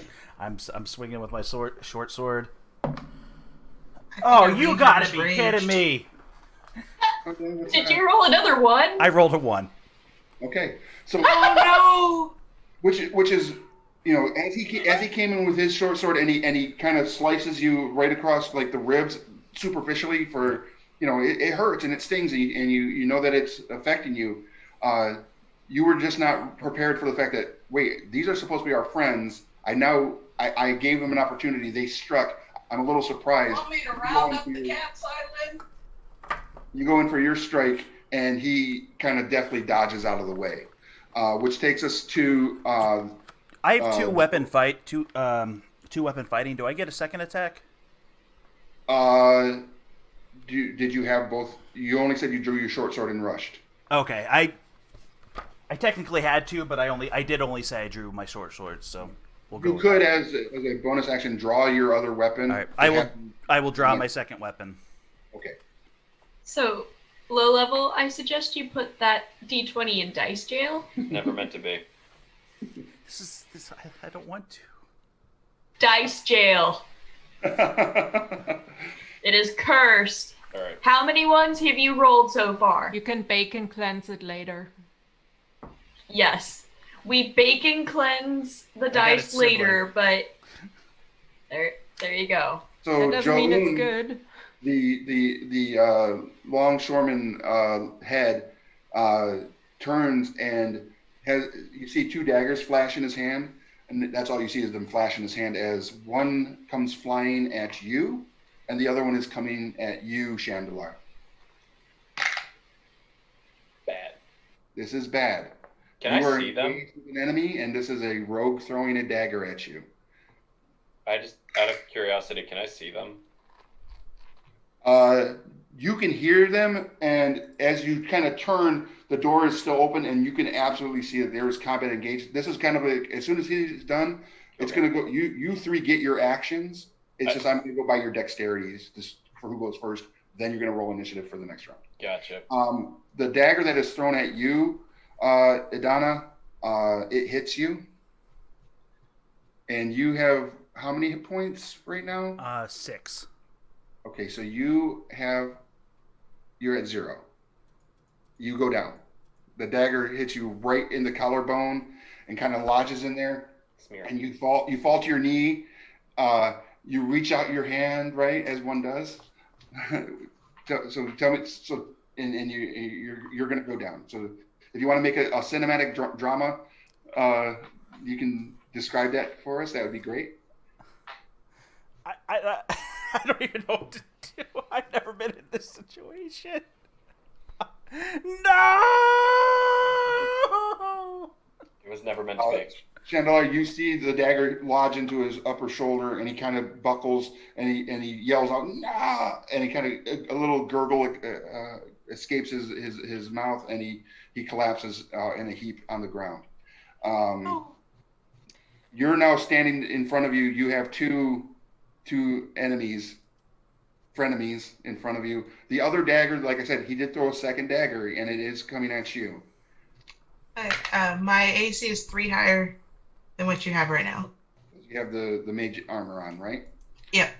It is going to hit armor class 12, so it will miss you. The dagger comes flying at you, and your mage armor, kind of like shimmering around you, deflects that off of you, and you kind of, a little startled, right? At that, and so now it goes to Semyaza. You are at the desk, so you're about 10 feet into the captain's quarters. and you're hearing all this out there, and you hear the yell of no and the gurgling sounds of one of your companions as they potato sack to the ground. So, Why is potato sack a verb? what? He potato sacks to the ground. Why is that an accurate verb?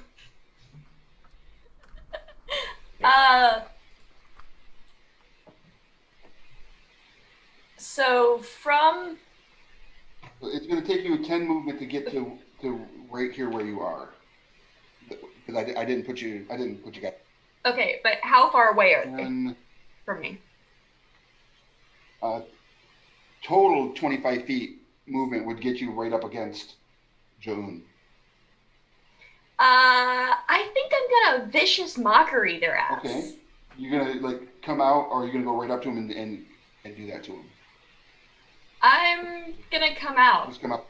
I'm coming out of the closet. All right, so you're going to be, I'm going to just, if you don't mind, I'm just going to put you at half movement, and you're going to be right here, and you're going to unleash that vicious mockery.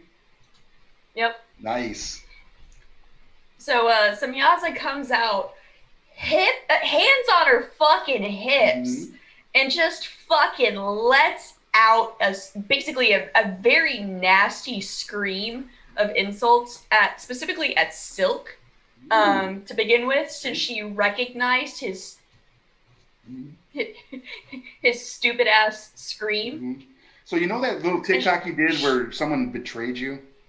Yeah. Yeah, that's really where I came up with this whole scenario. So she comes out and goes, "You paunchy, dizzy-eyed, filthy rogue! The fuck are you doing out here?" You hear an audible gasp from the audience. Gasp. What is the defense on that? It is a wisdom save of 13. He is taken aback at the verbiage that you throw at him, that you spew upon him, the expletives that roll off your tongue so easily. How much damage does that do to him? It's psychic damage, right? Let me see.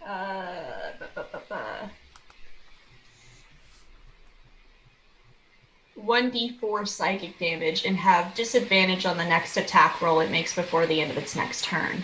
Okay. Go ahead and roll 1d4 for me. Let me find a d4. Hey, there it is. That is a 3. Okay. And you kind of see, like, even though it's kind of dim lighting, you can almost still see the whites of his eyes, and his left eye, the blood vessels literally burst and become blood red because of the psychic damage. It's like, oh, and he's like, yeah, he did not enjoy that at all. And you can see that he probably is going to have some visual acuity issues, thus giving him his disadvantage in his next round. So that takes us to Pale and Marius. You both have 14 dexes and 14 cons, so you're pretty equal up on that stuff. Who wants to go first? I can damage and heal at the same time. Mm-hmm. But you can. How many do we have left? Two that you can see. You know that one went may have overboard, been right? launched off the side of the boat. You want to do damage first? Yeah, I'd love to get in and do some damage. Okay, go do damage. I'll finish off. Okay. This bitch is empty. So you were right at the door, so it's only going to be 5, 10. It's only going to be 15 feet, so half movement gets you right up next to Joan. Beautiful, and I'm gonna swing that glaive. Okay. You hurt my gnome. You are engaged with Joan. That's a 21 to hit. You soundly hit Joan. Give me some damage. So that's 6 points of damage from the glaive. So you come and baseball bat swing hard into him because he's still kind of like recovering from the dagger throw, and he sees you come in and he kind of like buckles up a little bit and takes that hit in his arm, It doesn't sever his arm by any means, but his armor is rended in his shoulder and upper arm, and you hear him wince and take another deep gasp because he is still also recovering from the thunder wave that took place. So you can tell based on that and has already incurred damage. He's not feeling really good right now about himself and the situation he now finds himself in. Which now takes us to Pale. Did the other one get hit yet? Yes, the other Silk has been hit once, stabbed, and also hit with this vicious mockery. So it's taken two solid strokes. Okay. I'll move forward a bit so I can see shit. Okay. And guiding bolt, the one on the right side that's not engaged with Marius. Oh, okay. So you're gonna come up like right here, and you're gonna guiding bolt this one right here. Yeah. Because our good friend Idana is down and bleeding. Oh, can I get closer? Oh no, for healing word I don't have to be close, right? You do not. Nope, it's a distance. Mm-hmm. Yeah. So I'll guiding bolt that dude. Okay. That's that's attack, right? Yeah. And spell modifier. No, spell attack? Spell attack. Mm-hmm. Come on. Fuck. 11. An 11. All right. So you go to cast guiding bolt at Silk, and even though Silk is at a disadvantage, it still sees that blinding bright light coming at him and is able to kind of step out of the way. I need Marius and Sem and Pale to now roll your initiative. You're now engaged. You are actively in the initiative round now. Can I do my bonus action? You can do a bonus action, yes, for this past thing, yes. You may play the cheers. Healing word does work on unconscious people, right? It does. It does. Yeah. Okay. Take that. Healing word. Mm-hmm. I'll cast it. Ah, fuck. No, I mean, even if clicked you the wrong could do button. more, it only is going to stabilize them at 1 hit point. Okay, fine. All right. So you're Adana, you are stabilized. You have 1 hit point. You can actually stand up in your next round if you'd like. Healing word, is that an area effect? I can't remember. Does it affect 60 multiple feet. targets? And creature of my choice. Okay, creature of your choice. Okay, perfect. I All mean, right. would the patch have worked? The what? You couldn't get there in Patch? time. You would Yeah, not you be- wouldn't be able to. You're not.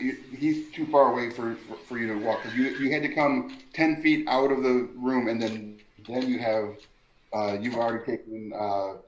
Fine. You only have 10 feet left. Yep. So that would take. So I need Marius, Sam, and Pale to roll initiatives now for this Yep. new. I rolled 15. 15. Okay. I would like the cheers. I rolled a dirty 20. Dirty 20. All right. Mm-hmm. Which is going to put you there, Marius. And Pale, what did you get? Oh, sorry, I haven't rolled yet. Anyways? 4, 4. Okay. because I suck. I have you all in. Okay, dice chill, right? I need things. All right, so that means that Marius, you come up, you swing, boom, and it's the new initiative round. Bam, you're right at the top of the batting order. What would you like to do? Cool, bub. And I'm just going to swing right to attempt to swing my glaive into like right here Okay, on him. sweet. Go ahead and roll for me, please. Your attack. That is 12 plus 5, so 17. Oh, you bring a heavy hammer down upon the shoulder blade of this obvious nefarious bad guy. So please roll your damage. 5. 5. So with that, you do hear the sound of a breaking collarbone underneath the weight and the blade cutting through that portion of armor, and that whole side of his armor just kind of his leather armor just kind of sloughs off his shoulder, and he's got blood running down his arm, and you can again he probably has a collapsed lung on that side, but he is still standing. Okay. Should have stayed down like the dog you are. Oh, Chandelar, what are you gonna do? Marius, I didn't know you had vicious mockery too. I am going to cast Ray of Frost at Silk because he hurt the gnome. Okay.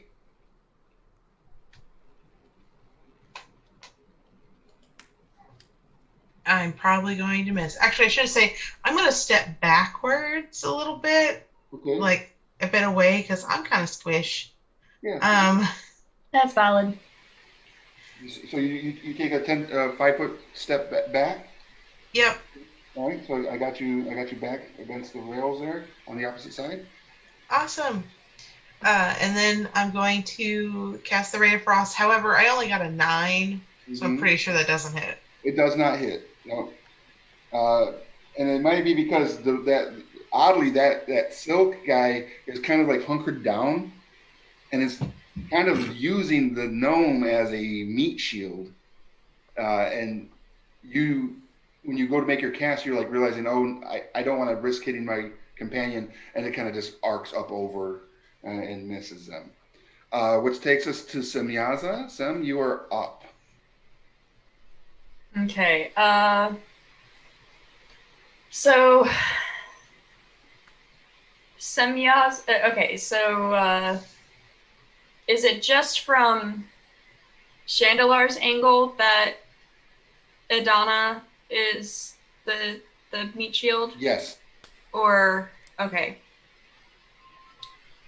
So Semyaza is going to step forward and swing her short sword at Silk. So you're going to move into combat with Silk. Yeah. And let's see.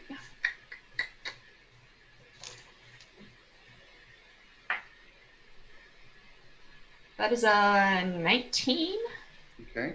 And then, let's see. Short sword is a 1d6 plus 2. Okay. On that, I have to find a d6. Where'd it go? Mother. God damn it, of course. Like, all my other dice are right on top. It's a d6! There's a d6. That is a 6 Okay. for damage. So as you step up closer with your weapon drawn, who you thought to be a relative friend or associate that you could put some level of trust into, you can see that in their non-blood vessel burst eye, a little bit of fear because they have seen some of the things that you have been that you can accomplish. And as you step in and you hit them with that hard 6, you see that light in his eyes go out as you plunge your sword through that little notch above the chest, right at the base of the throat. Yeah. Yeah, and you put that light out, and he crumbles to the ground. Which takes us to Idana. You can stand up. I'll stand up.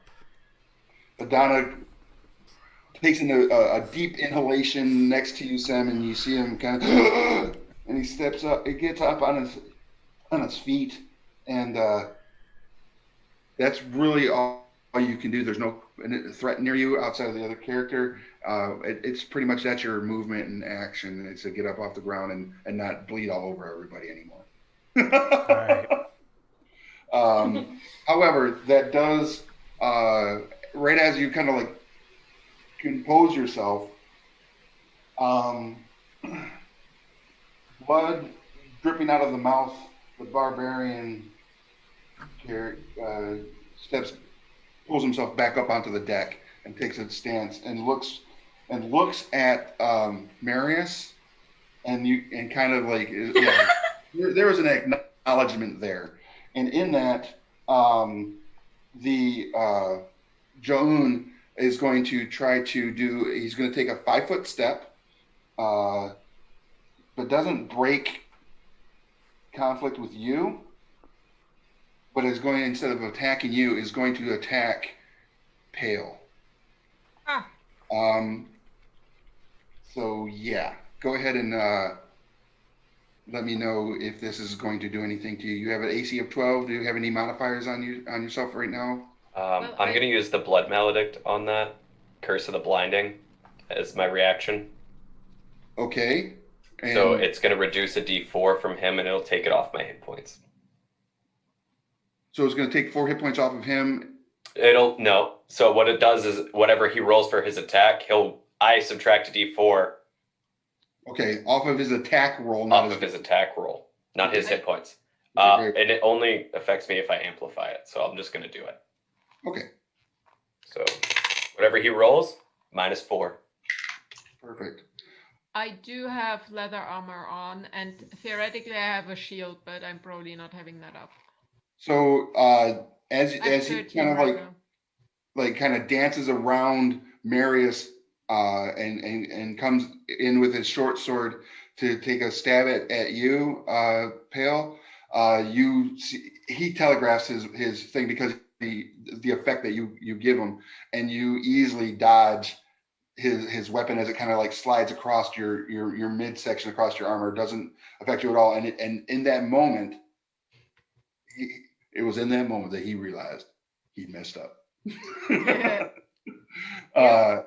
Which takes us to you, Pale. It is your action.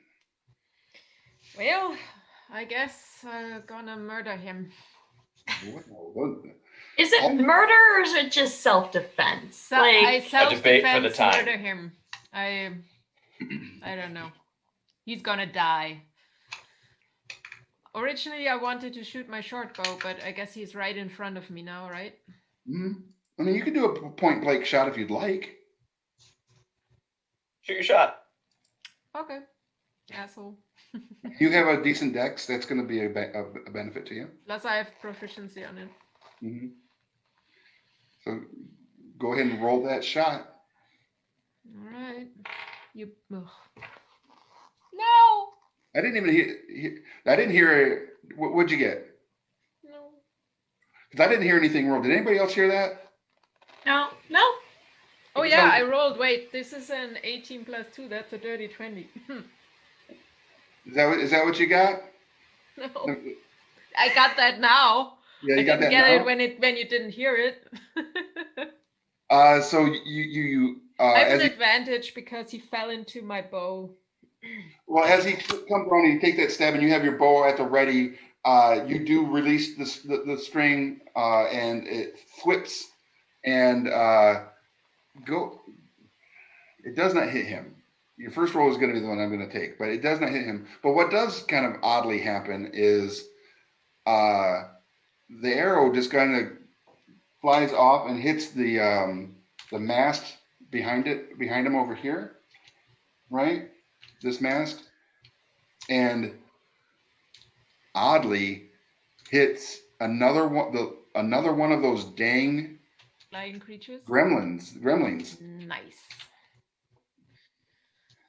and it is pierced and impaled against the mast there, Okay. Can which I takes move? us to the top of the batting order where You failed so hard you won. Yeah. Can Yeah, I move yeah, you- back? How rough does homeboy next to me look? John, Yeah. well, like I said, he realized he messed up. He had to have hit her in order to maybe give himself a breathing room to continue to do anything. He looks rough. He looks tough. I'm gonna run my glaive through him. Okay. Crap between Silica and Charybdis. 22. 22 is a solid hit. Let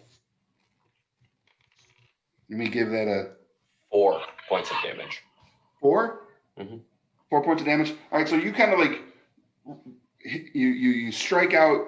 You hit him square in his abdomen. You feel that resistance give as you push inside his belly, and he leans forward, and in doing so, your glaive kind of like gets a little bit of balance to the deck, and he just kind of falls into it. And like I said, at this moment, he realized he messed up as, again, the light fades from his eyes as he slumps over your glaive. Which takes us to Chandelar. You have a barbarian who you yeeted off of the boat, is back up and has eyes only truly for you. Aw, that's so sweet. Well, am I able to cast non-lethally? Well, give me an example of what you're considering. I want to cast a spell to where if I do enough damage to kill him, I render him unconscious instead. Basically focusing on like the legs or the non-essential things, because I don't know. Questioning? My answer to that is yes, you can do that. Okay. Now I'm going to try and cast Ray of Frost again. Okay. Let's see. A 17 to hit. A 17 does hit, and you are targeting like their feet, their knees. I'm going to target whatever hand he seems to favor for his weapon. I was going to say go for the kneecaps, but you know. It is his right hand, his right arm. You hit him only there. Go ahead and roll some damage for me. That's going to be 6. Okay, so your Ray of Frost hits him right in the wrist, and it kind of, you can see that cold effect go right up to his elbow, and he drops his axe, and he kind of takes a knee, and doesn't go unconscious, but he knows that his two companions that would have been probably heavier hitters than him are out of this game, and he does not want to continue to play. So he takes a knee and and puts up his left hand in a sign of like surrender and defense in case someone decides, he's kind of blocking himself, and absolutely surrenders himself to you and your companions. None of that, no more, please. I didn't sign up for this. Semyaza, since he self-defense murder him, that's not self-defense anymore. it's not self-defense, that's just murder. I'm just gonna slowly slide homeboy off my glaive. Oh, gross. Semyaza, I'm going to pull out my knife, approach him, and say, then what did you sign up for? Okay, and Semyaza, as Chandelar is walking up to do that and saying that, what were you saying? Semyaza's gonna use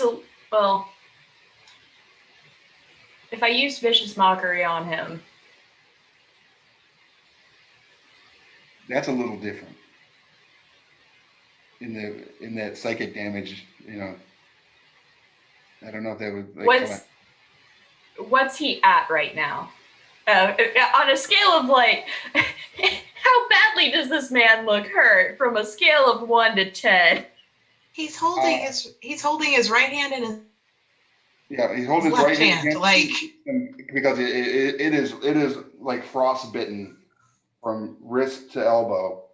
He is wheezing heavily. He's got blood coming out of his mouth from the thunderstrike, which means that thunderwave, which means he probably took that full brunt of that damage, which was 12. Okay. So she's not going to vicious mockery him. Okay. However, she is still going to insult him. Oh, of course. You're going to get it just to that point where it might cause damage, and you kind of bite your tongue. Yeah. Now he looks at you. He goes, I just signed up to help these blokes unload some of this stuff, so we could go hawk it in the next village up. I didn't sign up to get whacked by a bunch of freaking low-level adventurers. Did you just insult us? No, that's our name, ain't it? Roll credits. Thing. I would have gotten away with it too if it weren't for you blasted kids.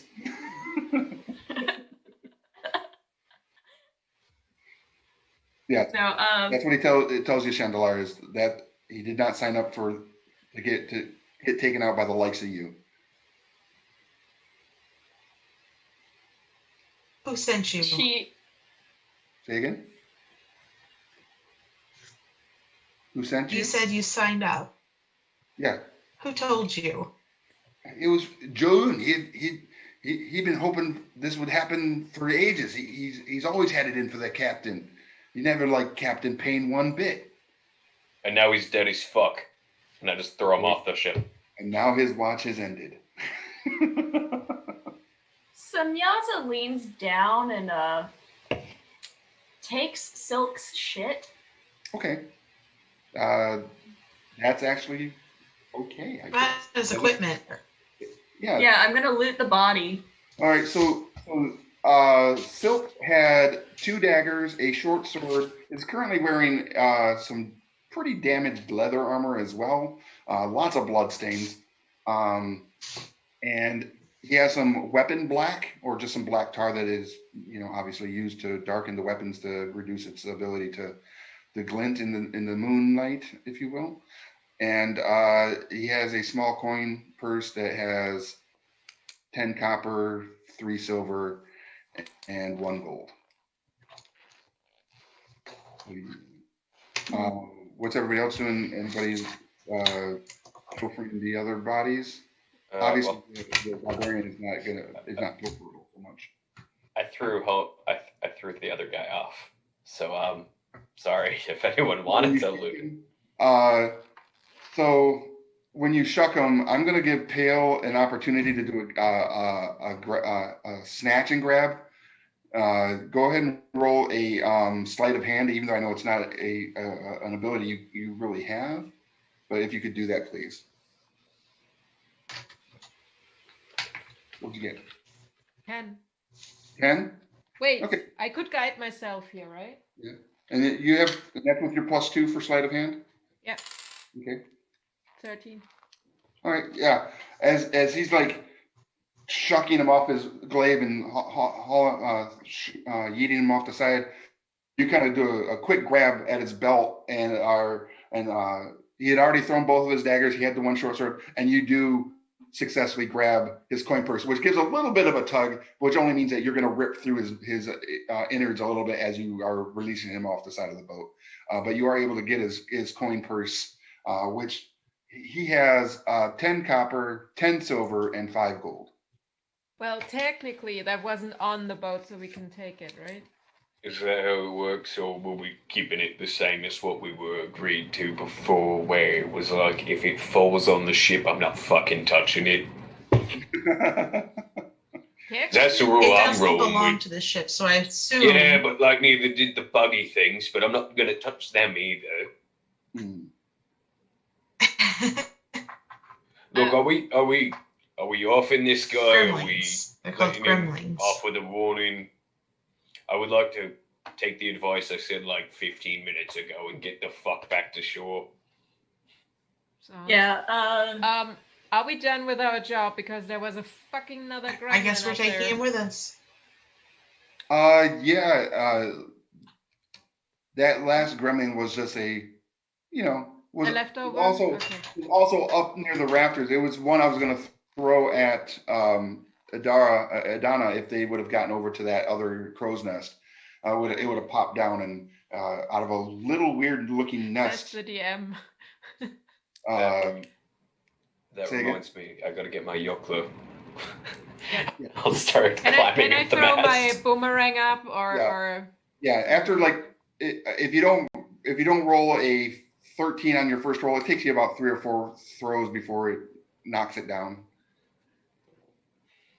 18 plus something, whatever. You hit it, and the boomerang falls right down, and you catch it, and your yakla lands, and ding. Nice. Snatch it out of the sky. You guys are epic low-level adventurers as you are. Can we high five? Is the plan, was it, Sam and Chandler, was it your plan to tie up Yar Bone Strike and take him back for justice? Yeah, might as well. Pale, what were you I going to say? mean, you could tie him up, or I could just knock him the fuck out, and we could just put him on the dinghy. Yeah, tie him up. See, if not for justice, then at least for mockery. Like, Yeah. He's gonna, I say that we tie him up mainly because I want to insult his ass all the way back to shore. I need to invest in earplugs. all right.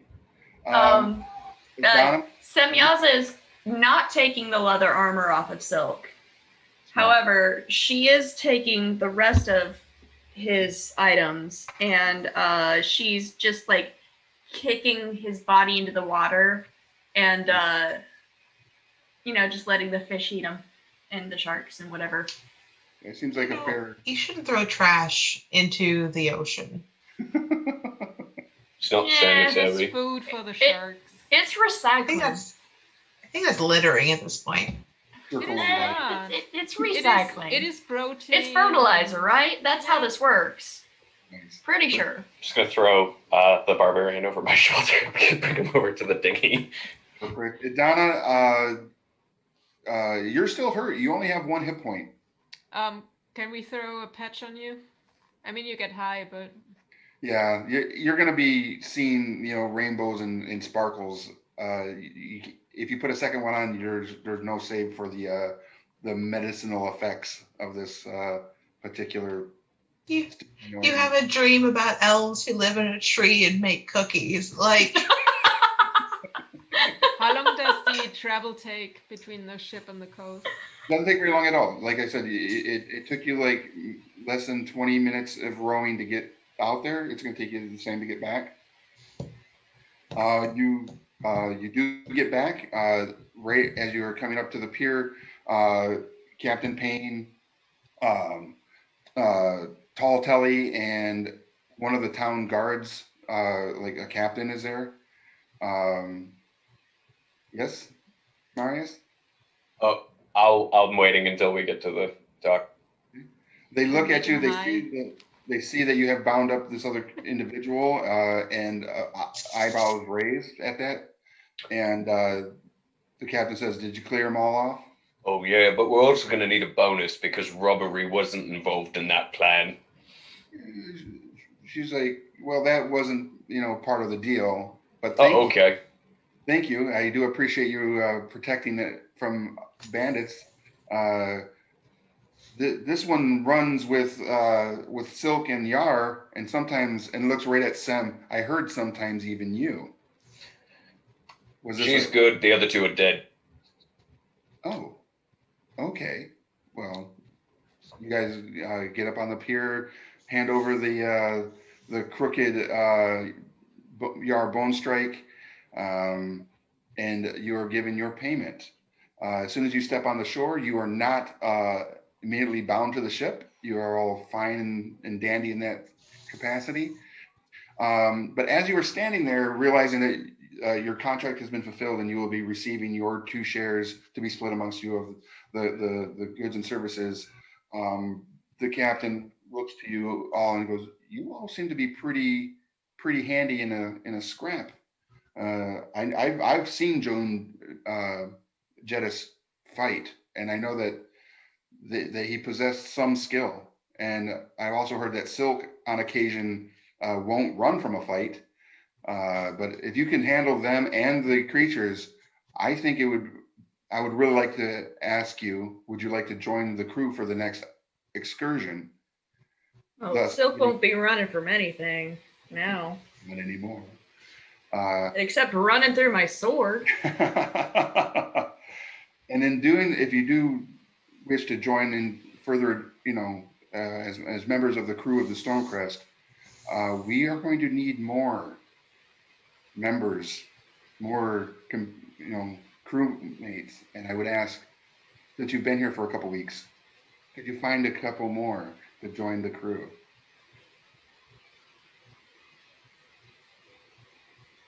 Looking at everybody. So Yeah, you think there's some others in the area that could be a boon to the crew of the Stormcrest? And if so, please bring him to me at the Anchor's Way. Can we first talk about if we actually want to be on a ship? Because we originally said, like, no. Just saying. But, like, money. And it's only one. Oh, I mean, I'm the see, first we one to can take a always cruise. help with her crew problem and also not be dedicated crew members. You have not obligated yourself to the crew, and you have not signed the insurance waivers that come with that. So, technically, if we were part of the crew, the free trip we had, what do we get for that? I mean, that can be redeemed. Like usually, after someone signs on, they sign on for a full year of sailing with us, and they come God back. damn it! We could have taken everything from the ship.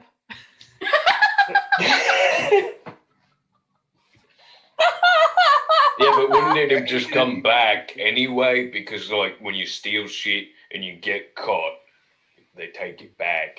So we would have just been doing this Not part if we for imagine free. we would have made this big map with that axe and buried the treasure and threw away the map and never mind. Whatever you say, Pale. I'm just Is rolling there with it. any way we could sign on as mercenaries and pet not shop. have to sign a year's contract? That's a conversation we could have maybe at a later time. Sure, but I will say this: you only have in-game time a week because we should be unloaded. Coins should be exchanged for the goods that we have retrieved and brought here, and the anchor will weigh, and we'll be back on the waters on more grand adventures. As I have lined up many interviews with many scholars and sages and mages and others that seek really interesting things for their and looks right at you, Chandelar, further studies. So Yes. and breaking the fourth wall. So everybody that's still watching us, again, thank you so much. This is not the end of tonight. I just want to break the fourth wall to remind you, please put hashtag Stormcrest to be entered to win the bridge. You have a few more minutes left on that before we'll take and make the announcement of who won it. And maybe you should reach out to some of these players and throw in your application. If you happen to have a character that might be hanging out in Lawrence Port. And now back to you all. Well, I would say we take Idana and let her rest. Yes. Or, yeah, we definitely if you want to have like 5 of those things on you, but it might be a bit trippy. I don't think that's wise. I wouldn't recommend. As fun as that would be, I don't think that's wise. You know, there does come a point where medication becomes overdosing. Well, we could test it. No. You know what? I'm gonna pick up the gnome. We're gonna put this one to bed. Right. Yeah. Mic on.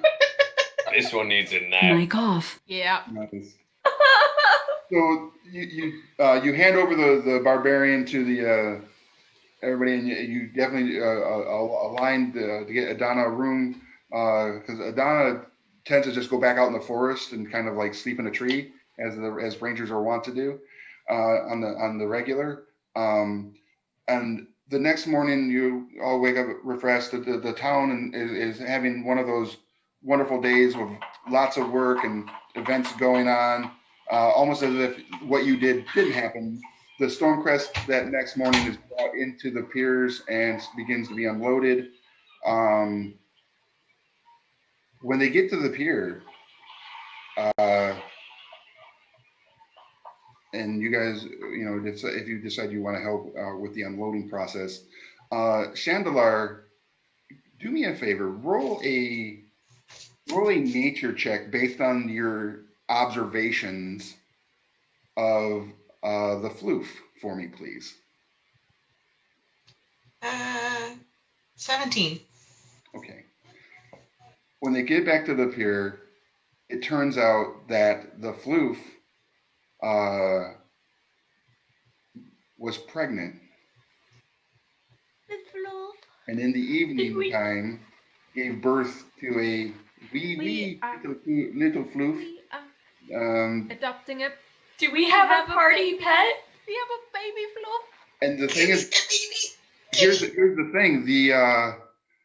And you kind of That's like my cat. during the night, you were kind of like it definitely had this aura about it, like, and it seemed like it was very restful. It didn't like move around at all while you guys were doing all the stuff. So it kind of clicks in your mind during the night, and you kind of wake up before the pier thing, and you're like, oh my God, right?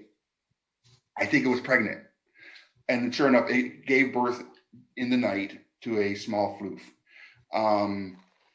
And because there's no buyer for that floof, the captain comes to you and your companions and says, so we have a situation.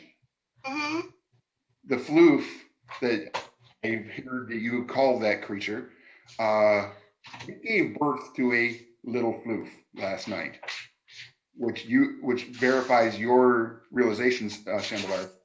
And because I don't have a buyer, the value is equal of that creature way more than 2 shares of the treasure. Would you, as a party, wish to take it in lieu of the coin?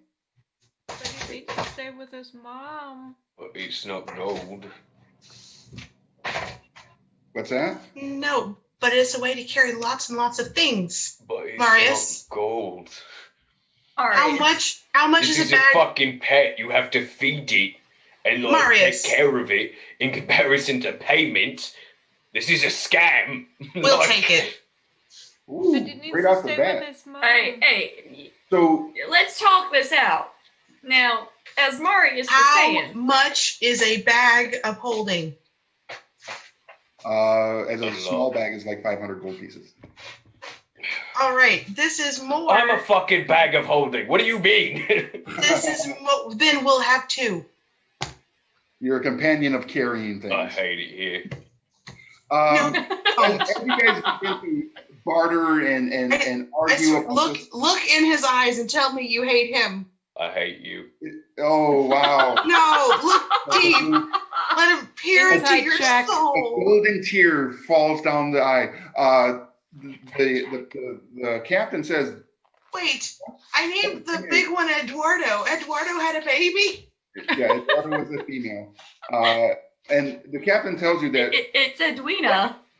based on the ecology of this creature, that we do know is they don't need to be bonded to they basically birth and roll away. It's like boom, and they're immediately But you? and it is about the size of a like a Small basset car. hound. A full-grown basset hound. At birth. It's Marius, I promise there won't be any trouble. I'll take care of it and I'll feed it and I'll make sure it gets. The captain, It's like- seeing the distress of Chandelar with conversation with you, goes, all right, listen, I don't want to hurt anybody's feelings, and I don't want anybody to walk away like they didn't get anything from the services we provided, and we had a contract. I just was looking for a way to make a little extra coin back on this creature that I didn't even have a buyer for. One share. You didn't even know you had it. So I'll it's give up. free game. I will give up my portion of whatever you're going to pay us, and I'll pay you an additional 25 gold for him. The mother is the value. I could buy a whole nother Stormcrest with the gold that I would receive that I'm receiving from this. It was just my portion. Like they still all get theirs. Mm-hmm. Plus 25 gold. Yeah. What are you doing? What? That way you guys still get your money. Just stop talking for 5 seconds. I don't know how to do that. I don't do anything but money and wood. That's all I do. Then you still get whatever money you were supposed to be gotten. But you do not need to pay for something that was about to be handed to you for free. That's just bad math. You're the accountant. So Accountant, not negotiator. That's I really why. want him. That's why we talk this out. It's called bartering. But bartering means there's a chance that they won't sell. Look. Sometimes you have to use your Looks like words. the one sharing the stupid fucking dog. Right. So So that was the offer. She's sacrificing her portion of the 2 shares plus her 25 gold to take on the care. Because here's the thing: if you decide to go out on the vessel with them for a year, that creature has to come with, and the captain is not, understands that that's another mouth that needs to be fed on the boat. Does she eat fish? Is it a worm? That is an unknown quantity at this point. The mom eats anything right now, but it may have been only eating anything and everything because of carrying the pregnancy. Yeah. So, I mean, you're all going to get your pay if she's just going to forfeit hers and is basically indentured to the survival of the flute baby. I Appreciate want your the flute efforts. too. What's Yeah, that? I think we can live with this. Okay. All right. So you're all going to get your pay, which is going to be 100 gold each. I'll give our wizard 50. Oh, you don't have to. I don't want I to. want the fluff. So it is a lot of gold, but like I said, most sailors that come off a year voyage with them, their share is enough for them to retire. It's fine. And so I 100 can't gold spend would it be on the boat. age for a sailor usually.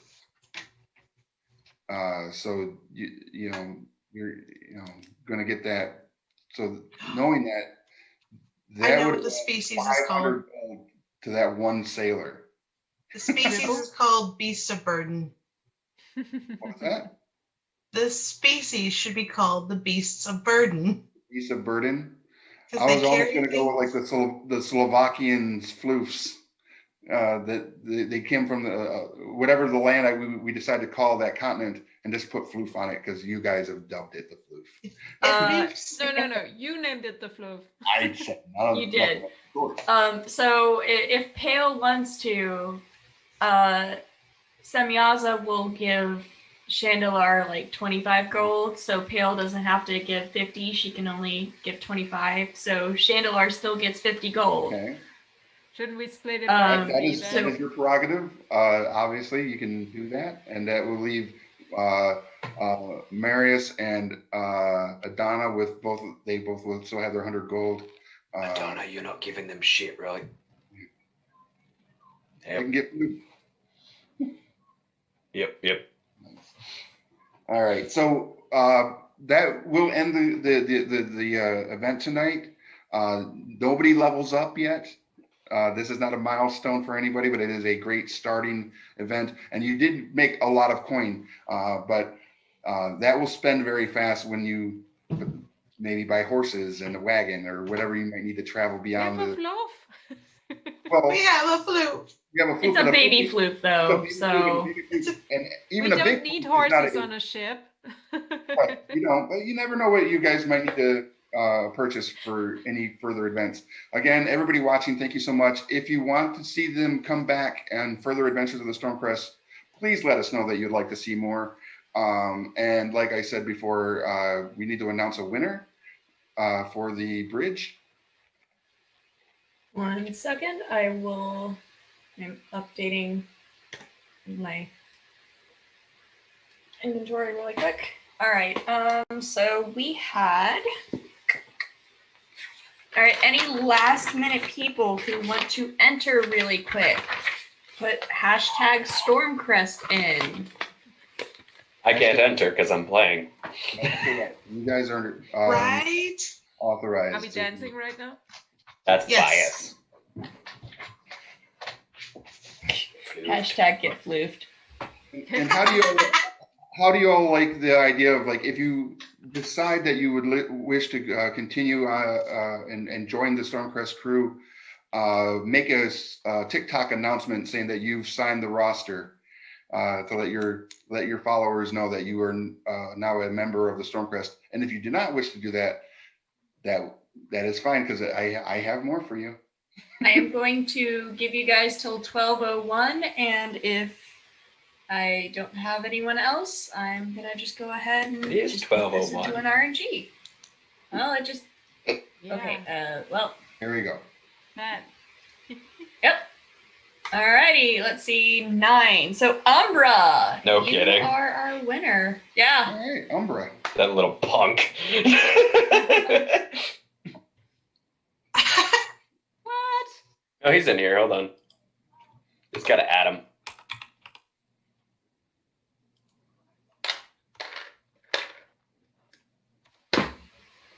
Cleansing. Where's the bacon?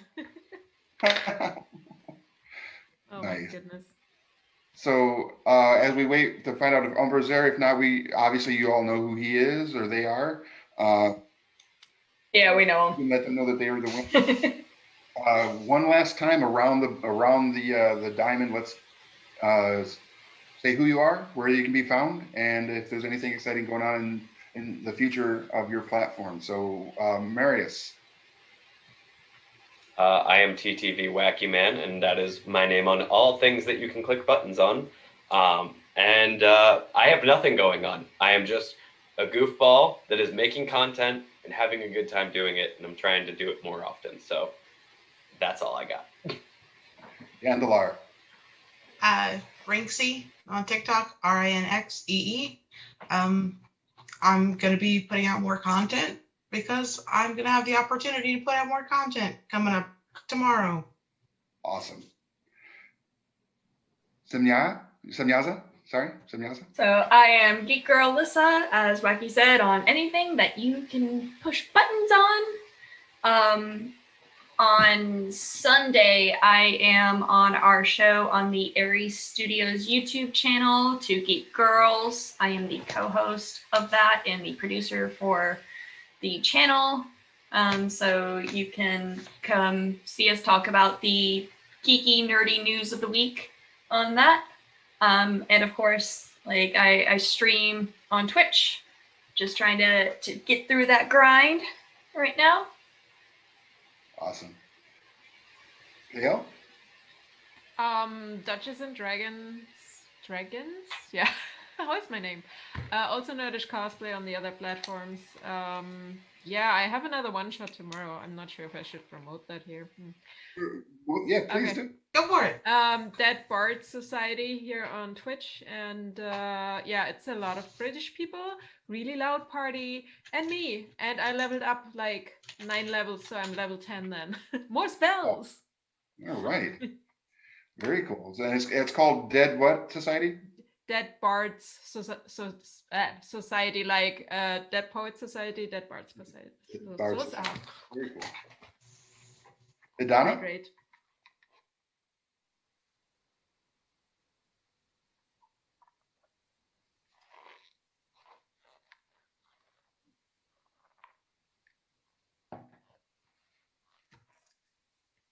Nice. Perfect. I just wanted to say thank you again to everybody and for having me, and Tabletop Santa, thank you. Yeah, Yes, And low thank level, you. because otherwise I wouldn't be here. Absolutely. So for all of you, I am Tabletop Santa. You can find me on all social media platforms as Tabletop Santa. I'd like to say congratulations again to Low Level Adventure for winning the contest. Allowed this one shot to happen, and for bringing what a wonderful group of individuals together to wreak havoc upon a one shot that I'm hoping will break into some more shots. I've been muted for a while. Oh no. Say it again. Yes, please do. Please say your spiel again. You keep going. I'm just gonna link my thing. Okay, and so for everybody that is watching, share any content that you see on the TikTok of these wonderful creators so that their platform can grow and their audience can grow. Because if you're a fan, you probably have friends that are fans of all of these individuals. So the only way they're going to grow is if you show them off. So let's show everybody off and show what a wonderful community that we are all part of. And thank you for allowing us the opportunity to do this and hopefully have entertained you this evening. I also would like to say to Pale, aka Sarah, that Duchess and Dragons. Thank you for staying up and starting at midnight with us. Oh, it's 6 o'clock. Oops. It's 6 a.m. in the morning now, right? Yeah. So thank you Tomorrow. for having the Hello. constitution to roll with us like you did, and Chandelar for coming in right after work, having a little difficulties, but working through the frustrations that occurred, and bringing the game to tonight, and everybody else. Thank you so much for everything that you're doing, and let's give a big round of applause in the chat for the players tonight, and let's see what happens in the future. On that note, we have our winner, and it was a pleasure to run a game for you all and for all of you that are watching. Have a wonderful night, and keep on keeping on and rolling them dice.